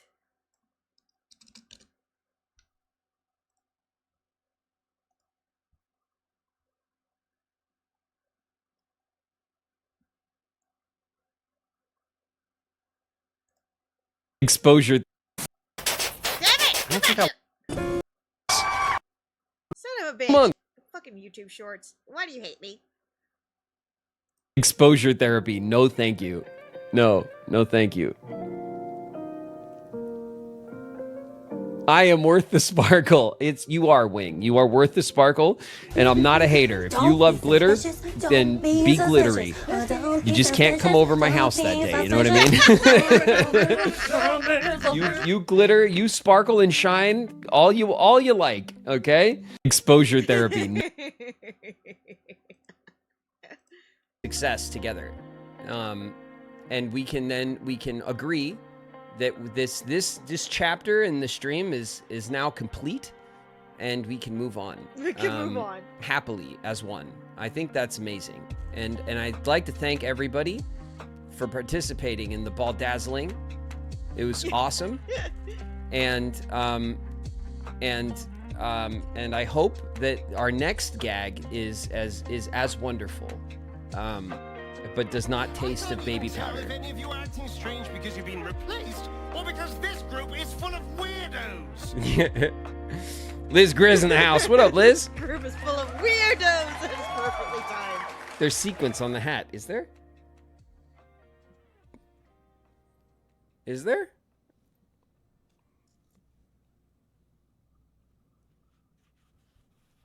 Where is it? Oh, shit.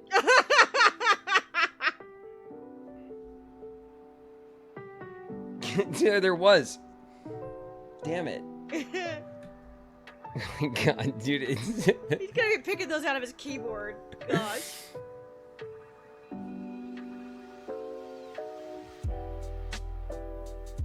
This chapter in the stream is now complete, just like you saying we're finishing Persona 5 for 50 streams. Yeah, well, it was finished. Eventually, I was correct, and that's okay. As long as I'm right, I'm always right eventually. You know what I mean? And that's the kind of wisdom that comes with age. You too could be right eventually. was so funny. Yeah, at one point, we were talking about beauty marks or something. He's like, "Yeah, I have a beauty mark somewhere. I can't remember what side of my face is on." I told him, I'm like, "You mean the whole thing's not a beauty mark?" He's like, "Oh yes, all of it." Well, I'm the same way. I have parts of my face like I know it's there, but I can never find it. Like, fucking, I go to the dentist. I'm like, oh, I'm concerned about one side of my mouth, right? But I can never remember which tooth it is or what side it's on. Like, I promise, it's very obvious when you look, and then we can never find it. And I'm like, God damn it. If you wait long enough. Never give up. That's right. It's all right. Never give up. You will be correct one day. And, I'm glad that this is done now. Thank you very much for the gift. Of course. I'm going to gently. I like that you keep saying it's done. Going Like, to oh gently yeah, put we're this totally back done. Totally done. in its sandwich bag. With as many of these as I could find. Okay, there's another one. Flame's like, you could The throw one, the one stuck to the head on the box.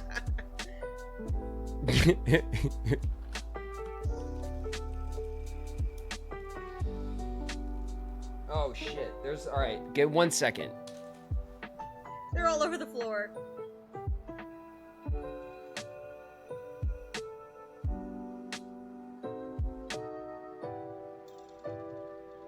Another one. Another one. Another there one. We go. Okay. Beautiful. Enough. I mean, we knew what we were getting ourselves into, didn't we? Mel's. This is. Oh, that sea salt ice cream is cute.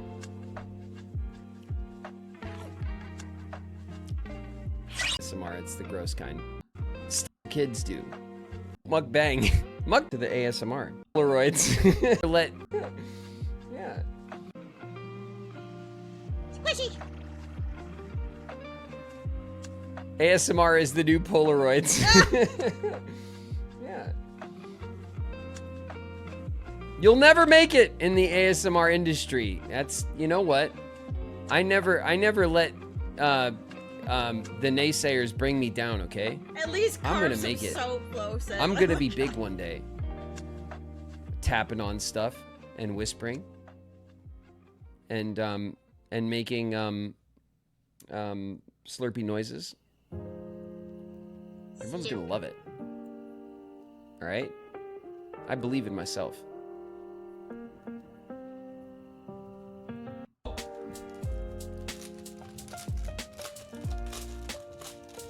Let's crack into this. That's cool.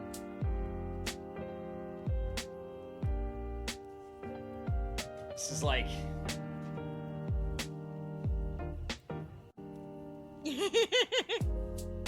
It's coming out. It's his Pride Month flag. Oh my god, that's great. Coming out ready for action, baby.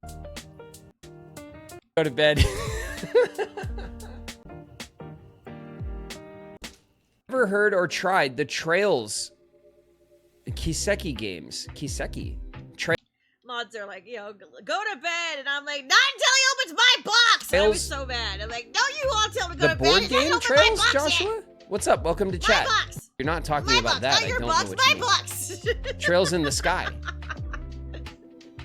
I was waiting so patiently, and then people were like, you should go to bed. I go, no! Oh, no, I don't know those games. Yes, the Zelda. We have to throw Zelda in there. JRPGs, dope. I don't know it, no. I have with some of them rattle off the top of my head, but be playing JRPGs, starting with the community. Like I said, I'm down. Then we fantastic all the And time. then they start talking about Twerry, and I'm like over here dying. Grieve it, please. Twitch brawls in the house. Chat, please stop diverting his attention. I want to see my box. I gotta go to bed. I gotta go I am work. an actor and the voice actor for Then Then I got raided, and I'm like, God, PJ, PJ, tell me when he gets to my box. If If I miss him sniffing Soriku, I'll be so upset.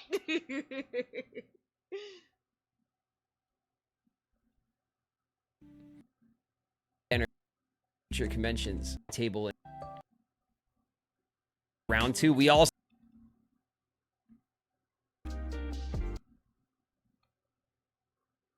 And I need to like I need to learn. So there'll be a time and a place for that soon, but not yet. You know, I'm still learning all the ways. Not make. I'm terrible. These are like little charms, like epoxy charms. But in this one, you can just see it. In this one is Sora. Sora's in there, like in carbonite.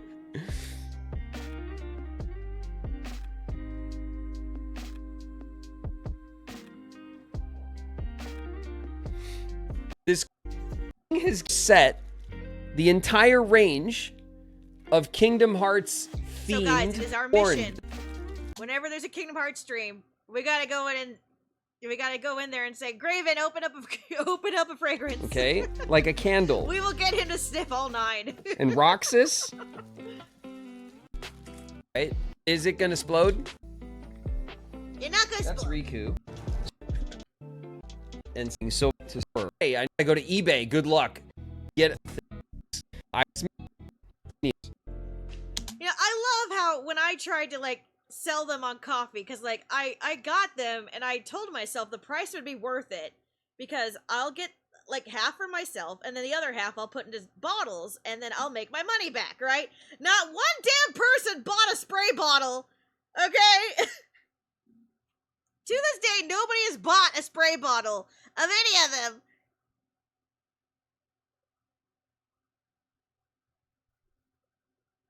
And now everybody's in chat like, wait, where'd you get it? Blah, blah, blah, blah, blah, blah, blah.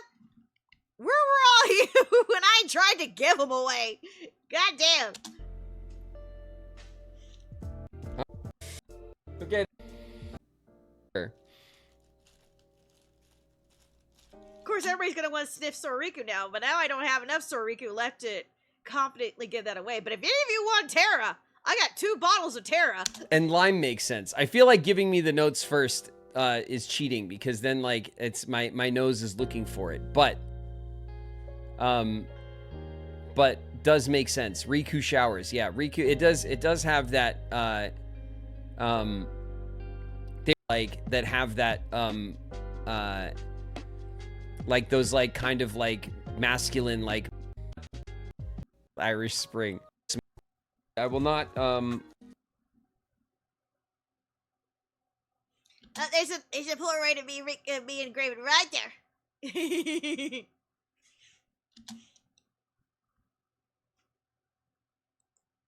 Yeah, somebody's walk-on fucked this up.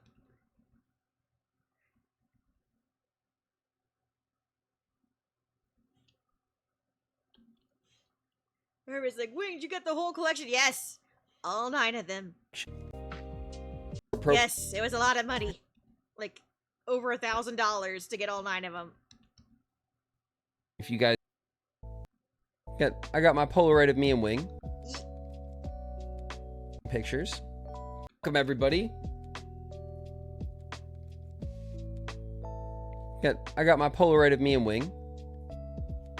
We're taking pictures. Polaroid pictures, shaking them up. Acted. Shaking them up. Hannah Ray drew this for me. Hannah Ray Artworks on Instagram. Vale. And it was beautifully played. Well done. I just heard you laughing as the elevator went up. Yeah, it's like, because you hit me with it and I looked at it and I instantly knew what it was, but like I didn't know what to say. Like it took me a second to like to wheel like and process like what you did, and so I looked up and you were gone and the elevator doors closed and I was just like, I just got gorbed so hard. Like I just made up a new verb. I just felt like completely had, you know. And I wasn't ready. So So yeah, it was a great start to the weekend. Clearly, I need to hang out more in his actual server because, like I knew of the Grorb, like I saw the keychains and everything, but I didn't know like you guys had a name for it, and like that it had gotten so insane.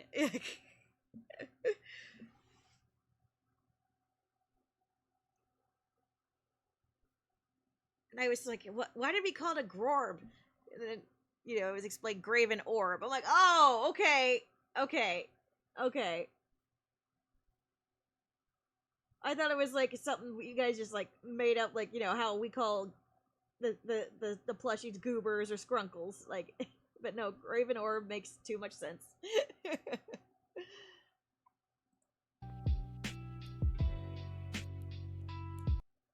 I kept the name for the stream. Thank you guys for the hype and for the bits and for giving each other gifts. Thank you guys for the resubs. Thank you guys for the new subs. If you're new, my name's David Gallagher, but around here, I go by placeholder. Thank you guys very, very much for hanging out and talking shit, even though we were game free. Bye, placeholder. Thank you guys very much for coming to the show. All you guys who came out to Tennessee, I had fun meeting you guys and hanging out. And I hope you guys had a good weekend with me. We did. And I'm gonna go and hang out with the girls and make some phone calls and stuff. Even though it's like it's already past 5 and it's probably too late. Anyway, I'm calling it though. Me. GG's and JJ's, you guys. I'll catch you guys tomorrow. I don't know what we're doing this week. Man, this is going to be one of those weeks, right? We're just kind of doing whatever I decide we're doing at the last minute. I have to spend this week kind of deciding when we're going to kick up our next round of important things. All right? So we'll do that together. Get some rest, get some grub. I'll catch you guys tomorrow. Peace.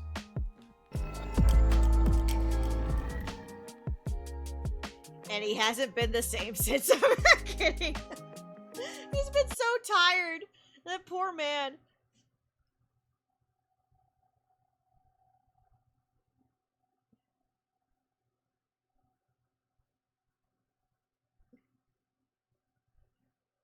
Oh, he hasn't gotten invited yet. If he has to put in his name. Oh, okay. Yeah. Awesome. I hope he gets into it. Have you met him already, boss? I feel like you mentioned it. Somebody has.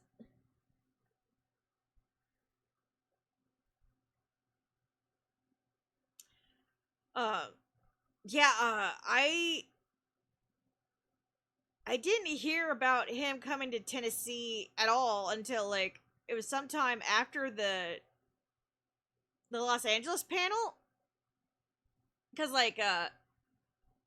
he posted it in his Discord, right? But somehow I completely missed it, and I'm like, wait a minute, Tennessee, that's close to me. And I looked up like, what do you mean it's only an hour and a half away? Oh my god, like I was flipping out. I'm like, I was telling Peachy, we're going to this one. I'm going to this one. And Peachy's like, I'm coming too. And yeah, unfortunately Peachy couldn't make it, but it was we just had a con in March, right? So we weren't expected to go to another one so soon, but when I saw that, I was like, I can't miss it. I hope he'll get to come back next year.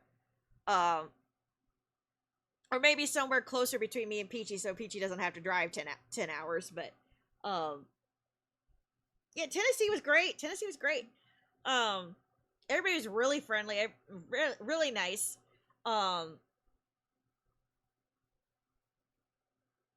Everybody's so polite. It wasn't too busy. I ended up giving away my platinum tickets to people because the lines weren't too long.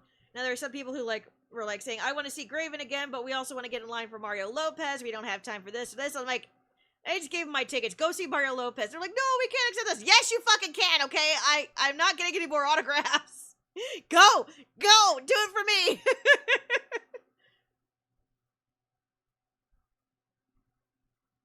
I hope you get a chance to meet him too, boss. He's clearly doing a lot of them, so, you know, one day, even if it's not this year, definitely soon. And then you could be like me and save up all your money to buy like 10 autographs.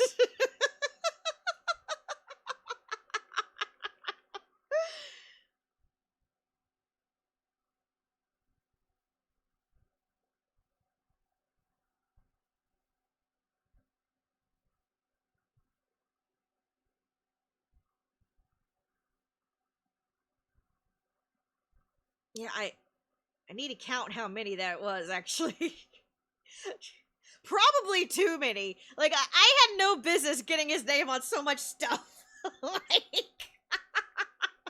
I just wanted excuses to keep going up and saying hi without feeling bad about, you know, like you must interact with me. I am a paying customer. But no, like, I felt bad. Like, I wanted to come prepared, like, in case it really was so busy that I didn't get to say hi to him multiple times, just for whatever reason, or, like, you know, if it was one of those cases where, like, it's so busy that I forgot to give him, like, a gift or something like that, you know. I wanted to come prepared, and I end up spilling, like, most of my beans, like, right in the first meeting. And I still had some items left over that I could have signed or, like, could have gotten signed or maybe even got Way to the Dawn signed, but, like, those weren't really high priority for me. I knew for sure I wanted to get my storyboard signed. I got my giant poster signed. I got my placemat signed with Sora and Riku. Now, if I could get Haley Joel Osment, you know, to sign any of those, I'll be happy as a clam. I mean, I'm already happy, but I'll be even happier if I could, like, get, you know, Haley to sign things alongside Graven, you know? So let me count here. I wasn't even going to get the photo op signed, but, like, I wanted it, because, like, there was a lot of blue space left over, and I just felt empty without it. Actually, Haley was going to be at NostalgiaCon with Graven in Texas a couple of years ago, but he had to cancel. But yeah, Haley's gotten to a couple of cons. But you're right, he does have a busier acting career. Maybe when they start talking about KH4 again, maybe once KH4 starts making the rounds, you know, he'll be at more cons. We shall see. We shall see.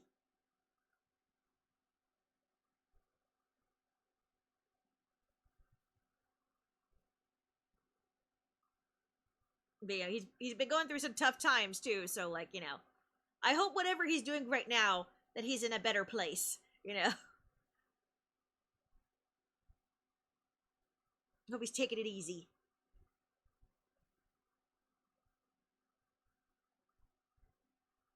Yeah, so I got the picture of me and Graven both signed. And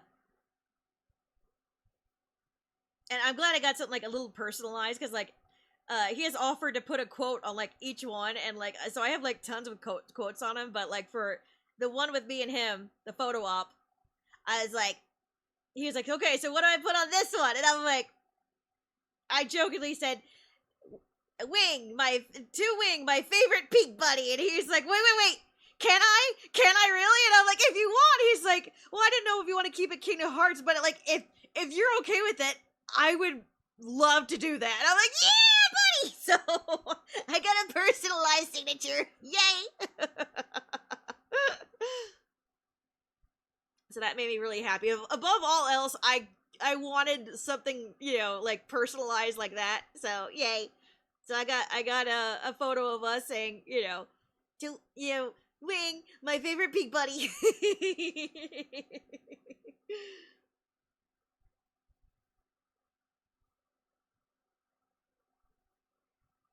Got some awesome selfies. I didn't have to pay extra for the Polaroids, so he didn't even make me pay for the first selfie technically.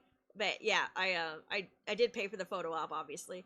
But, like, you know, he's like, no, do not charge her for the autograph for the selfie. Okay, she's already paid enough. He wouldn't let me buy the selfie. He's just like, get over here.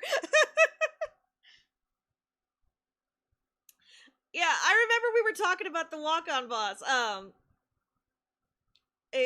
We had that conversation where I was like, I want to know how I'm trying to think of how I would greet Graven. I was thinking maybe I would just shout, Graven! But I didn't know how to do it without sounding obnoxious, right? But, when I got to see him Friday, I was the very first one at his table. And the handlers there, they ask what your name is, what you want on it, and I had Peachy, Peachy wanted an autograph, right? So I sneakily told the handler Peachy's name for the first autograph. That way Graven wouldn't overhear me and guess who I was, and know who I was, right? I wanted Graven to guess, so, it was so funny. I already told them already, but, since you're here. So the handler slides the picture over to Graven. Graven looks at it, and like you can tell there's like this second where he's like, huh? And I'm like, Graven! And then the handler looks frightened. Like, who the fuck is Graven? Like, Graven clearly didn't give her the spiel yet. And then Graven like looks up, and it takes him like 2 seconds. But he was like, Wing! He just leaps up. And he's like, oh my god, Wing! Come here! And he gives me the biggest hug. Oh my god! And he was like, later he was like, oh my god, it's so great to start the event off with a familiar, voice, a familiar face. And I'm like, ee! A friendly voice, a friendly face. I'm like, ee!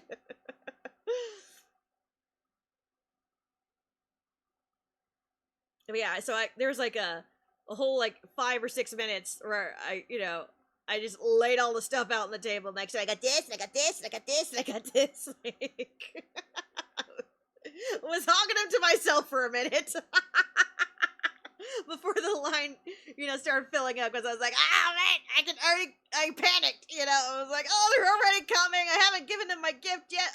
Keep them signing. Oh my god.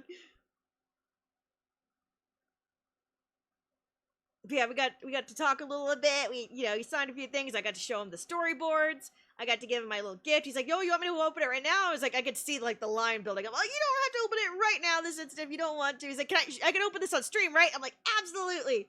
But yeah, as I was telling Stream, I didn't really get a chance to like see his reaction for the poo bags, because like the line started filling up so quickly that I like kind of slipped him on the table, and he was like, he wanted to talk to me a little bit more. He's like, I'm gonna handle these. Like, it's okay, Graven. You work. I'll be right. I'll see you soon. Yeah, so I just slid the bags on the table and like ran for Quentin's table. But I was close enough that I could overhear like Graven saw the bags, and he's like, well, who left me this? And the handler is like, the first girl left them. What? Wing? Like, I didn't even see.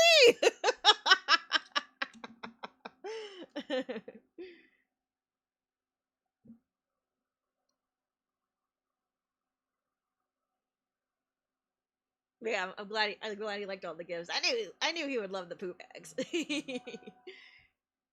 So sneaky. But yeah, so I was planning to shout Graven. I just didn't know like what volume and like how, because like obviously if he's already like talking to people, I'm not gonna shout over people Graven and like ruin their moment, their time or whatever. But like I'm not gonna shout Graven right in his face either. So I think I found the right. I just like Graven. he clocked it. He knew. Like it only took him like 2 seconds. He's like, oh my god, Wing. Now, it wasn't as grand an entrance as Kermie. That elevator story is epic.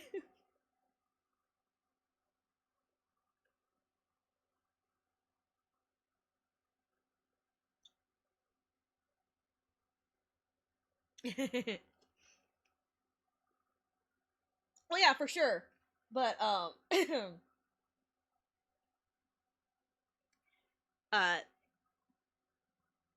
the fact that he knew it was me just by how I yelled it.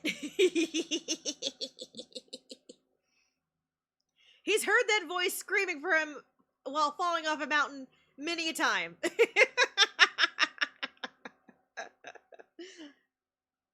He's like, I bet, Wing. I bet I'll know the call, he said. And I will respond with, Wing!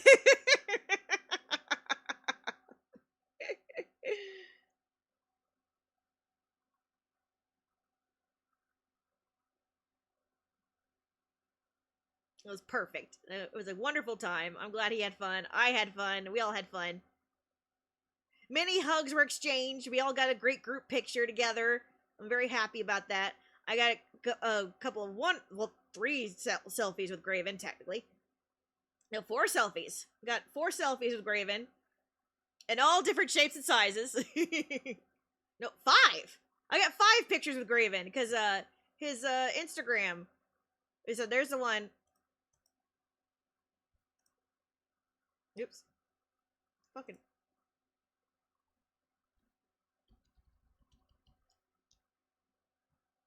That's the one we took together. That's the one I had him sign. That was the photo op. I brought my Keyblade for him to use. That was fun. He's like, oh, I got one too! I'm like, you sure do! I was telling you telling chat how I was a little awkward about the posing, cause when I cosplay with Peachy, who does Riku, Peachy's usually on my left side, and Sora's right-handed, right? So I would pose on the other side, right? But Graven, took my right side, so I'm like, oh crap, I gotta pose on the left, which is funny, because I'm normally left-handed. I have forced myself to learn how to hold the Keyblade right-handed for pictures, and then Graven switched it up on me. So I'm like, fuck. So Graven does perfect stance right away, and I fuck up, and he's like, wait, you gotta get the pose perfect. You gotta get it perfectly. I know, Graven, I know.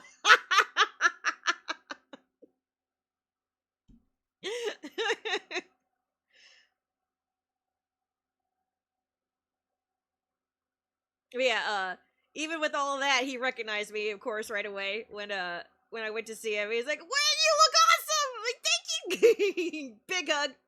Gave him the Keyblade. Posed. It was so fast. And then gave another hug. Said I'll see him later. And scoot.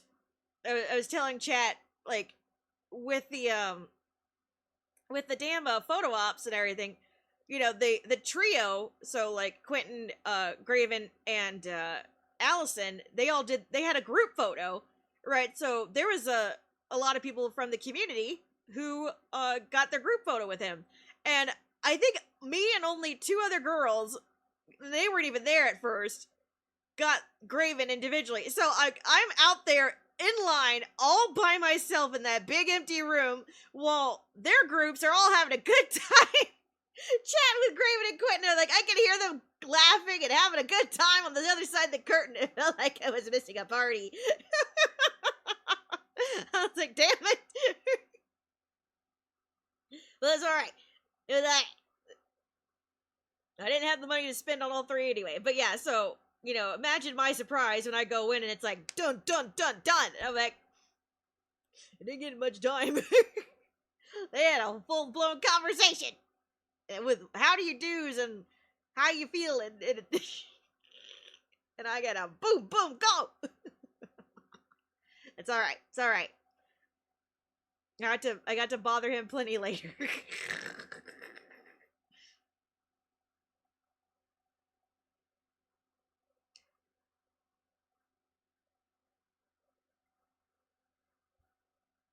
And then somebody brought up, hey, you're also on the Instagram. Let me pull that up. That was fun. That was fun to see. I think the Instagram got a better picture.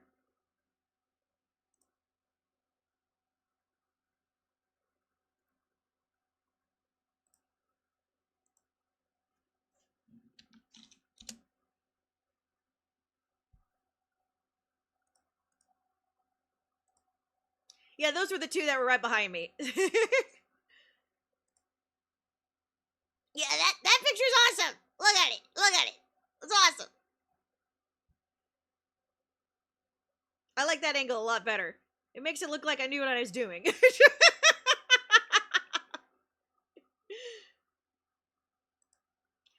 Cause like I was in mid squat. I was trying to do the Sora squat, but I also didn't want to back into Graven. So like, you know, it was almost there, and then I kind of awkwardly did this. I think this angle's a lot better. Yeah, Graven gets it perfect on first try. And I was saying earlier, this Keyblade is not easy to hold. Okay, the wings on this damn thing are so spiky, and that handle is so weird. I was amazed that Graven just picked it up and knew what to do immediately. Like, clearly he's had some practice. Unlike me.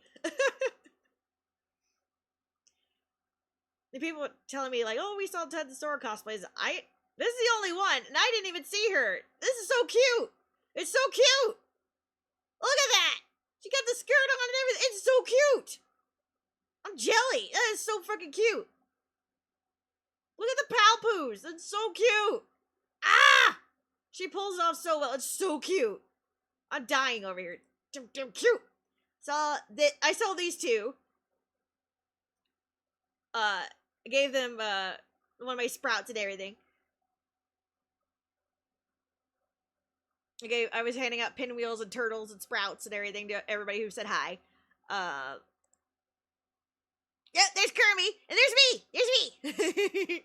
With my giant ass bag! Oh, and there's Hat's feet. I think that's Hat's feet. That was when, yeah, Kermie was showing off the Grorbs.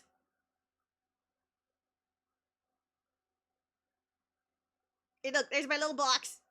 Those are the pictures we took. There's his pinwheel. So yeah, Graven did get a pinwheel and all kinds of things, goodies in the little box.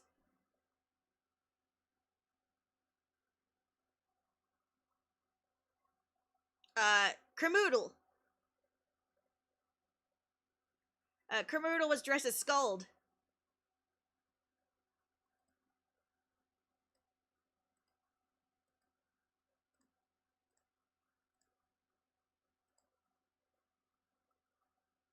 There's Gohara giving Graven his thing. I was standing right over here. You can't see me. I was standing over here. I was trying to stay out of the way of the pictures because I didn't know what he was doing. Plus, this was his moment with Graven. I was just talking. Been in my chat account myself. Look, there's Kermit again. Dressed as Linkle. And then there's that's Flame. With his awesome Kingdom Hearts 2 hat. That's Mrs. Flame. And there's Hat. There's Hat's sister.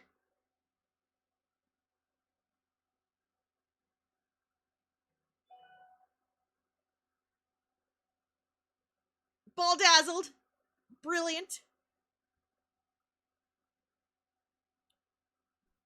Oh my god, Flame.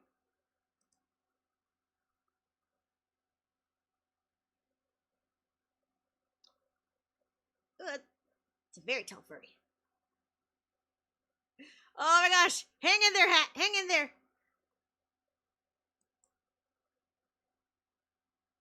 Another Kyrie cosplayer.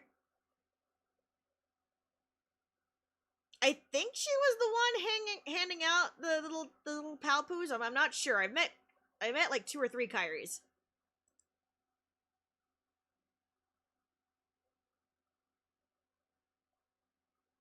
One of them I gave the Mario Lopez thing to, so might have been her. They gave me a palpoo because they liked my bag. Ah, yeah, I remember her. Okay, so she wanted to show me her Ida bag. I was dressed as Sora. They said they wanted to meet Mario Lopez, but they also wanted to see Graven one more time. And I gave him my platinum ticket so they could see Mario Lopez a lot faster. Normal Flame.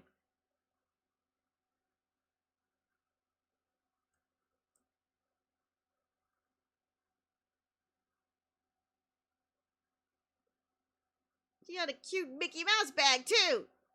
She had a little crown. Oh my god, she had everything. Girly. Put my Sora to shame.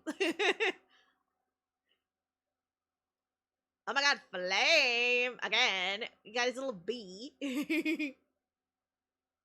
I didn't even realize she had the ET jacket. That's really cute. That's a good picture. Oh my god, they are again. Craven.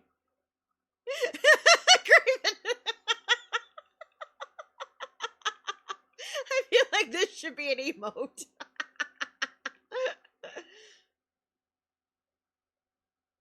So yeah, there was this guy, and then beyond that was Allison Stoner, and then next to that was Quentin's. So oh my god, it was so funny. Quentin came over to visit Graven at one point while I was standing there, and Graven's like, "Oh my god, where's your table at?" And Quentin's like, "Buddy, I'm 2 tables down from you. I'm right there." And Graven's like, "I didn't even notice."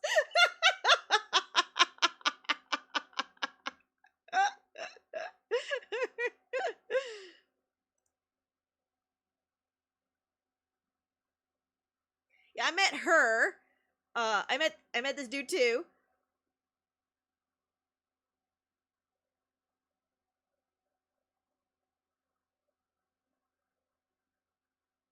And wait a minute, he got the same keyboard I do.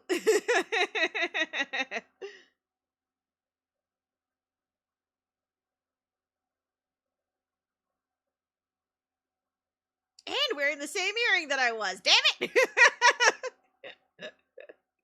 Stealing my drip.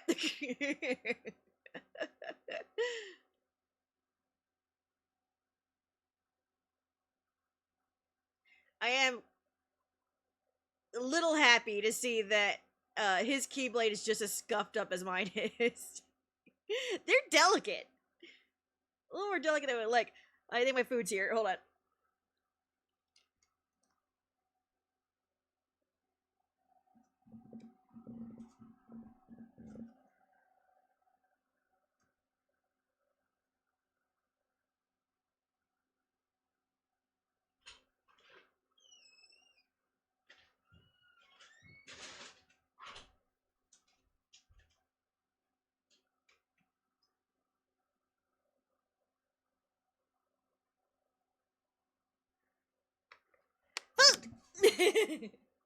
I have a rice bowl and some pot stickers.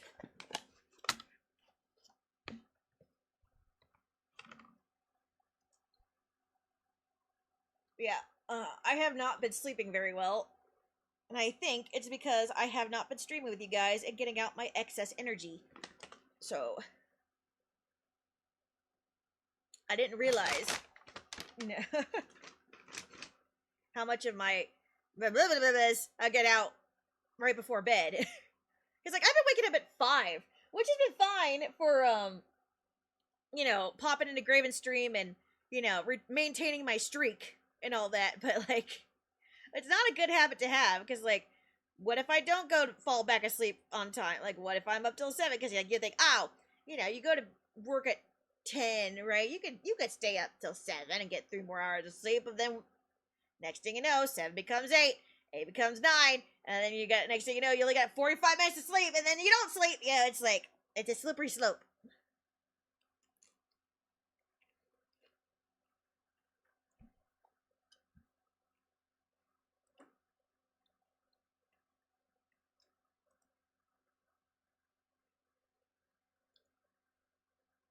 Exactly.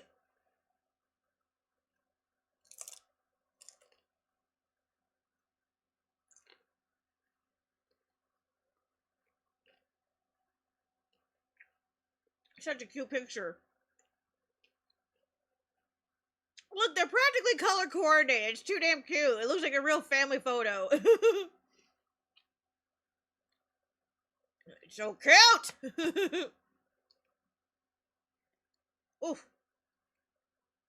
That sauce is spicy.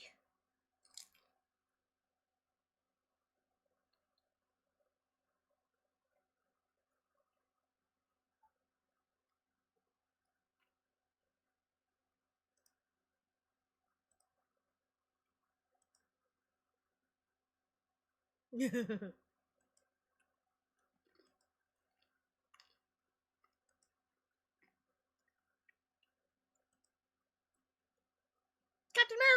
America.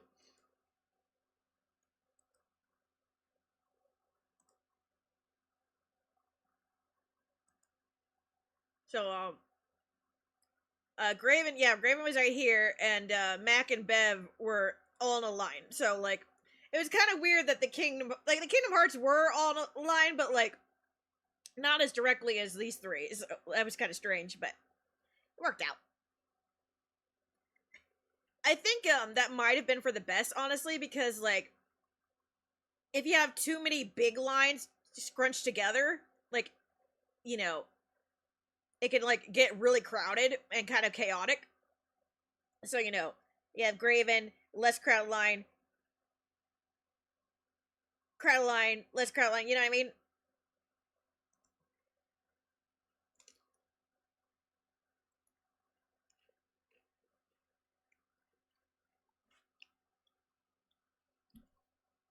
Elson Stoner's line was packed.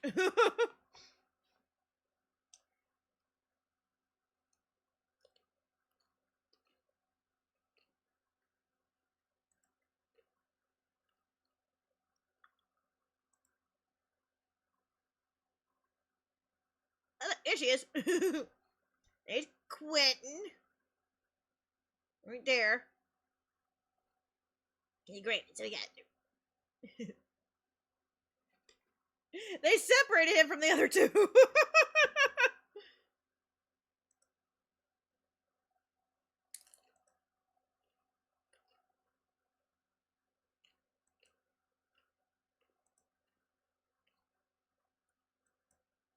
Oh yeah.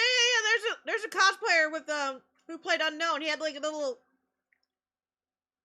Yeah, probably. He had the laser hands. That was so clever. I couldn't get over that. And like a little Hollow Knight cosplayer. I hope he visited Graven.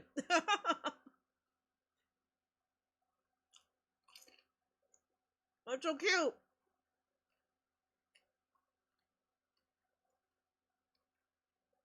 Is that the SpongeBob booth? I don't think that's the SpongeBob t-shirt booth guy.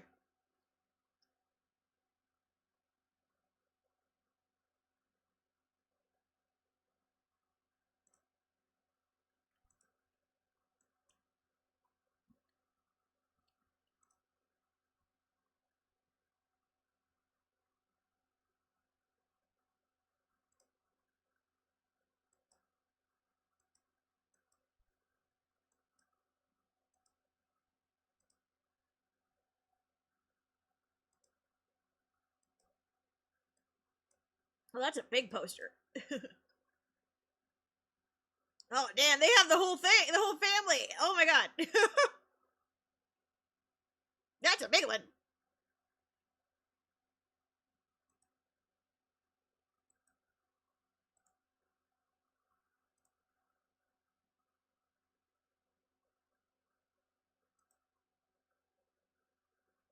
Saw.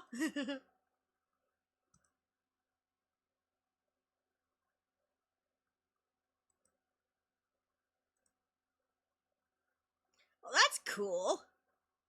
Is that a record? Oh, it's a Saw record. Dude, that looks sick, actually. Damn, that's so cool looking. I'd be afraid of breaking it, but damn.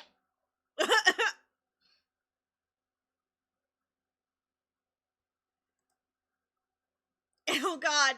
No. That thing creeps me out.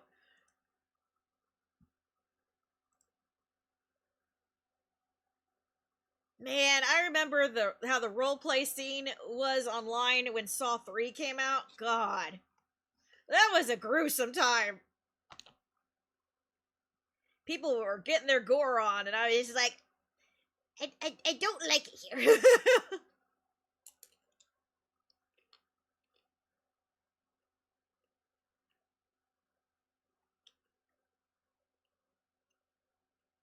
I saw a side to my fellow role players that I didn't want to see.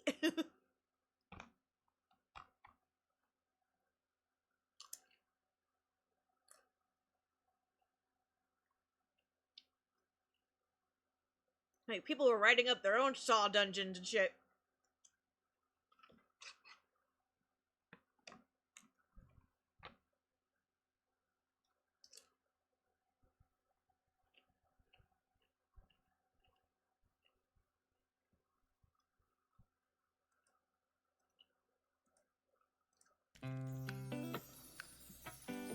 And Riku and Aqua I need to see and him sniff Riku Roxas again. and Axel and Terra and Shion. And of course Sora. All the Smelkoos. Oh, the Smelkoos! The entire set. Do we crack one? No, right?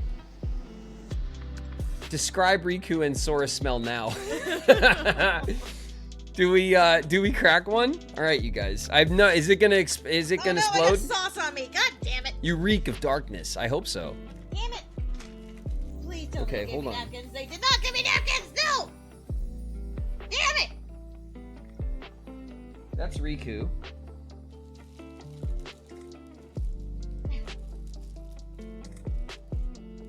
Something smells. And that's Sora, okay? So scent? obviously It's so familiar. if I want Oh my God, the dark office blankie. No. to smell of Soriku, No. Now it's gonna smell like soy we just give a sauce. spray of each, right? No. And then we know Does it by sauce. what Soriku smells like. Is that a thing? I got greedy. It's I on was Troop like, I'll just Edge. dump the whole thing In the in house. sauce. That smell is so familiar. Sauce master. Nope. Nope. Nope. And also in here from Wing some jewelry and some other. These are like little flowers that little flower clips that you guys are wearing and stuff at the show. Thank you, Wing, so very much. Let's we know what the people want, right? The people want to smell. Brace for the spoon. All right. Oh God. Okay. Who do we start with? We start with Sora, right? Sora first, is as usual. Oh yeah, for sure. Sniff. One spray. I know. We were I watching know. the panel earlier. Kermoodle had uploaded the panel that we got to see. Graven talked about how he got a little bit emotional about it on stream. Like, so happy that it came out the way it did. I was pleased to hear that. They were all very vulnerable and emotional during the panel, and it was very nice to see. They were clearly moved by each other's performances and by their own, and that was nice. It was nice.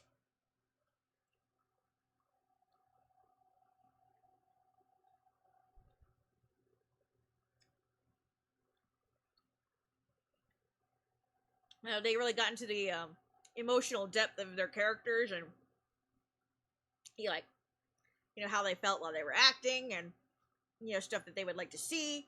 There's all those sort of cute little things like, oh, this is the world that I like, blah blah, or the world I would like to see, but also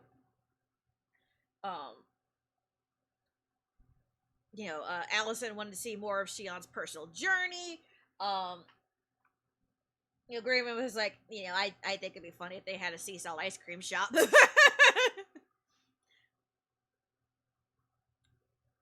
Yeah, so there were cute moments too, but there were also like moments where they talked about like the acting process and making the character vulnerable, but not revealing too much, and so on and so forth. It was nice. It was nice.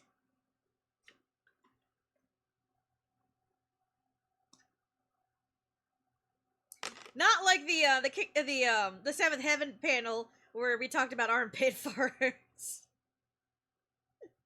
And it was totally my fault. So bad.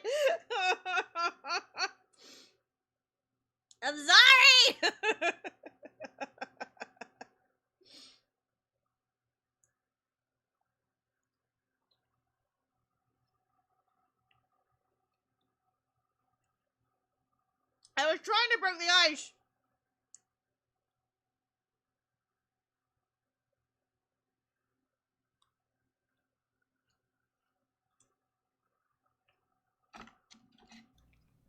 These are official fragrances, guys. I put them in a tiny sample bottles. If you want them, you got to go to eBay. Good luck.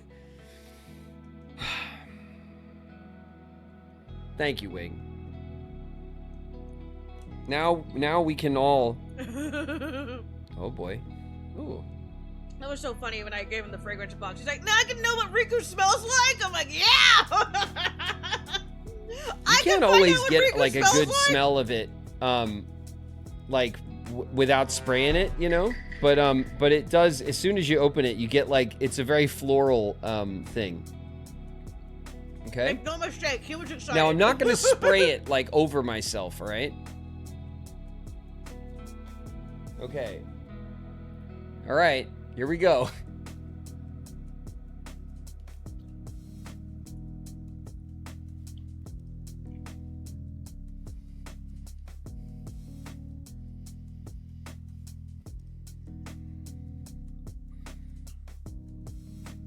The tracks.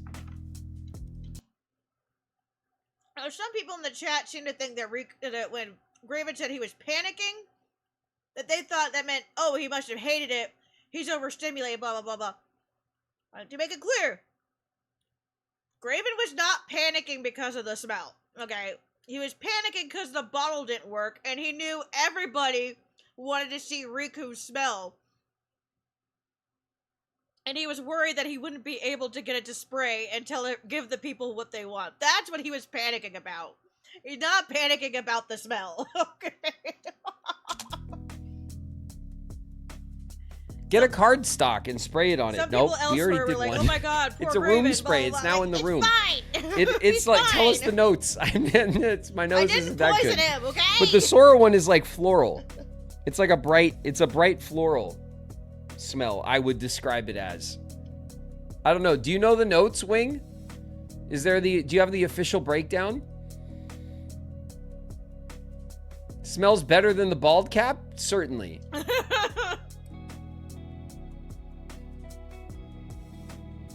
It's a great palate cleanser. Soar fragrance is fruity and refreshing citrus aroma, green apple, followed by gentle sweetness of peach and jasmine. Harmonious trace of violet and musk. You sure that it's not second as a cologne? I mean, I won't tell if you do, if you won't. That's what I use on my clothes. Riku is darker. The darkness. Riku's fragrance has a cool citrus scent of lime, which gives way to a powerful accord of petitgrain and geranium, followed musk and tonka bean. Soapy I've already clean. used so much aqua, Oh even my though God, I've these had are it the all like least very amount than the professional others. scent descriptions. Because I like using her scent on my Okay, clothes. here we go. We're gonna spray That Sora they've been hanging to up in get the the closet mix. a while. All right. But I love Ventus in like the bedroom. Don't take that out of context. Ventus smells great in the bedroom. Aqua smells great on my clothes. This shrimp is terrible. I don't know if I'm getting spray. I don't know if I'm I getting think they shrimp. need to be primed. There's no shrimp in this shrimp. I have shrimp tempura and there's no shrimp in here. It's an imposter shrimp. I can get the smell off the bottle, but I don't know if it's spraying out. I'm worried. He's about to detonate. 41-year-old man doesn't know how to use spray bottles. Thanks. And it sped up again. I did not know we could speed up.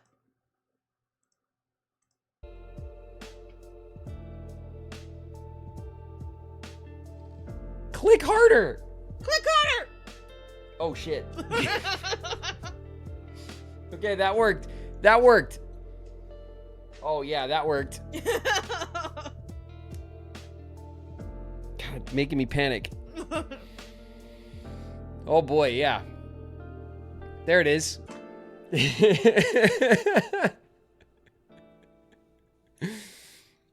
God. Overcooked shrimp and undercooked shrimp. God. You didn't know how to describe. Soapy makes sense. You get this, like, the clean soapiness from it for sure. And lime makes sense. I feel like giving me the notes first is cheating, because then, like, it's my nose is looking for it. But you were gonna ask me for it anyway, so I did. But does make sense. Riku showers. Yeah, Riku, it does have that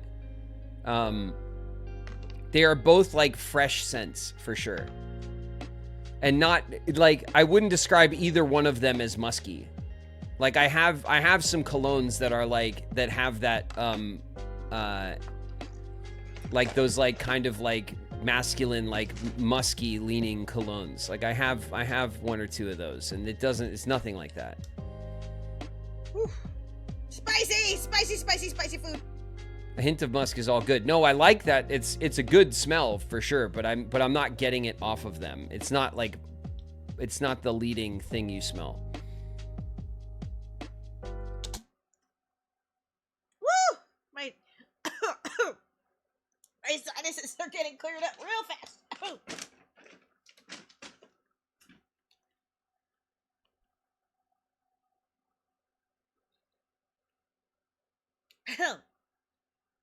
I don't remember sriracha burning that much. God.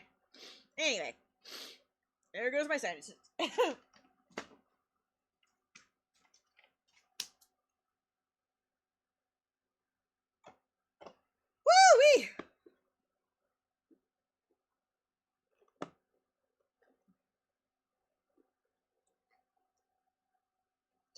Yowza. It burns! Why is it burning so much?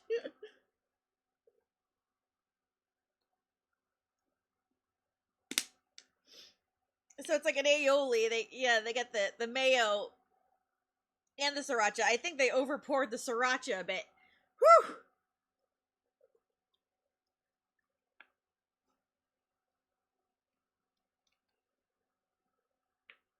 They mix their own, and sometimes I can just tell, you know, what chef is in the kitchen based on how much they do and don't mix. I'm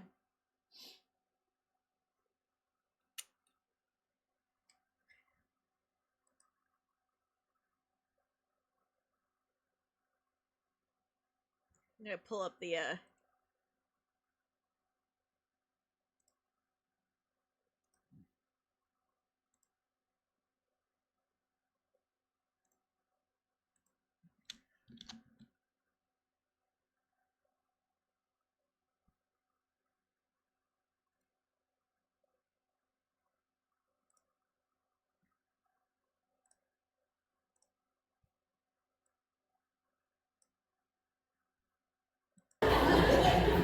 The best part was Matt trying to fart from her.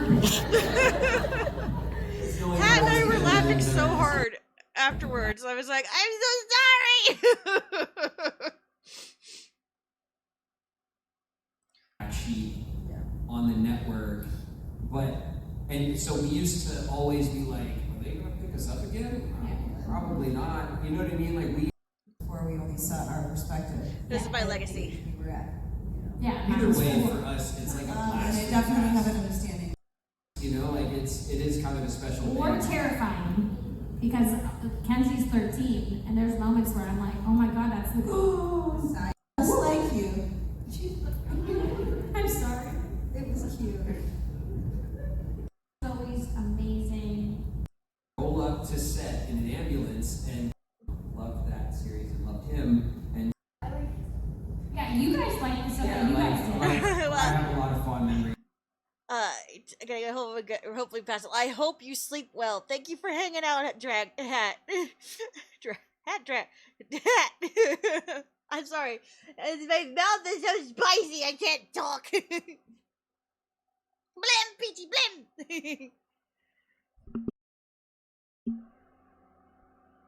Well, when you pass out, I hope you have the sweetest of dreams. Working with Matt when we were little, and like Of all course. I love. Has it really been your entire workday? Goodness gracious, it's 2:20. It's not too late, but it is 20 minutes past my bedtime.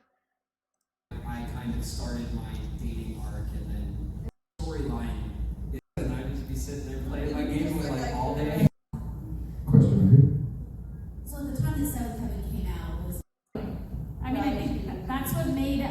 never took it for granted. But it's been really fun for us to kind I feel like I was like the third question. Where is it? More terrifying because Kenzie's 13 and there's moments a lot of really cool. This starts to become over now, but he was our science. Today we want to do it too, and so he was an incredible presence, and obviously his. Very compared to the 80s. It was like really early, was it not, Hat? Because like nobody was asking questions. That's the only reason I raised my damn hand. Go home. So like. I mean, I guess when we had those days where you couldn't stop laughing, like we would just get stuck in like a fit of laughter, which happened often. Imagine that. We're real, but we had a great like chemistry. We always had fun. We always were goofing around and like. No, that's specifically Matt. I mean, I enjoy it all more than Matt. We're most excited about food. Matt is still. Probably part of the dinner table stuff, and just we didn't like it because it was boring. And so if you have like a lot of really intense things to do, that's fun. Like, isn't interested in playing anymore. Those moments feel good because they're kind of really central. Armpit fart episode. Oh, there it is. Like all day. Right, all the time, basically. Meanwhile, I was trying to do my homework. There's the difference between us. I was trying to not do my homework. This all tracks. Got a question for you? So, the armpit fart episode, did you guys have to learn how to fart with your armpits? I know how to do that now. So that's why. They done that in post. Like, is there some kind of way to record that? I remember knowing how to do this. It's funny thinking about how this was a thing that people used to do. I knew how to do it. So This was an episode? we're not there yet in rewatch. So, but I do remember. I distinctly remember doing it with Barry too. I think Barry does it in the episode with us. That tracks. All right. I don't remember that. Now I'm excited to go home and teach Ophelia. Yeah, Lily's age, she would love that shit. It's a talent every kid should Do this. Question for you? So at the time that Seventh Heaven came out was kind of the explosion of TV dramas. Like necessarily. But Well, those I think are- the hard part too again was like we were not. So like it passed for a little bit, connection. and then some kid brought it back. For so long, a lot of similar. From this young man, stand up. Everyone can see you. How do you do the armpits faults and explain in high detailing so? An extra high detail makes sure not a single step is missing. Alright. And doesn't smell like they fall too. Only if your armpits smell like farts. Do they already? I mean, you have to work up a really smelly armpit for it to have that action. I guess. I don't know. I don't remember, but like, I can try this. The tank top on.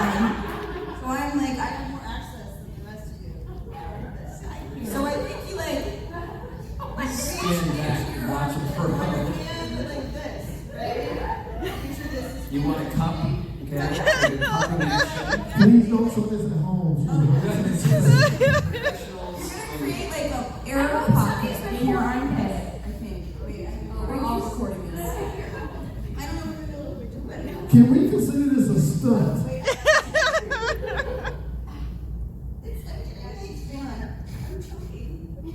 You got this, Meg. I believe.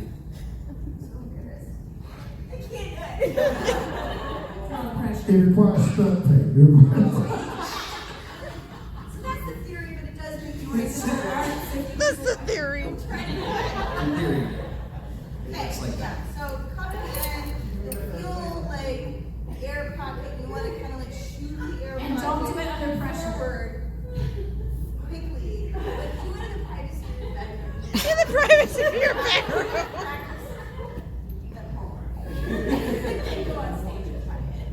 Like right after the shower. And I'm dying.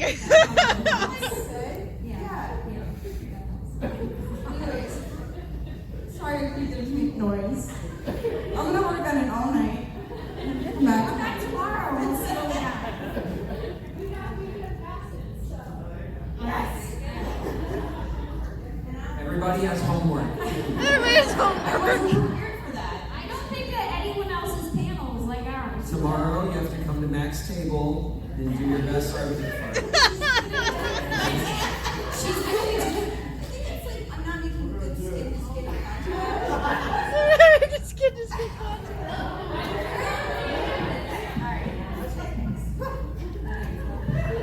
That wasn't my armpit. And now with my sponsor, this is going to be part of my secret together. I can't wait for people to like review our panel. The best part was Matt trying to fart from her. It's the only part of this panel anyone's ever gonna see. Let's make that go viral. Oh my god. Hashtag Matt. So we went to visit his table after that. Kirby, Hat, and I were dying. He had somebody at his table already, so like I was trying to get my shit together before we went to say hi to Graven, and I couldn't. I couldn't get my shit together. I was laughing so fucking hard. Hat was laughing hard. We were doubled over, just talking about how the fuck we were gonna talk to Graven about this. I was squatting on the floor laughing. No, this is when this was the Seventh Heaven panel. The Taco Bell story was during the Kingdom Hearts panel. We already went that.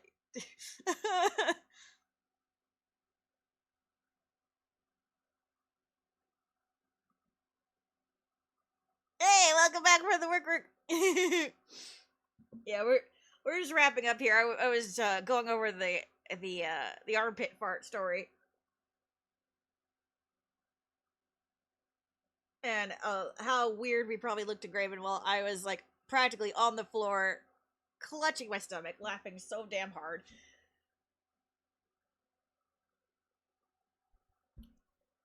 Just trying to get it together, failing, and then we're just waiting for Graven's line to empty out so I could go like, Graven, I'm so sorry!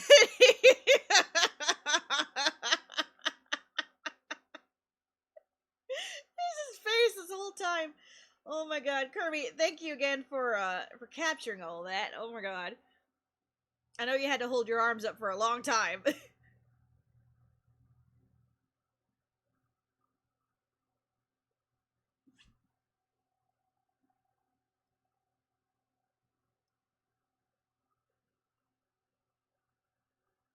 Yeah, I'm trying to think if there's any other notable moments that I might have missed. Because watch, I'll probably be doing something random, like when we're playing Kingdom Hearts 2, and I'll remember something, and I'll pause and talk about it for another 20 minutes, and then I'll be insufferable for like the next month. Let's see.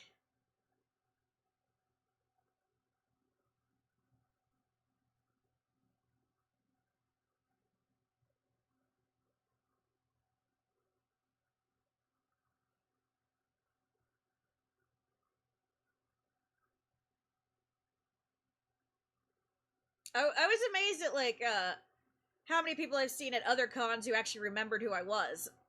Like, you know, just like, oh my god, you remember me? What?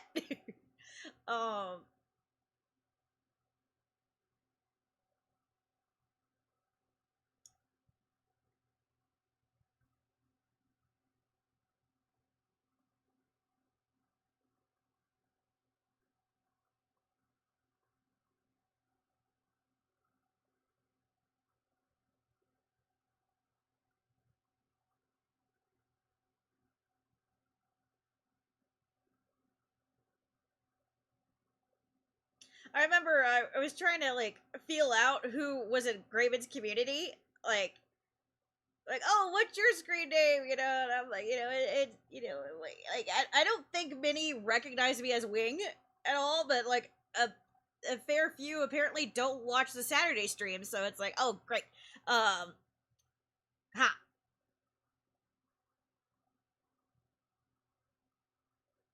Which is so funny because like I don't get to watch the other streams at all because I'm asleep. I watched like I'll poke in for my watch streak, but then I watch them after the fact. Right, so I don't get to participate much in chat. Well, you know, not that it matters on Kingdom Hearts days. Kingdom Hearts days is the chat goes by so fast you can't read anybody anyway. But yes, the most I ever get to hang out is on the Saturday community day stream, so it's like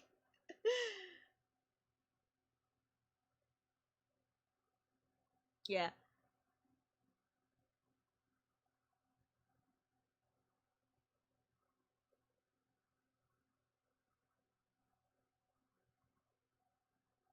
It was so fun, so great meeting all of you guys. It was so much fun. 10 out of 10. We'll bother again. Bother. Would hug again, for sure. Bother. Yes. We I gotta get going. It's almost my bedtime. Everybody, Ren, thank you so much for the raid. Peachy, thank you for the big chew, the big emotes. I give you a chew, and a chew, and a chew. Everybody, watch Peachy later. Peachy's doing the Summerfest.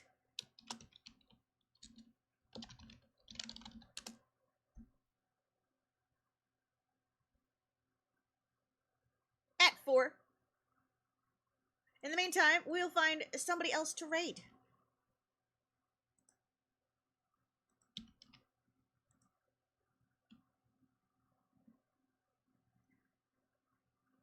Blim. A blim. Blim. No, you the best. Thank you for being my pocket buddy. And thank you all for being my buddies at con. It was a great hanging out. A lot less lonely. And also we got to have yummy food and good times. And good pictures. Cute pictures. Lots of laughs. Let's see here. Who we gonna raid?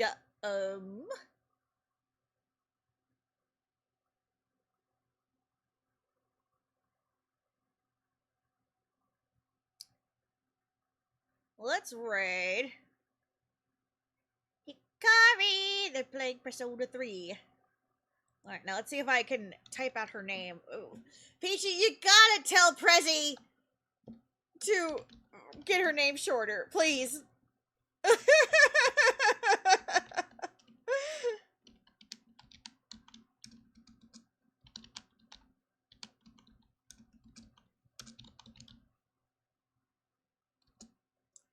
Damn it, I got it wrong. Son of a biscuit. Oh, okay, there's an underscore missing. Of course. Alright, let's try it again. Take 2. Ready. Kari, so... the John. San Senpai Sama.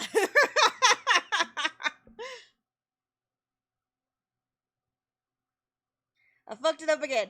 God damn it. I can do this. I am streamer.